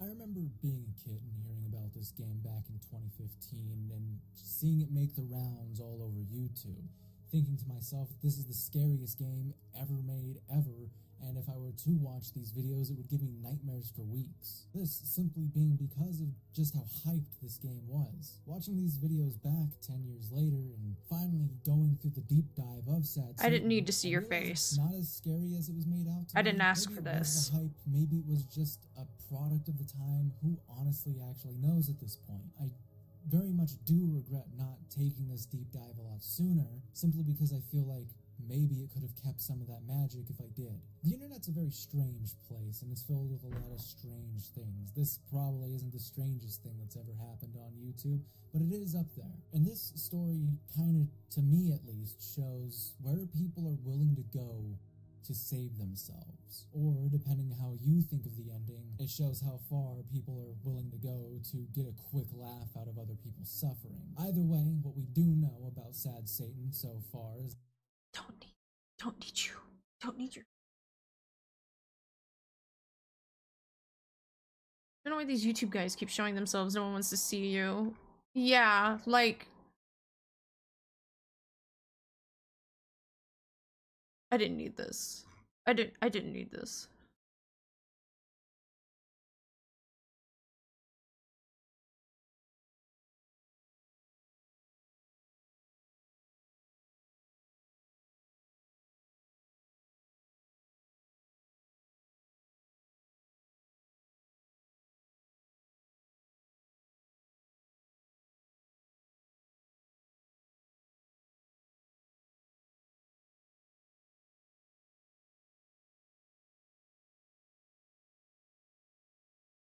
Yeah, see, this is me too. This is me, this comment.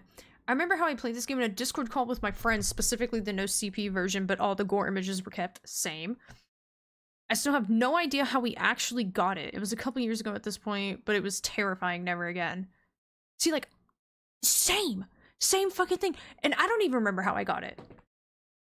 I have no idea. I have no idea how we all got this shit.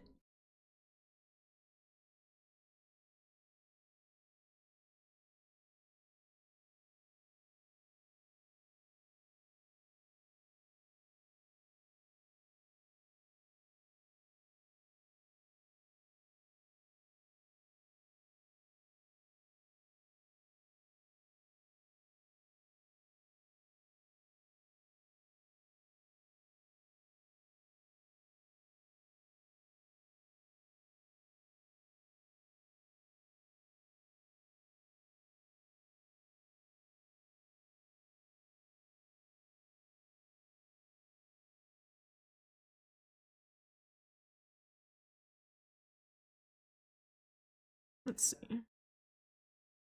Oh, this is new. Yay! More scary!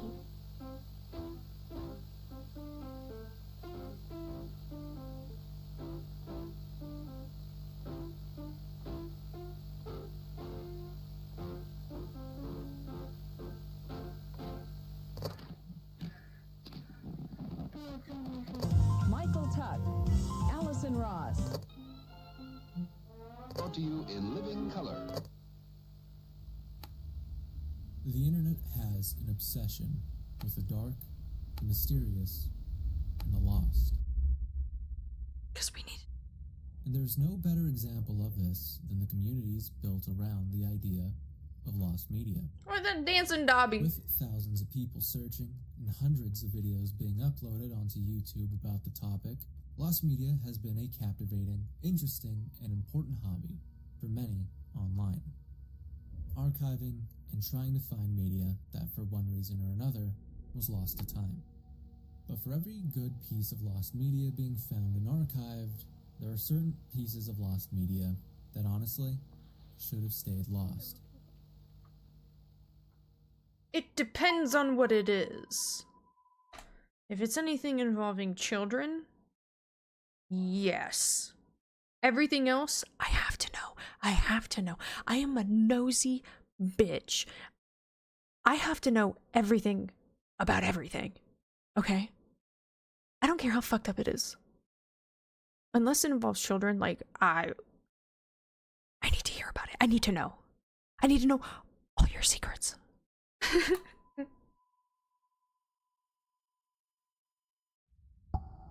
2012, a streamer would emerge into the Japanese streaming scene, seeking validation and the status of legend. This streamer's name was Roro-chan 1999. I know this. Tragic. Roro-chan was a 13-year-old like it really Japanese is. girl who would go on to start her streaming career on the Japanese streaming websites FC2, Nico Nico Doga, Twitcasting, and Ustream, going on to stream herself playing the piano,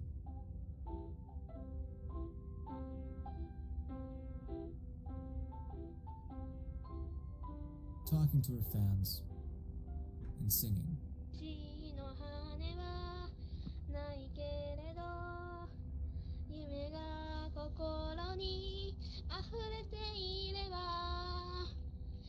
人気素敵が使えるはずね All pretty normal and mundane stuff for a middle schooler to be doing, just trying to show off some of her talents and make a name for herself.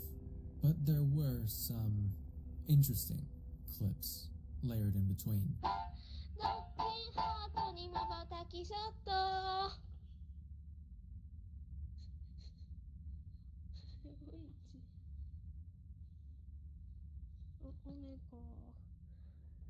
おめこって言いました前衛的だな Can't understand. 抱いてとかそういう抱いてはあはあ抱いて前衛的な抱い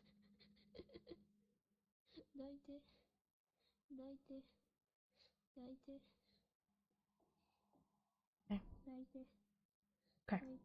Okay.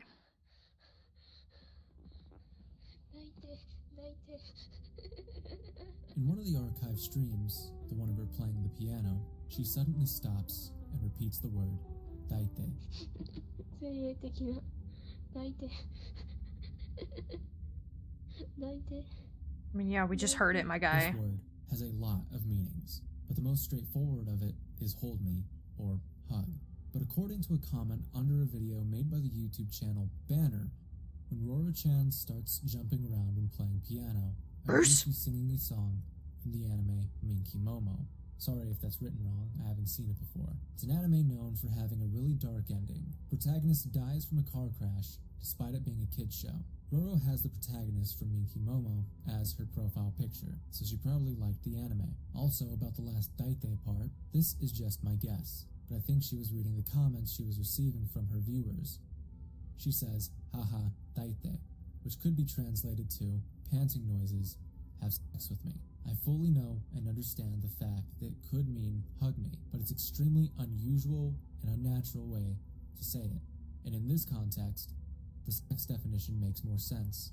Some people say it's mother hug me, but realistically, almost no one calls their mother ha-ha. And considering her intonation of the word and the context, it almost definitely refers to the onomatopoeia for panting. Also, context-wise, the word daite is almost definitely used to refer to having sex. And it makes sense. Roro titled her streams Eroi Menhera Shoujo JC3, which translates to Erotic Menhera Virgin Third Year Junior High School. Menhera is a term used on the internet, refers to people, most often girls, who are mentally ill. She's basically fishing people to her streams for being erotic and underage. So the haha daite probably means the viewers were calling English while watching Roro streams, which I personally think is absolutely disgusting. However, I don't know why Roro repeated daite so much. If this translation is correct, she was taking things a bit too far in the name of fame. We only have 4 clips of her numerous streams, and unfortunately, the final stream is her final moments.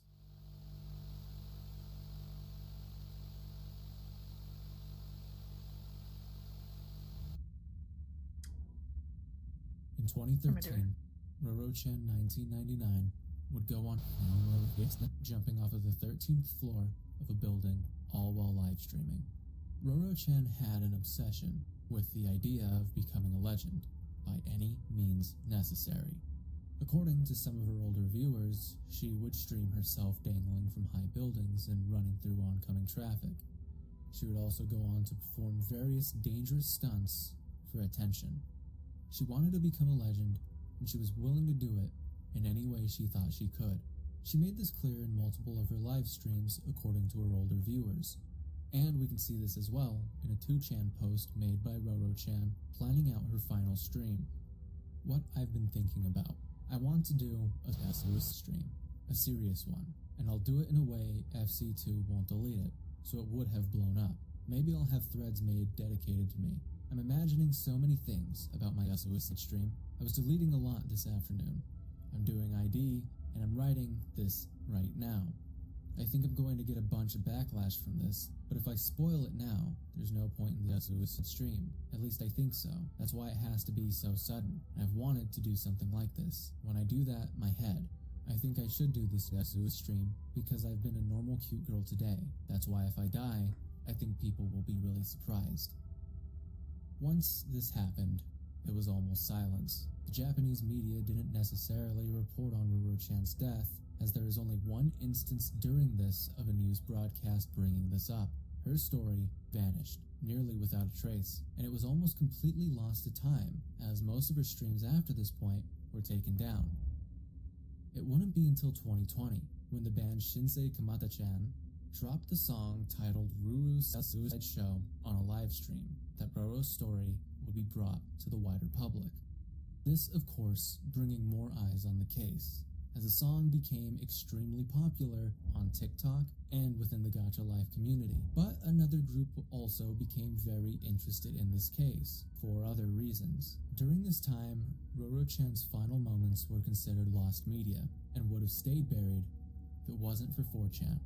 According to this Reddit user, referring to the stream surfacing the web, I know that the person who released it had it sometime before he published. It was obtained from an anonymous user. On 4chan, some users obtained the stream and they were trying to sell it to other people. So the filtrator has this dilemma of not doing nothing and let people keep making money from a video of a teenager's suicide, or publishing it so people can't lucrate. It's f***ed up how even after this tragedy, people just forget her or try to sell her as a show. It's not only sad, it's sick.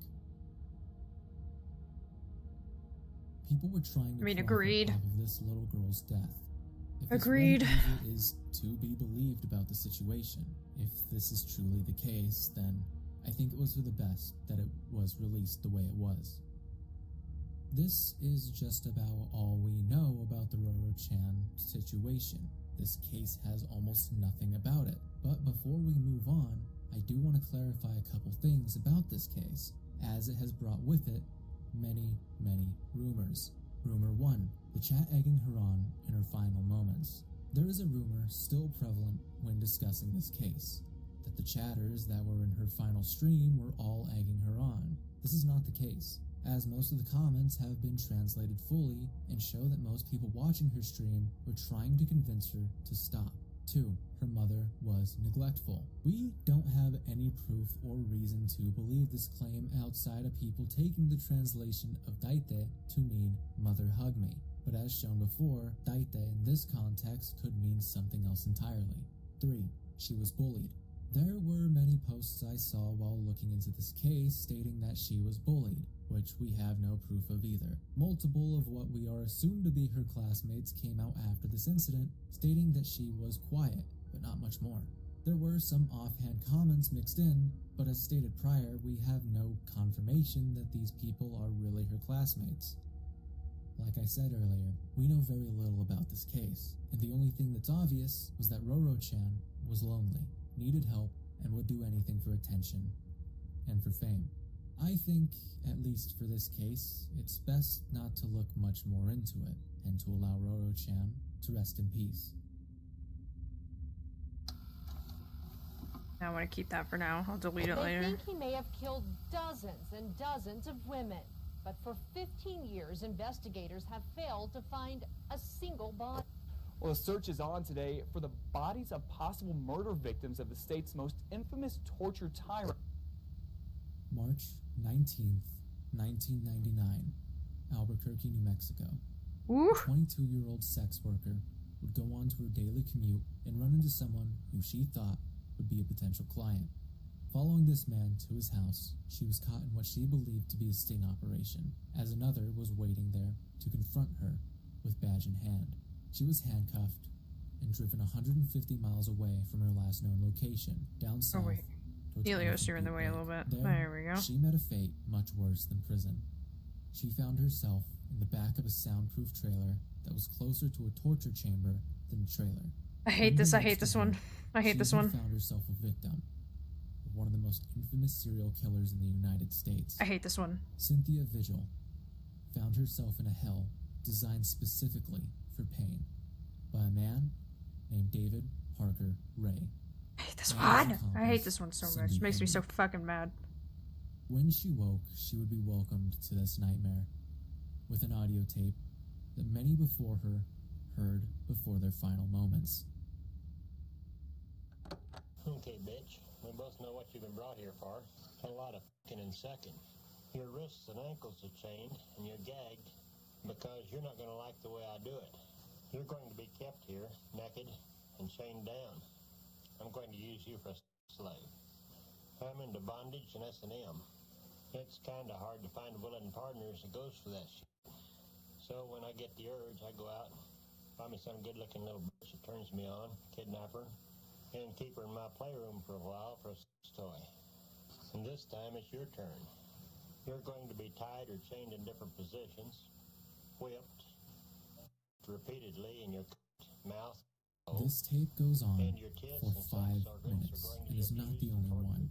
David Parker Ray would make it a habit of recording the women he kidnapped, drugged, and lured here to show them their torture on repeat for days. He would keep the women here for as long as he saw fit, before either shooting them up with copious amounts of drugs and dumping them somewhere, or killing them and dumping their bodies in the Elephant Butte Lake. Cynthia herself was held here for 3 days, tortured, and forced to endure trauma too disturbing to bring up. Weakened, beaten, chained with a slave collar, and shot up with drugs. She was forced not only to be tortured, but to relive it over and over and over again. But little did David Parker Ray know that within these 3 days, she would become his final victim. On March 22nd, 1999, Cynthia saw an opening for an escape. As Ray went to work, he left his accomplice Hendy to safeguard things. But for some reason, she left the keys on the table, close to where Cynthia was being held as she stepped out of the trailer for a moment. Once she did this, Cynthia took this opportunity to free herself and make an escape. She got the chains free, but as she did, Hendy had returned, causing a violent fight to break out between the two. Hendy tried to stop Cynthia by smashing a lamp over her head, causing mass bleeding to begin. Cynthia, making her way to the torture tools, found her weapon as an ice pick that Ray would use on numerous victims, including herself. Cynthia lunged at Hendy, stabbing her in the neck and making her escape. What followed was a scene of pure terror on a dusty neighborhood road. Cynthia was nude, except for a metal slave collar and a trailing chain, frantically seeking help from passing cars. Vigil ended up running into a nearby mobile home. Finding the door unlocked, she burst in and screamed for help. The homeowner, a 60-year-old man, was stunned by the sight of this distraught chained woman. He wrapped her in a blanket and immediately called 911 while trying to comfort her. Ray was arrested within hours of Vigil's escape, pulled over and taken into custody while calmly driving in Elephant Butte. Cindy Hendy, found bleeding and hiding in a nearby house, was also swiftly arrested. With both suspects in custody, police focused on the mysterious trailer on Ray's lot. What they found was a meticulously organized torture chamber that they later dubbed Satan's Den due to a sign that was hung inside of the trailer. Among the evidence cataloged were a custom-built table with stirrups modified with metal restraints to immobilize victims, countless medical and sexual instruments, plastic and glass tubes, whips, large dildos, pliers, clamps, pulleys attached to the ceiling, knives, syringes, and even a battery-powered shock unit. Many of these devices were visibly stained with blood. Investigators noted that Ray had ingeniously rigged some tools to inflict maximum pain. On the walls were detailed drawings, sketches, presumably by Ray, depicting women being tortured, as well as a chart listing steps of slave training. They went on to also find Ray's journals and diaries, which had accounts of each abduction that he committed, and of course, the audio and videotapes that he had recorded for him and his victims to relive day in and day out. These videos are lost and hopefully will stay locked away in the New Mexico police evidence lockers forever. But as you heard, one of these tapes managed to escape.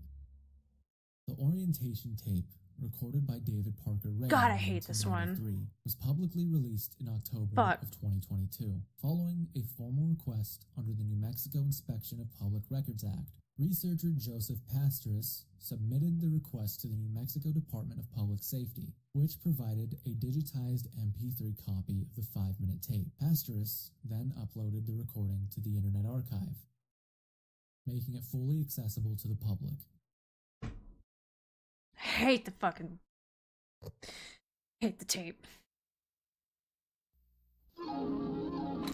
There's also, it's on YouTube, courtroom footage, where you can hear like one of the, like if you listen, there's a woman coming out because she's just so disturbed and she's like about to be sick, and when she's opening the door you could hear one of his previous victims just like screaming. Oh my god, it's the fucking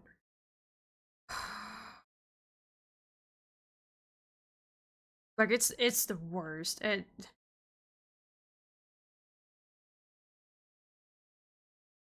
Like I don't know, like I watch and go over a lot of true crime stuff, a lot of disturbing stuff. And it's like, sure, you have people like your classic killers of like Bundy and shit and Dahmer, and they did some fucked up stuff. But there's something about David Ray that just hits different. Like the meticulous, like it just goes beyond like raping and killing.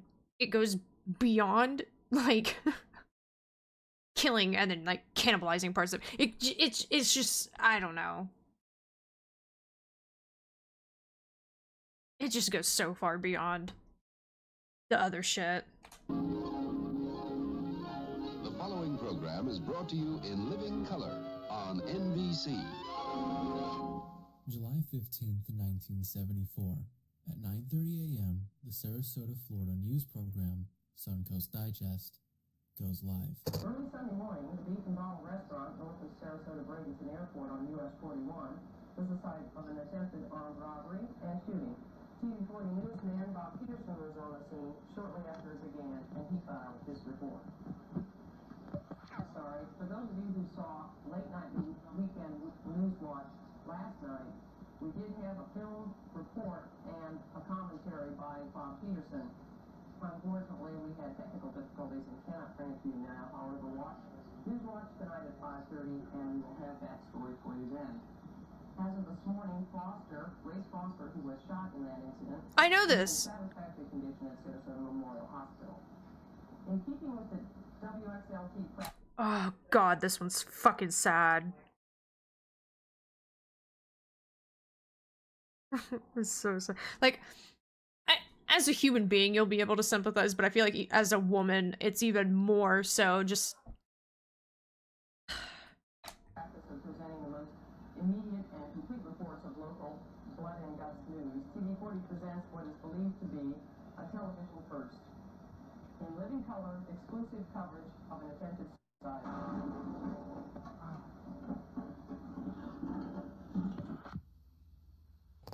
In Sarasota, Florida today, a 29-year-old talk show hostess shot herself in the head live on television. The woman, Christine Chubbuck, was taken to the hospital in critical condition. Miss Chubbuck wrote and starred in a half-hour daily show called the Suncoast Digest on station WXLT TV. This morning, she said, in keeping with Channel 40's policy of bringing you the latest in blood and guts, you're going to see another first, an attempted suicide. Then she drew a gun from beneath her desk and shot herself. The screen went black within seconds, and public service programming went on later. Of Christine Chubbuck. For a few surreal moments, viewers at home and crew in the studio were unsure if what they saw was real. The technical director, Linford Rickard, later admitted he initially thought it was some morbid prank. He raced onto the set prepared to scold Christine, only to find her profusely bleeding on the floor. The control room quickly cut the live feed. Within seconds, a standard public service announcement was aired, followed by a movie, as station staff grappled with shock. Several of the viewers dialed police or the station, some asking if the incident had been staged for effect. It had not. Swiftly after the shot rang out, she was rushed to a nearby hospital to try and perform a life-saving surgery.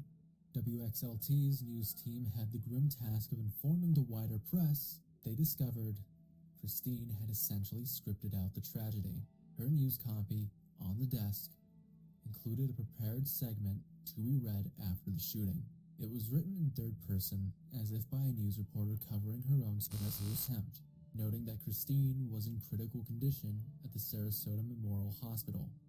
According to the news director Mike Simmons, the script even used the phrase, "She remains in critical condition," which proved accurate until Christine's death hours later.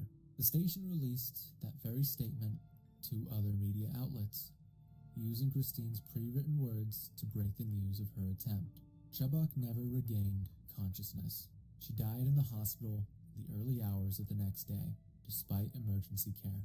This was a morbidly historical moment in television history, as it is believed to be, as she stated, the first of its kind.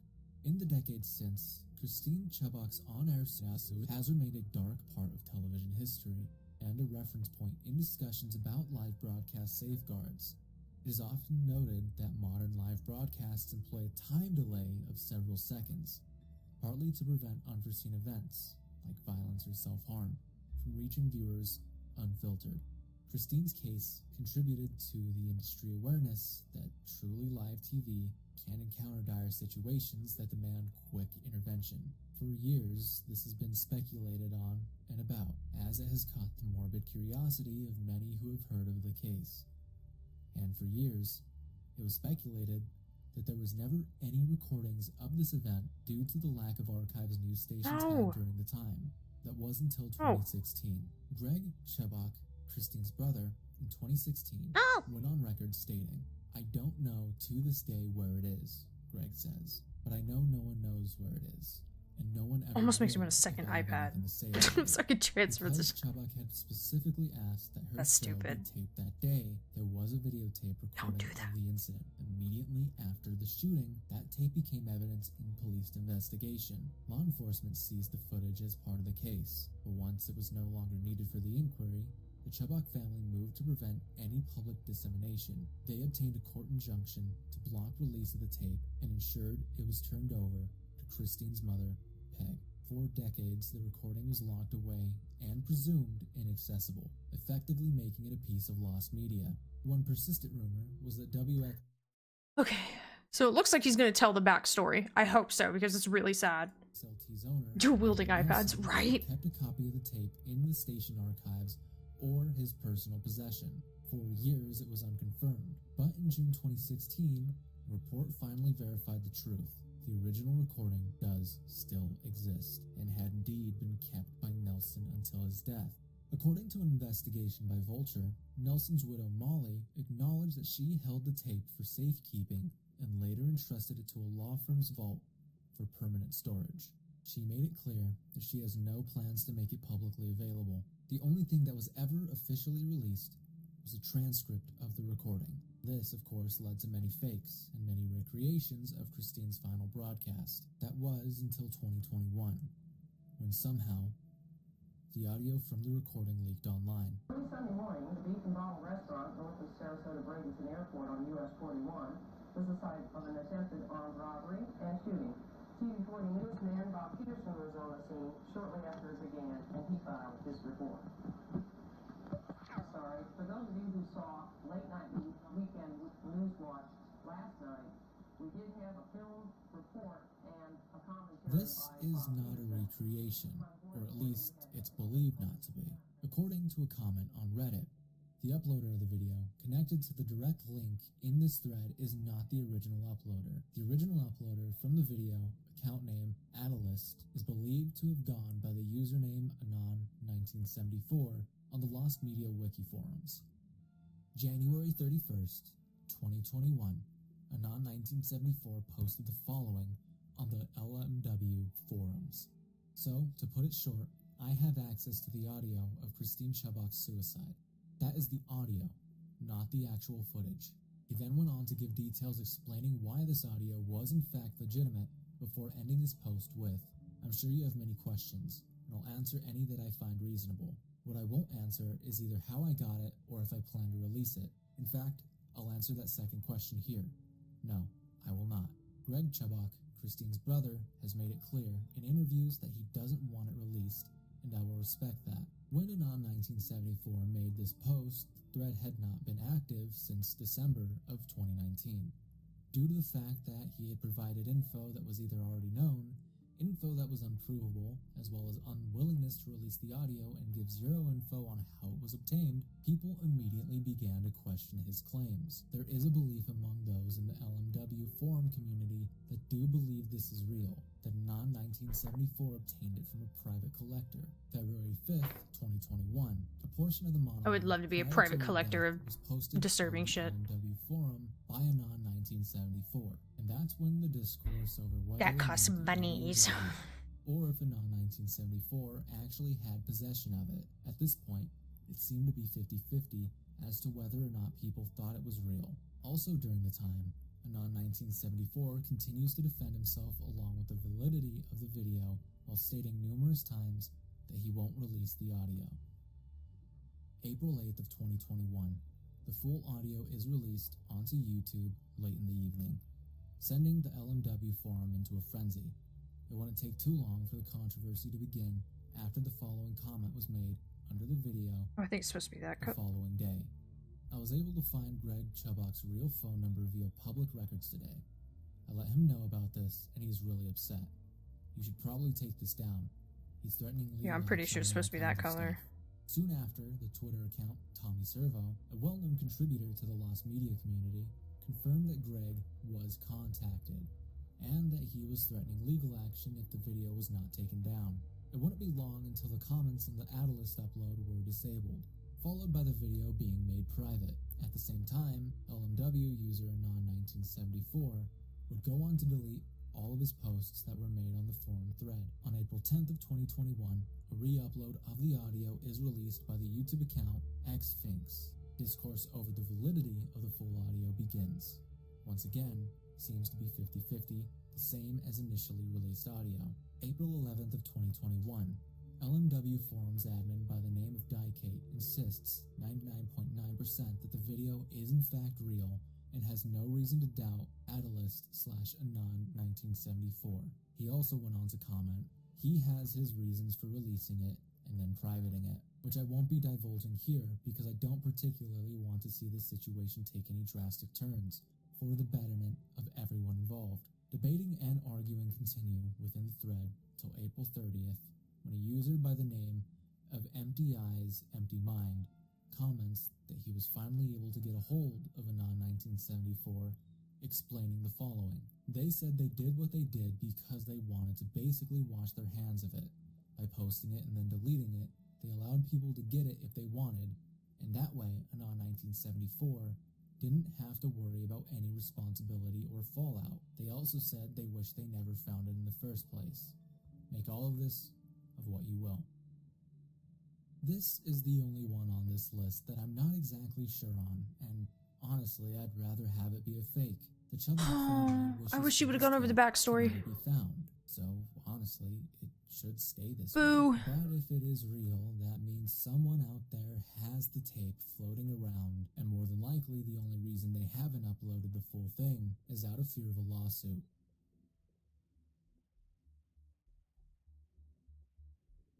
Of all these cases of found media, outside of the David Parker Ray tape, none of them should have been found, but now that they are, my only hope is that those who know about them stay More! Nicht erkennen. Ebenso wenig einen Fall von, wie er es formulierte, echtem Kannibalismus. 5% no! Aber auch Tötung auf Verlangen, die Tat hatte sich in diesem Haus in Wüstefeld ereignet, sah der Richter nicht. Vielmehr versuchte er deutlich zu machen, in welchem Grenzbereich, juristisch wie menschlich, er sich bei der Urteilssuche bewegt habe. Er sei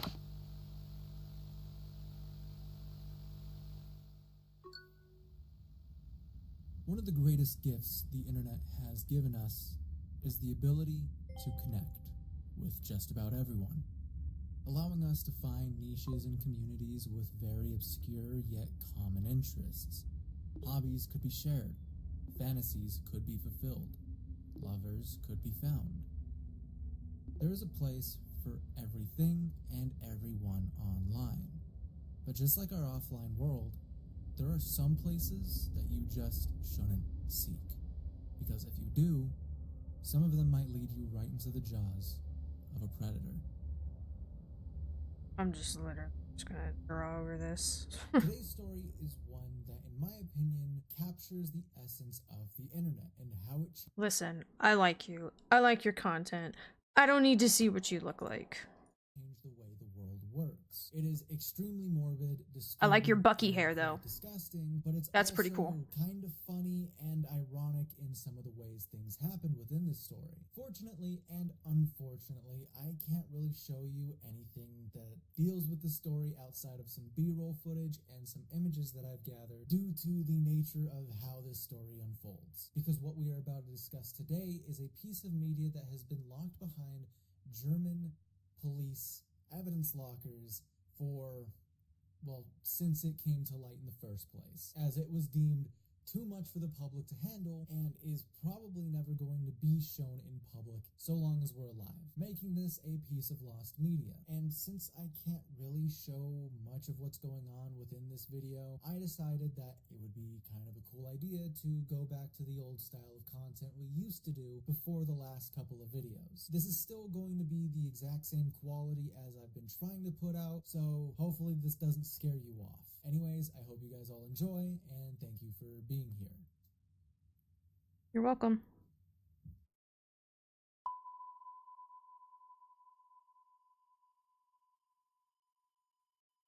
As stated before, the internet is home to almost anything that your imagination can come up with. But in the late 90s to early 2000s, this was even more so of the case, as almost every single interest had its own niche little corner on the internet. Various topics and interests were hosted by their own message and image boards, blogs, and of course, websites, with people from all over the world gathering to these corners of the internet with intent to meet new people and indulge in fantasies where they otherwise could not. Back in these days, the internet was not as polished or really looked at the same way it is nowadays, allowing for a lot more disturbing and sometimes downright illegal content to be hosted online. There are still websites like this that you can find on the ClearNet today, but not as much since the complete corporate takeover of the internet has happened. But back then it was much more prevalent, and what we consider to be the ever so spooky dark web, deep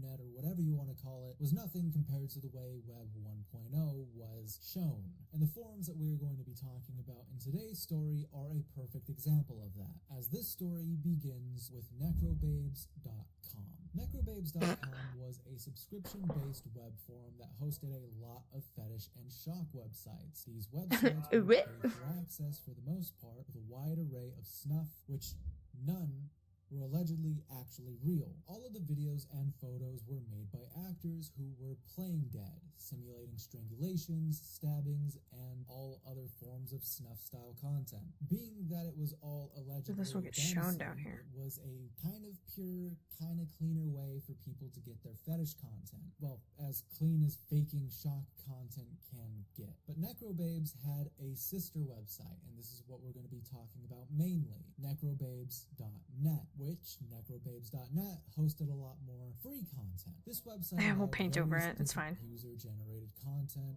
roleplay threads, fan fiction, user-to-user requests, and honestly anything else you can think of. This website is an entire rabbit hole that I will probably be talking about way more in detail in a later video. But for this video's sake, just know that because of the user-generated content, this website would get into a lot of trouble and a lot of legal issues later down the line, most of which was hidden under the guise of roleplay and fantasy, and some of which wasn't even found out to be real until the unfolding of the events in this story. But one of the main things that Necrobabes.net would become known for were its cannibal forums. Specifically, Yay! I mean, Cannibal Cafe was not the only cannibal-based forum damn. hosted, as there was actually a bunch more that existed before it did, but it's the forum that ties most heavily within the story. The vast majority of the users on these forums were mainly just role players, people who got off the idea of being eaten, but not the actual action itself. But there was one user who was very active on these forums. and he was not role-playing. Armin Maves, born 1961 in Essen, Germany, which is a little ironic because that means to eat in German. Born to Waltraud and Gustav Maves. He was the youngest of 3 brothers. When Armin was 3, him and his family moved from Essen to the hamlet of Worcesterfield. Now, I'm not German, obviously, so mind the Essen! pronunciation. Das ist meine Essen. Being a 44-room manor that, even during the time of them being fully moved in, stayed relatively empty through their time living there. Worcesterfield was a very quaint area with just about 30 people living there, not many of those being kids. When Armin was 8 years old, his father ended up abandoning him and the family. His older brothers, around this time as well, left the house as they were trying to figure out their career paths and what they wanted to do with themselves, effectively making all of the men in Armin's life disappear overnight. This left both Armin and his mother completely mentally scarred, leaving both of them feeling totally alone and leaving Armin neglected. Armin was reportedly very close to his father before they left, stating that he was one of a more caring and easygoing lifestyle, where his mother was a little too extravagant for Armin's tastes. This left Armin with a very strong fear of abandonment, as I think it would literally anyone, and it also left him with a desire for a partner that would never leave his side. After the men in his family left, Waltraud, his mother, started becoming increasingly more abusive towards Armin. She was notoriously controlling and domineering, not only in Armin's life, but a lot of her husband's lives as well, as we'll talk about later. She was even later described by psychologists as a tyrant and a misandrist, who was completely determined to make her youngest's life revolve around her fully. She had a history of difficult relationships. Both her ex-husbands cited her mental cruelty as grounds for divorce. One of them, the father of one of Armin's half-brothers, even committed suicide because of her, allegedly. By some accounts and some documentaries, Waltraud did not even want another child, but she had one anyways to have her husband not be able to leave. After the divorce, she poured all of her energy into trying to get Armin's life to revolve around her, with increasing velocity and increasing abuse. She expected from Armin absolute obedience, usually ending up in her guilt-tripping Armin into doing everything around the house, which kind of made him more of a maid than an actual loving child, as she almost neglected every other emotion this kid had. She would even go on to demean him by giving him the nickname Männchen, which is a girl name in German. She would also go on to openly belittle and humiliate him in front of her friends and other people, telling all of his more embarrassing stories. Even as he got older, her demeanor around him did not change. Actually, any attempt that Armin would make to try and gain some sort of independence was swiftly taken out by his mother. When Armin eventually tried to date girls, his mother was always backseat driving and was there constantly, basically putting a block between him and any real relationship.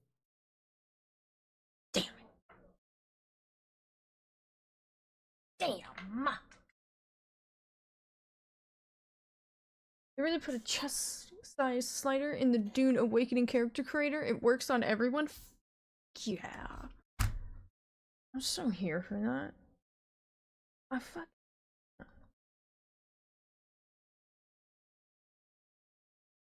Alright, well, if you,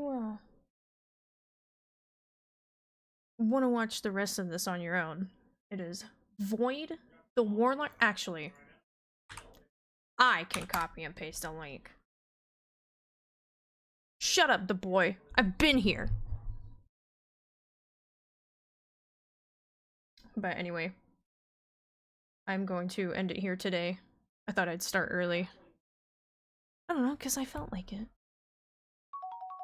Oh, thank you, Lucky, for feeding the boy. But, I don't know what I'll do tomorrow. We'll see. Probably more rivals to grind until I lose my mind again. Oh, and thank you for hydrating him. So, keep an eye out for Ping in Discord as usual, and thank you for coming and watching and chatting, and I love you, and bye forever.